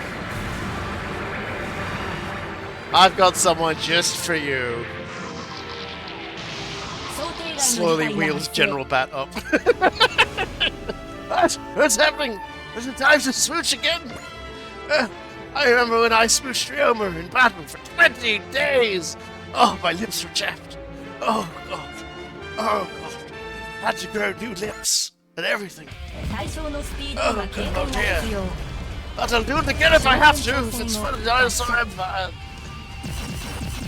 You can't see but I'm actually doing like the old man in a wheelchair arms. It's like, I was thinking of someone else. Not good enough for you then, eh? That's fine, I'll smooch Musashi then.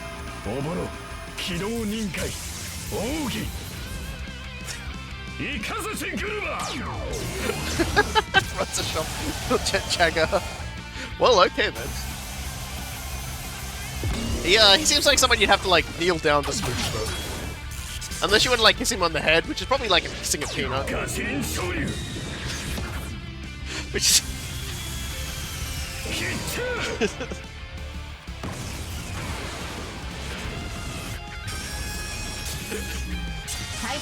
Excuse me a second, I'm just wheeling General Bat back into the closet again.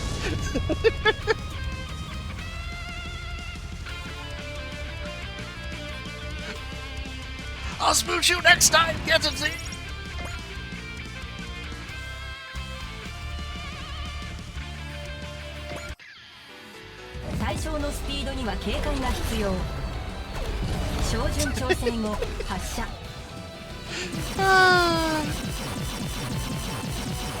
Yeah, that is like pushing like 80, I think, isn't it?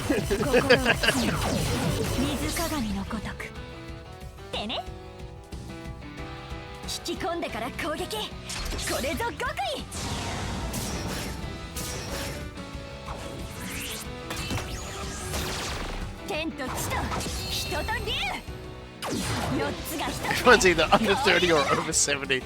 I mean, it's just how these depictions go. Like some of these characters look like they're they're way past their prime, and there's like, yeah, 20 years old, my best days are behind me. It's like, oh, jeez, okay, calm down.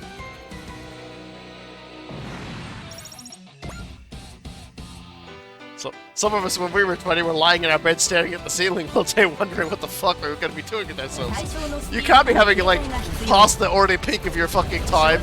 Also looking at the future in terror. You can't be doing this.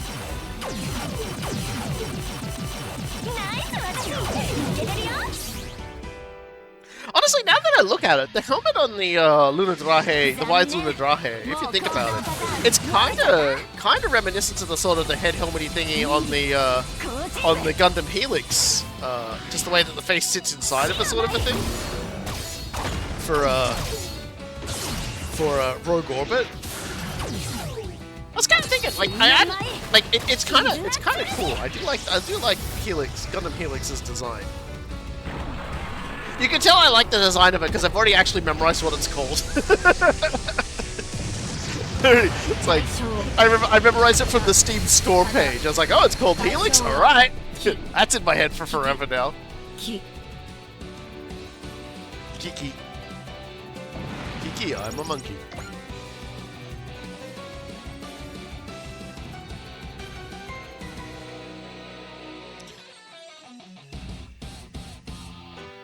So we still got some bums to kill. Less of them now. I like that they're just like they're coming at us with the best they got, and then it's just like, and I will retaliate with my shitty ammo attack. Not my worst ammo attack. If I statted her up a little bit more with some of the leftover stats we've gotten from like ace chats and shit like that, I'm pretty sure Forte would be like one-shotting most enemies in the game just with her like guns.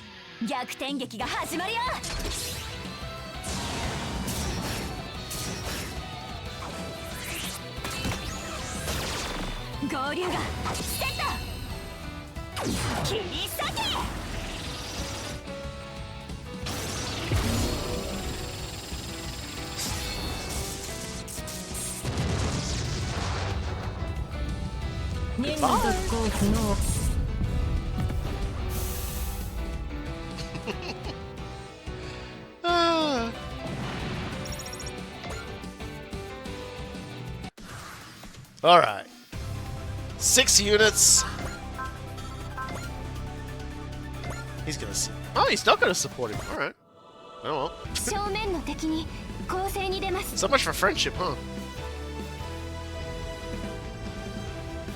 攻撃目標補足。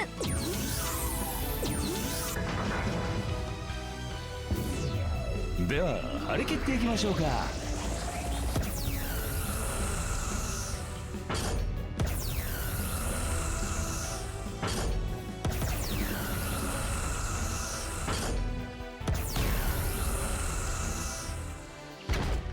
One little kind of thing I always find kind of funny though is like when you do this attack, they do the angle, and Ejika says her line. エアデントの力。 She's kind of like, this is the A Advent's power. But when you do the Dominion Obliterator, she says it confidently. This is the A Advent's power. Just a little thing I noticed. Zoom.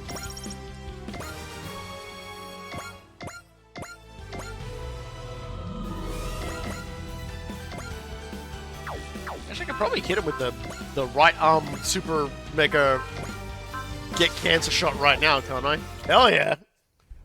戦いを終わらせるために。 Say goodbye to your testicles, 超副射波動 robot. 照射。いけ And also anybody in a vicinity データを本部に to 送 get 信。 cancer shot. I mean, that's a lot of radiation in that beam. That's not a laser beam, man. That's radiation. She's just shooting radiation out. I don't know what else you can call it. I mean, aside from its correct name, and I'm not a coward, so I'll call it by I'll call it the cancer. You know, another deranged things I say. And now I will deploy the who the fuck cleared this animation attack.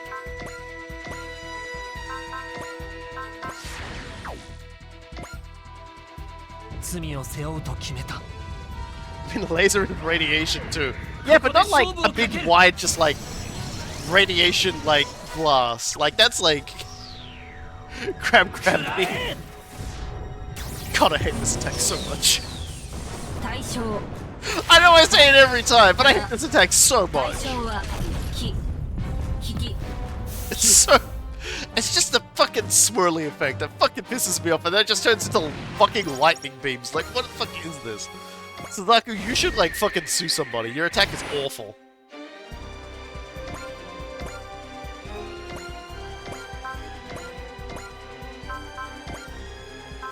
Man. Then take off the armor, Kai. No. No, I won't take off the armor. He has to use up all of his energy or get shot down before I'll take the armor off, because that's mechanically what it's there for.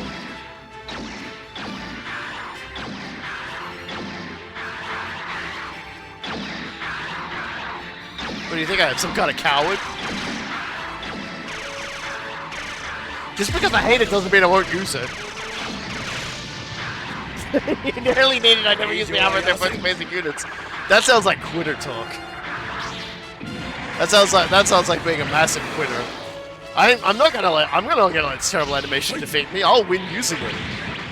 You know what? I'll bring the crash out. This is the Robokai experience, my player. This is what Coolguy deals with every day when we play video games together. Coolguy will be like, just don't do that, and I'll be like, no.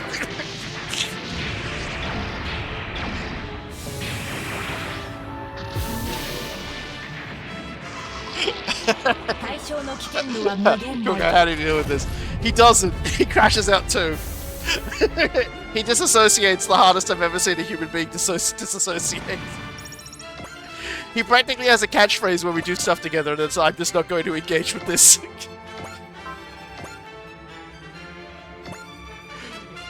That man checks out of the hotel conversation with Robokai faster than anybody else I've ever seen. Let's just say that much.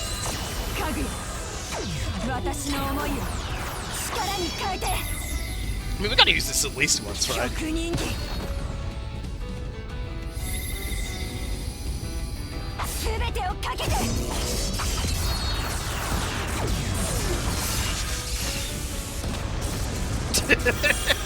I love your tangents. I love my tangents too. Uh,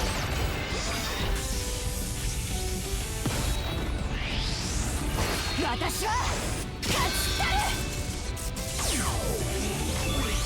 想定外状況は I try 想 to 定 defeat him, make the challenge impossible. I cannot help myself, okay? I don't mean it, like, there's nothing malicious about it. It's just like, I just do, okay? It's like, I just do. Like, I was at work the other day. Like, here's a Robokai at work story, because, like, we all love retail stories, okay? I never slashed someone so hard that became intrigued. You should slash them harder then. Sounds like you aren't ready for the big leagues. I was at work the other day, and a customer had asked one of the guys I work with, "Hey, where is this item?" Like, they were looking for playing cards, and so they were ahead of me because I was dealing with some stuff, and I got to the, you know, I was following behind them. I was moving some stuff around, and they got to the manager, and our manager happened to be right next to what they actually needed, where the playing cards were, and they were like, "There's this one here. The reason why its price has been reduced is because it's missing one of its Joker cards." And I walked past, just went, "Damn, that's wild," and kept going. I've never seen 3 people try so hard to shun somebody in my life. If they were people I cared about, I would have been very upset. Where are you going? Are you running? Why are you running? 対象のスピードには警戒が必要 You get back here right this fucking プロフォ instant, トンエ you フェ little ク shit. トチャージ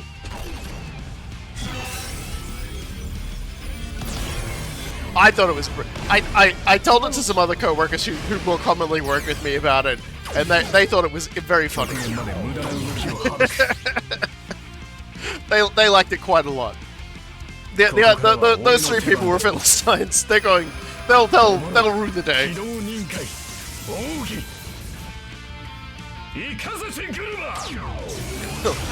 They'll all rue the day. They no sold my jokes.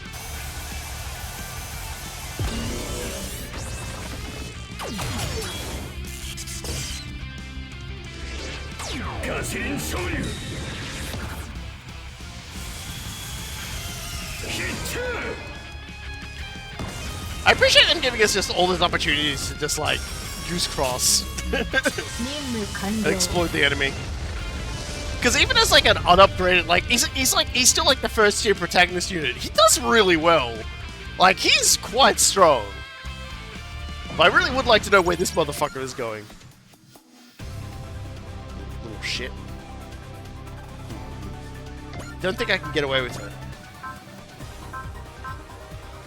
I don't think I can get away with it.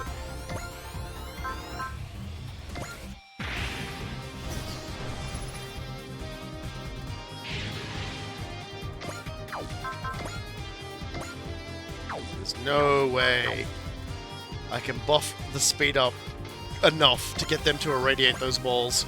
That's very unfortunate. Even with Exile, they wouldn't get there in time.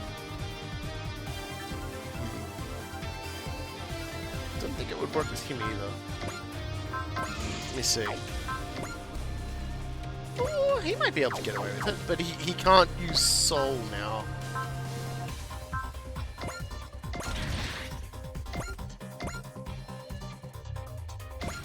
That's probably made it so he can't hit this attack now, actually.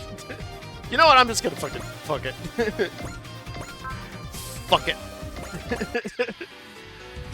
ちょっときついけど Someone smart enough to run away. Is this the chosen one? Sadly, they didn't run from the start. ここに So, 終わらせるよ all they managed to do is make me waste a turn chasing them down. 大切なもののために And I take that very personally.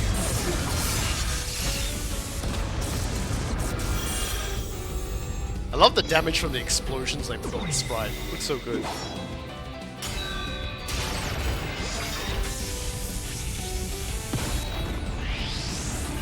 私は勝ちたる。対象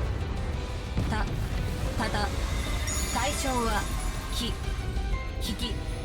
命の花が咲く。そして Me just planning Sakura explosions in outer space.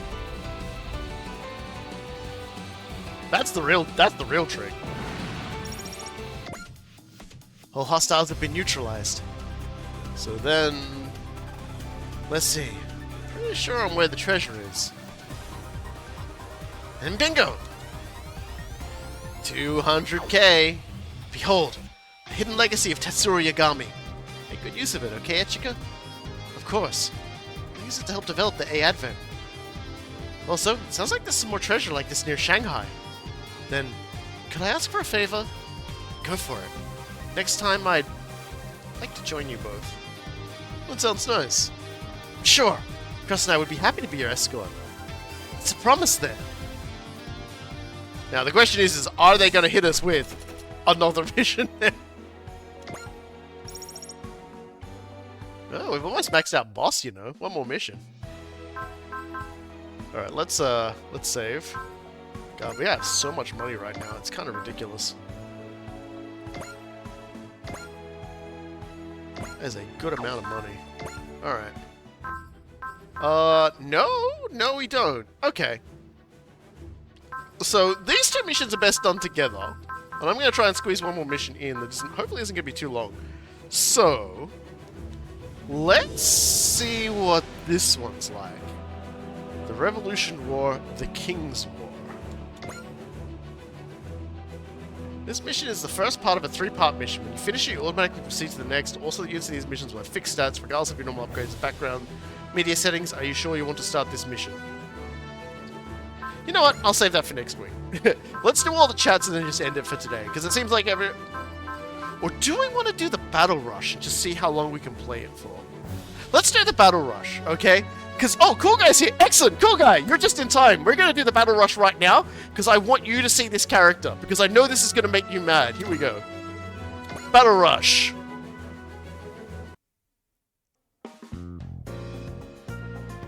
Okay, cool. I'm ready to be mad. Excellent. There have been multiple dimensional distortions measured in this area. You know, usually when someone says that kind of thing, it's a sign we're about to get ourselves stuck in something crazy. That's nothing to worry about, Captain Nervy. The A Advent gets stuck in crazy occurrences even when the dimensional boundaries are completely sound. Alright, fair point. But we'll be fine. Because just as surely, the A Advent will find a way to pull through. Oh, miss. You've grown so much. That's one way of looking at it. Of course, I may just have burned out my sense of fear after the many such incidents we've been through. I think being in charge of this ship has made me stupid. Wow, Ichika! Check out this little badass. She's here. She's back. Coolguy has just remembered everything. I said to Coolguy, hey, Iris is back. He's like, I don't remember this character. I was like, oh, well then we'll just have to wait and see then, won't we? We'll just have to wait and see then if you remember this character. Do you remember this character now, don't you, Coolguy? What? Oh, looks like we've got a surprise guest. Who are you? What do you want? Who? Me? I'm Iris. I'm a Keeper of Dimensions. Iris. Keeper of Dimensions. Yeah, it's not as cool as it sounds. For the most part, it's really lonely and boring, so I'm just having a little outing. Go away. So, Ichika, let's play a little game. A game? Oh, come on. Give me something to work with. Maybe this will go faster if I show you in. Wait, what do you mean, in... Game on! Booting into Iris' cyber zone! Welcome, subscribe to my web zone. My name is Iris, subscribe to my web zone. Join my battle rush. Send me pizza rolls. Wait, what is this? I just said! This is my little pocket of cyberspace. I have basically enshittified the internet. Look at all these craters. This is what's left over after the after all the major AI companies like put their stock on the market and tank. It's a higher dimensional virtual domain. I've gone ahead and digitized your whole ship and all of Wisnix into it. So it's something like the simulator? Iris, What do we do here? You'll do it! Great! Presenting Iris's Knockout Tourney! Not sure if I like the sound of that. It's pretty simple. I send out enemies and Wisenex fights them. You get to pick 5 units to work with. Oh, and no battleships. Then, you gotta take all the enemies out without running out of actions. If you finish them off, I'll send out some more enemies and let you take your actions again. Suppose that continues indefinitely? Ah, not forever. Take out 10 waves and you win. I'll be completely tapped. No backsies. Don't worry, I've got plenty of MXP for you. The more waves you wipe, the more you earn. Plus, for every 2 waves you complete, I'll give you a special reward too. That'll make sense? Then pick 5 units to send into the knockout tourney. Alright. Well, we need to send 5 units. I feel like Forte is definitely one. I definitely feel like Ideon and Noir are another.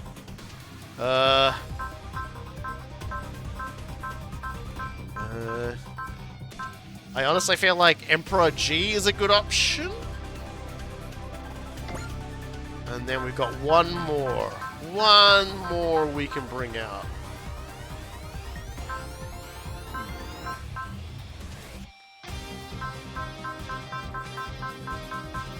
There's somebody who like switches on pretty quick. I'm gonna say fucking Haruka.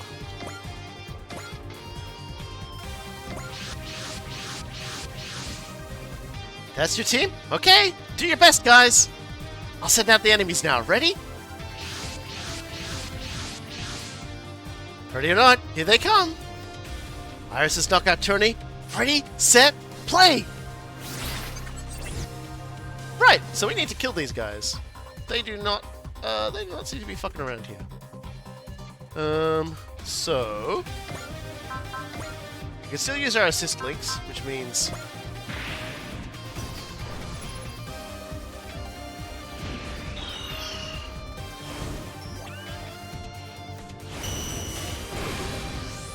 it's the 10th wave punching Iris in the face. Oh, cool guy. You forget her for so long, and now you remember her, and you're being real mean about it.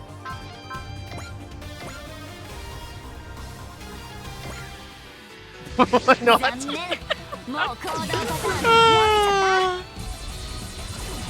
I have been waiting for this moment. You people don't understand. The second they added her to the game, which is like around DLC 2, I've been like, this needs to happen. I need to make sure this man is here when we do this. This is one of those situations where I remember why I forgot.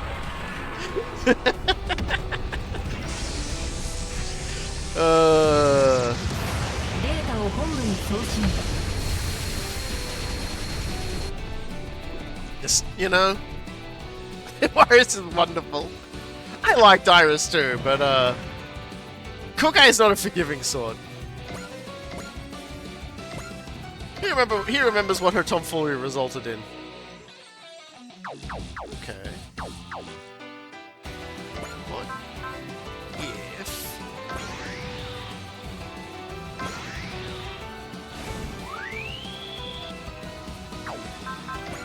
how about now? Well, how about sword instead? Yeah, that'll work.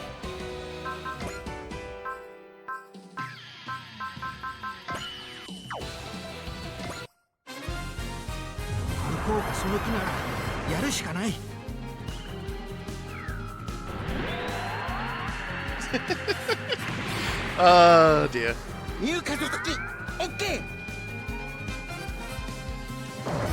I suspect I have not properly prepared myself for this particular mission, but it's okay.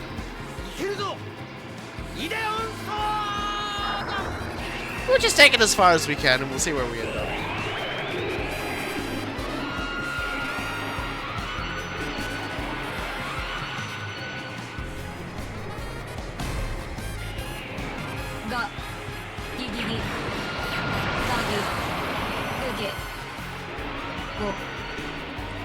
Since you reminded it, had been the same game as Evangelion, no, it didn't go well.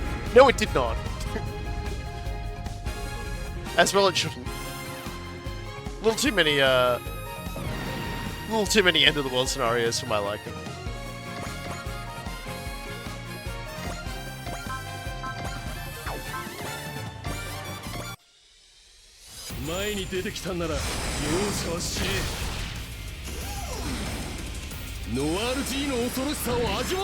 Alpha 3 had so much in it that they had to basically create squad systems for the game. I'm a little sad we don't see more of that, but I can understand why they haven't done it. It's probably better to like focus on a smaller number of units, though inevitably they end up adding through DLC so way many more units.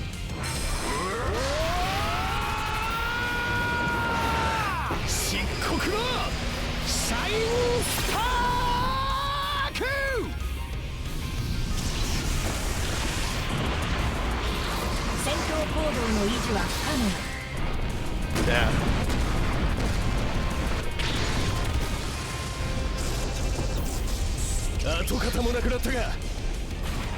Also, they should build a game that's like devoted to the squad system and sort of like build around that. Like, it's still like a special kind of Super Robot Wars game that's like very squaddy based.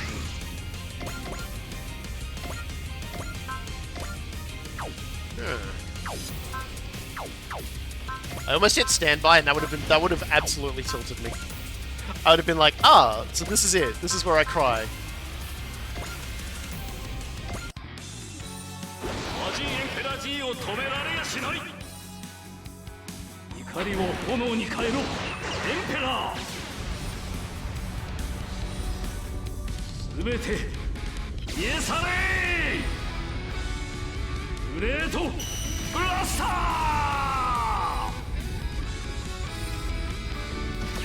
Honestly, when I think about it, like a whole turn would probably mean they take their turn and attack as well.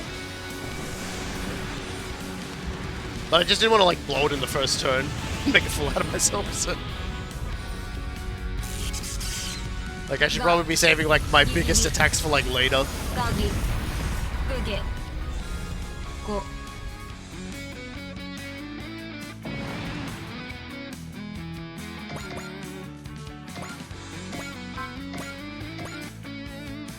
Oh well.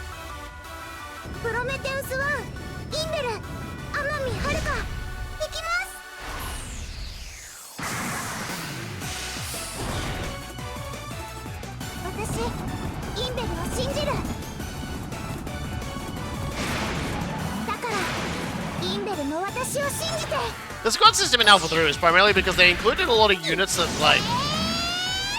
they were fairly insistent on including a lot of like the backup units and everything like that. So like even though like the game really like Boss Bro was never really going to be able to hang in the end game of Alpha 3, they gave him a position in the squad to help out. In that way, it's kind of good. Far less necessary in a game where like the scope isn't quite so crazy. Alpha 3 was quite a large scope of a game.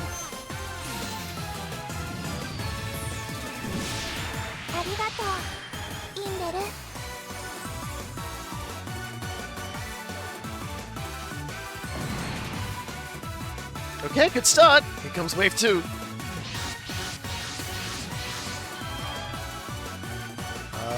Okay. Looks like, to a degree, everybody got some stuff back. That's good. Okay, well...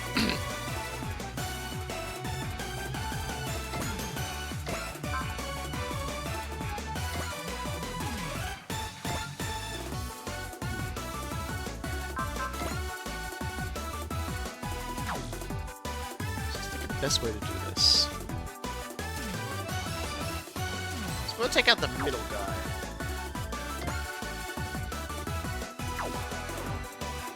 So it restores everyone's action, but your energy, ammo, and SP are not restored. Okay, so I need to be very careful here.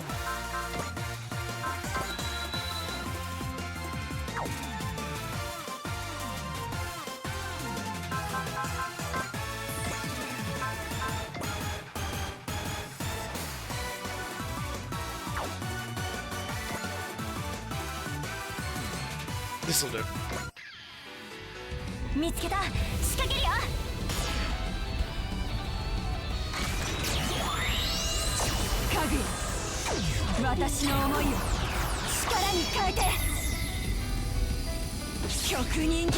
This is a tactical 遊軍機 decision. の援護を選択全てをかけて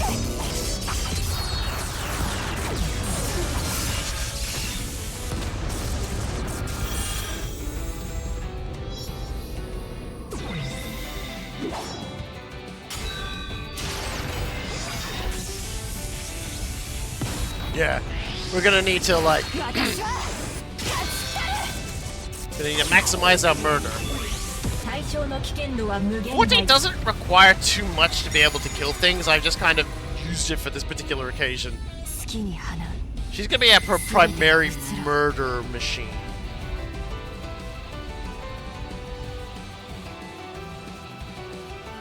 プロフォトンエフェクトチャージ And I'll use the assist stuff to restore her energy. 攻撃残念最初の動きはフェイントなのださっきのは前菜メインはこっち家具私の思いを力に変えて極人気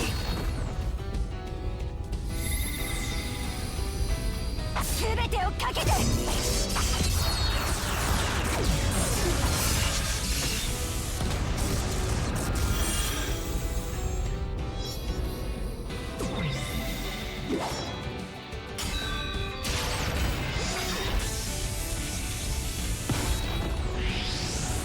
私は勝ちたる水力の低下危険域に到達 Alright.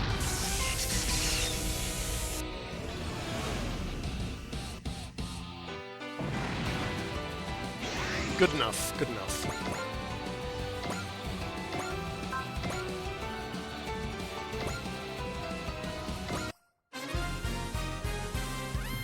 レクカシャ周りの敵を見とけよパンチでやるでどうだ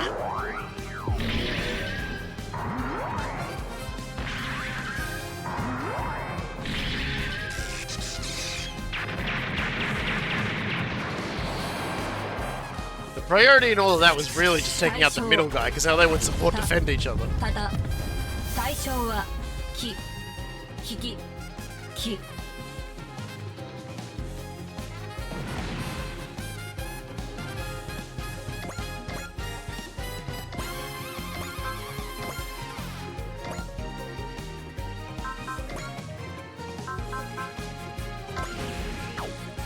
We're gonna tap out pretty bad before we finish this.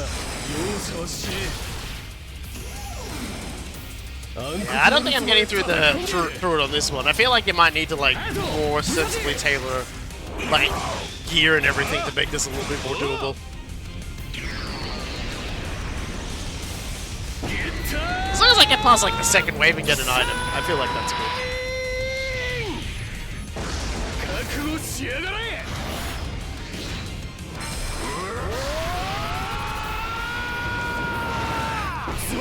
Yeah, it's repeatable, yeah. I think the next time I do it, I'll probably do it with like a team of people who are like upgraded to like maximum weapon level.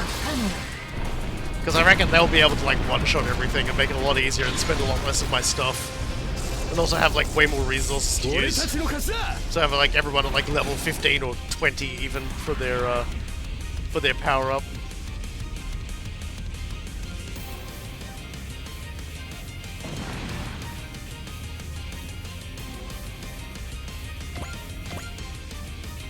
Well, at least we've got oh, even she's not able to get the job done now.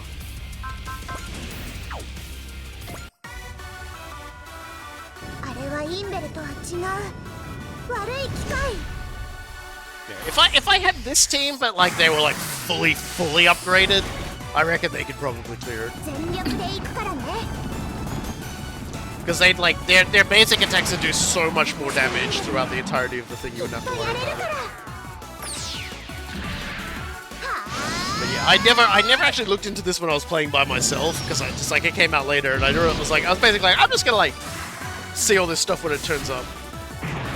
So, as long as we can get through as many as we can get through, you know, getting through the second wave. Sounds like you just came up with good usage for all that money you've been looting. Well, I'm going to spread it around so I get everybody up to level 10, but after that I'm going to explicitly start pouring it into these 5. Or Koji hasn't reached his full level with Mazinkaiser yet, so it doesn't hit as hard as it should just yet. When Mazinkaiser is at full power, I will probably bring him in.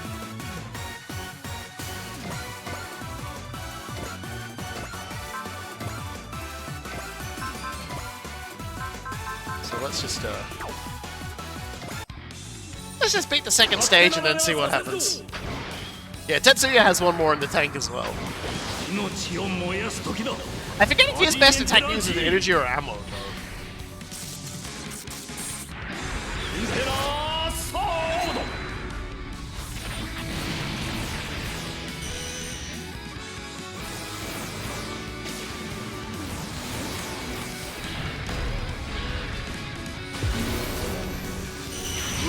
One of the things you can do that's actually surprising me is taking the Taurus or Methus and giving it extra arms S, because its attack is super cheap because it's meant to be weak, so you get a Taurus that's beam saving for 10 energy on power, with power on par with super robot finishes. Yeah, that's also a possibility. Seems like there's a few ways to play this mode, so that's cool. We'll definitely, like, once we've... And we can even do this once we've beaten the game. Like the Super Taurus. There's a ways to go. Here comes wave 3. Only 3 of them this time. Surprising.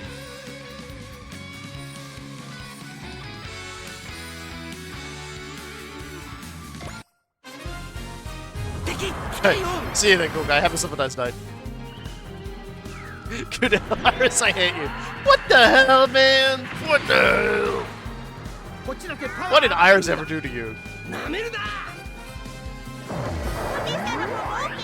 Even if he's not here anymore, the answer is existent. He hates her because she exists. Coolguy is Coolguy. I think Coolguy just has an innate hatred of like fairies, of the Fae.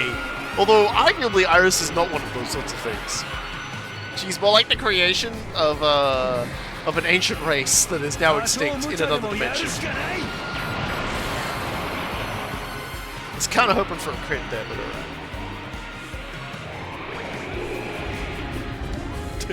I hate Iris. All my hoopies hate Iris. Man. Yeah, I feel the same way.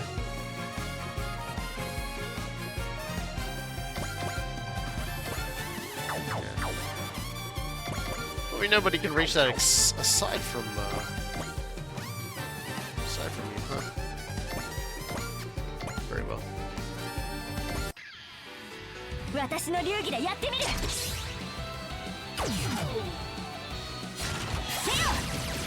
Doing this mode was worth it just for Coolguy to reunite with, like, Iris.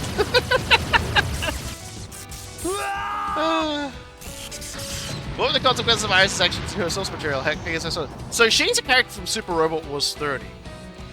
So in Super Robot Wars Wars 30, as you played the game, you would occasionally get a message from Iris, and she would tell you to come meet her and pick up the holy Jesus, I have attacked the wrong fucking unit. Oh, I have made a fucking terrible mistake.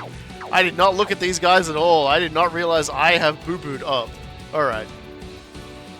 Alright. I have made a fucking mistake. Yeah, I really should have looked at what I was doing before I did it, huh? Alright. Fine. Oh yeah, I'm not fucking pulling this wave off. Oh, I have pooched the pooch. Oh shit.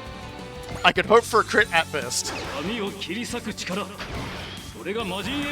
I could use Mirror but I'm happy to cap it off here. The knockout challenge is surprisingly hard. Yeah, honestly, I saw 3 units and went, oh yeah, 3 units, I guess this is a gimme round. No, there is no gimmies rounds. I should have looked at what I was fighting. Big mistake, big mistake. Massive arrogance on my part. I fucked up.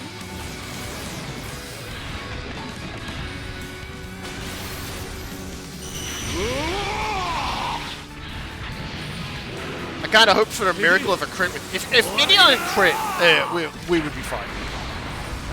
But Idion did not crit, and I don't think Tetsuya did either. Nah, it's over. It's Jova. Look, we got to wave 2. That's good. Ah, my dick.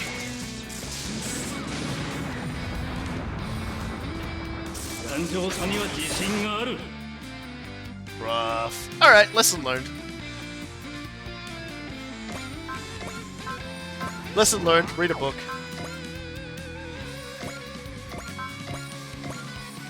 Yeah, we were never going to clear this on the levels we're on.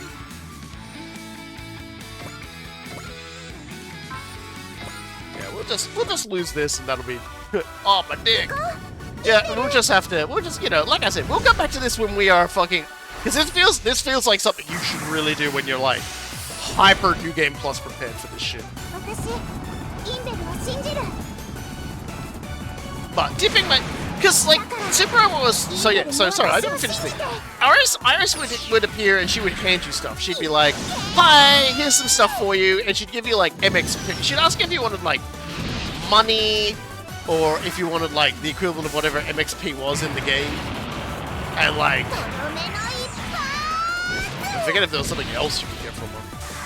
But yeah, she could ask and you could just get those things from her and she's like, alright, I gotta go! And like the pilot of the battleship, the Drysuruga or whatever it was called, she'd be like, so who the fuck are you? And she'd be like, bye! And leave. There's an ancient lady you learn that Iris is like, she was basically created by this like ancient race that had been overthrown by the Quaestors. Pilot Point stuff, I believe, yeah. So she was essentially enthralled to the big bad of the story. Yeah, I could zeal this, but I don't think we'd do enough damage anyway. Yeah, nah, we'd never do enough damage, so fuck it. Let's just let it happen. Curse you, Hachia, the one time you were like an actual wall, Hachia, is now. I'll remember this, Hachia. Next time I see you in the regular game, I'm gonna kick you in the dick.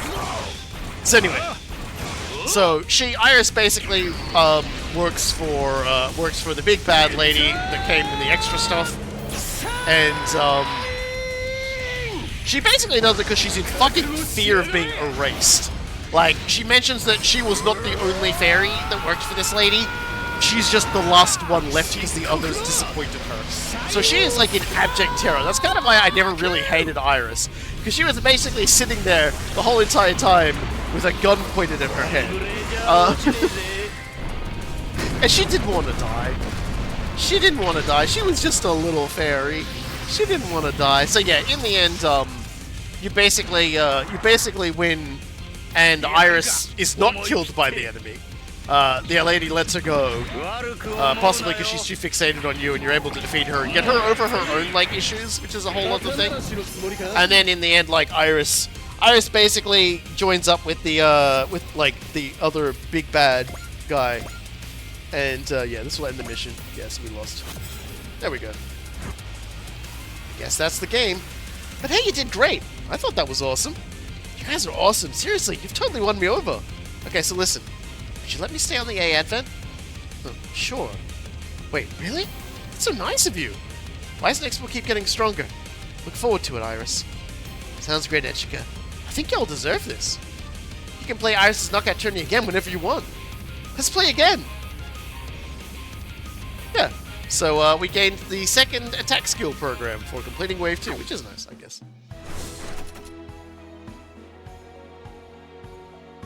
I get the feeling she might become a support if we win the entire thing, but we'll see.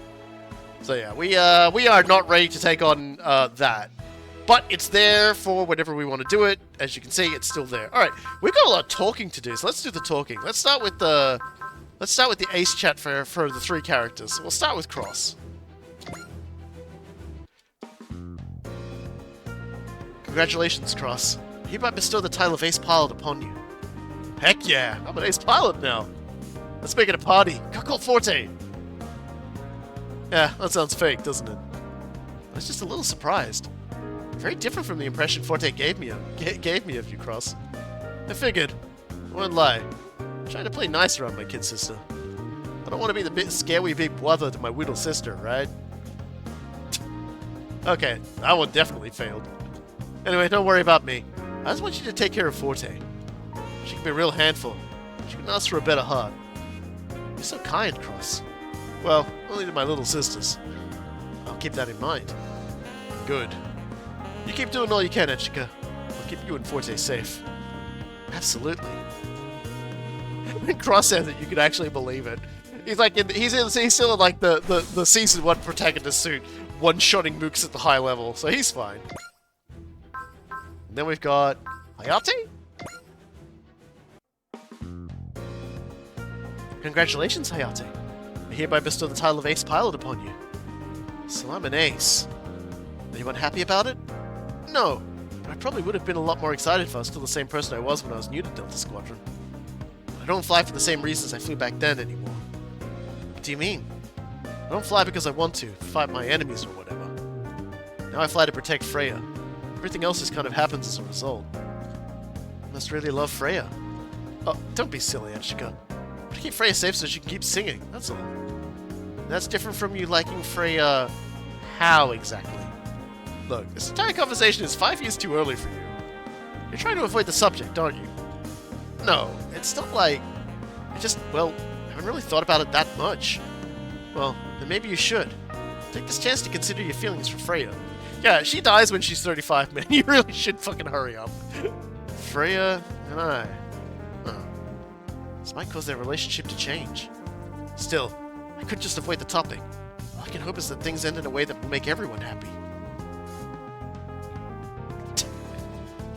They're both very, very dense, so it's okay. And then we've got... Catra! My boy, he's all grown up. Congratulations, Catra. I hereby bestow the title of Ace Pilot upon you. Thank you, Representative Echika. I appreciate it. You've been helping us out so much, not just as a pilot, but as our financial manager, too. While I have you here, I'd like to thank you for that as well. I should be the one thanking you. You've given me an opportunity to put my studies to practice. It's like I had a very high-level education, and I just basically went into terrorism instead. You always seem so calm, Catra. I'd love to learn how you do it. It's all thanks to my meditation. Your meditation? I do Zen meditation to focus my mind. It's a little like Eastern yoga. Yep, he does that during the intro sequences for the show. You can even feel the heart of space when I do it. The heart of... space? I can show you if you'd like. It really relaxes your mind. I'm not sure I totally follow, but I'll give it a try. Yeah, Catra did babble about the heart of space for most of the series. Now for Don't Think, Feel. Hayate challenges Amuro and Char, Earth's leading pilots, and learns the meaning of fighting.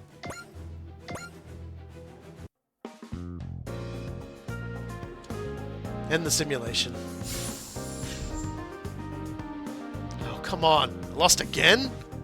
Well, at least you came closer this time. What world, Captain? I can't get a single shot through those funnels. Yes. If you can't figure out a strategy to deal with them, you'll never beat me. The wall of the Red Comet is a tall one for these kids to climb, looks like. I'm not sure we'll win before we leave Earth space, the way where this is going. I just gotta do something about those funnels. Lieutenant Amuro, do you have any advice? Advice? Huh. I read in the textbooks that you managed to deal with the funnels. Well, bits. The very first time you saw them. And Amuro was like, yeah, I kinda just, like, thought they were enemies and shot them. I sensed intent and killed. You're not gonna be able to do that, Hayate. I'm, like, living 5 seconds in the future for, like, everybody else would have been in that machine. Even Char's like, yeah, that was bullshit, man, when you did that. Did I say something stupid? No, don't worry about it. I think the best advice I can give you is this. Stop worrying about the funnels themselves and focus on feeling the offensive intent behind them. Say that's what I said. As long as you can act in a way that matches and counters that intent, you can deal with them. Thanks, but sounds like something only a new type could do. Also, they might also be slightly upset because I think in one of those cases, fucking Lala died. Anyway, it's okay, fine, don't worry about it. You're overthinking it. Some things can be conveyed even without putting them into words, right? The same idea applies here. I feel like that doesn't mean anything. Oh, and that's just it. Don't think. Feel. It's like when you hear Freya singing. Freya's singing? It's far more to her singing than just the literal lyrics, right? I'm sure you can understand what Amuro is saying. I think I do. I'm not called the White Meteor and Red Comet for nothing. I think I get it. Don't think, feel. I think I can respond to the funnels now. Still, even if you can react to them, that doesn't mean much if you can't keep up. Yeah, Hayate doesn't have anywhere near the piloting skills for that. You don't gotta point it out. I know that. So on that point, Captain, would you mind not using the funnels next time? I'll let you take that, Amuro. That's fine. I'll face off against you next. Oh man. First Captain CHAR, now we're fighting Lieutenant Amuro. Took up out a star-studded lineup. I'm kinda jealous of Hayate. You don't have to sit it out, Mirage. Absolutely. After all, you came all the way from the Brizinger Globular Cluster. Man, it's been a while since they've tried to trick me into fucking that one up. We're happy to host anyone who wants to try. Are you sure I can participate? As long as you have the drive to improve. Thank you very much. I'm going to go get changed. Wow, Mirage seems motivated now. I'll be the first one to score a win on the White Comet and the Red Meat. Whoops. On the White Meteor and the Red Comet. Can say Brizinger Globular Cluster without faltering. Can't say White Meteor without completely catastrophically crashing out. Hayate, I think we should make one thing clear. Amuro and I are happy to be friendly hosts. Doesn't mean we'll bend over backwards to please you. Now, time for a match without funnels. See what kind of tactics you've got. Well, I'm a new man now. Don't think I'll be the same as I was a few moments ago. Let's do this. I gotta win at least one match against the captain and the lieutenant before we head back to Brizinger. Amuro, deliberately used Freya's name to motivate him, didn't you? Let's see if Hayate can make his desire to protect someone a source of his strength.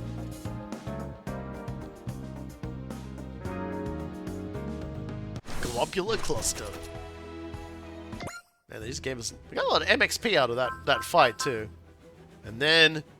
Seiji. Thank you so much for all of your assistance, Seiji. Allow me to formally recognize your contributions. Hey, it was nothing. Piece of cake, honestly. I recommend not letting it go to your head. Where'd that come from? I thought we were celebrating my accomplishments here, Rep. For all my praise of you, I have an equal amount of constructive criticisms. No way, I get enough of that at school. You need to hear this. You're basically living on your own, so us adults need to take proper charge of you. Calling yourself an adult now? It's exactly the kind of tactless remark that you need to work on not making. Okay, I get it. But I mean, this is a celebration, isn't it? I'd sure love some cake. In that case, let's go to Aarden. Be my treat. That put her back in a good mood first. Guess the rep really did just want to eat some dessert. Did you say something? No, not a word. This is a perfect opportunity to revisit a prior topic, actually. What topic? My so-called hissy fits? I expect you to help me stamp out that completely unfounded rumor. Oh man, this cake's gonna be frosted with my tears. Seiji was just around about problematic to help everyone through it. Alright, so that's all of the funny conversations. I guess next week we're gonna do the Revolution War story. That's all I got. I think next week that's what we're gonna do. Let's spend some points though. Ooh, barrier EN costs halved. Dude, please go on. And over here we've got ally starting SP increases to 60% of max. That would be very helpful. What happens after that? +3 mobility. Nice. Yeah. Oh, that would be really nice too. Oh, that would be really. I want all of these things. I want all of these things. Man, I want all of these things. Instead of, yeah, we're actually, we're not only not going forward in the story, we're going literally backwards in time. So, F us, F our lives. We're going to be rolling ourselves face first, and completely nothing to do with going forwards. But hey, you know, we get to explore a little bit of the things that happened in the past, and they'll be somewhat challenging because I won't be able to rely on all the upgrades I've had. So we might actually have to engage my brain a little more, like I just didn't the one time I needed to engage my brain. So let's see what happens. I'll see you all next week for more Super Robot Wars Y. I'd like to thank you all for joining me. I'd like to thank Highwang and friends for raiding me. Have yourselves a good one. 第4章クリア。キーミッションに攻略を絞り、最短ルートでラスボスを倒す。We wouldn't know anything about that, would we?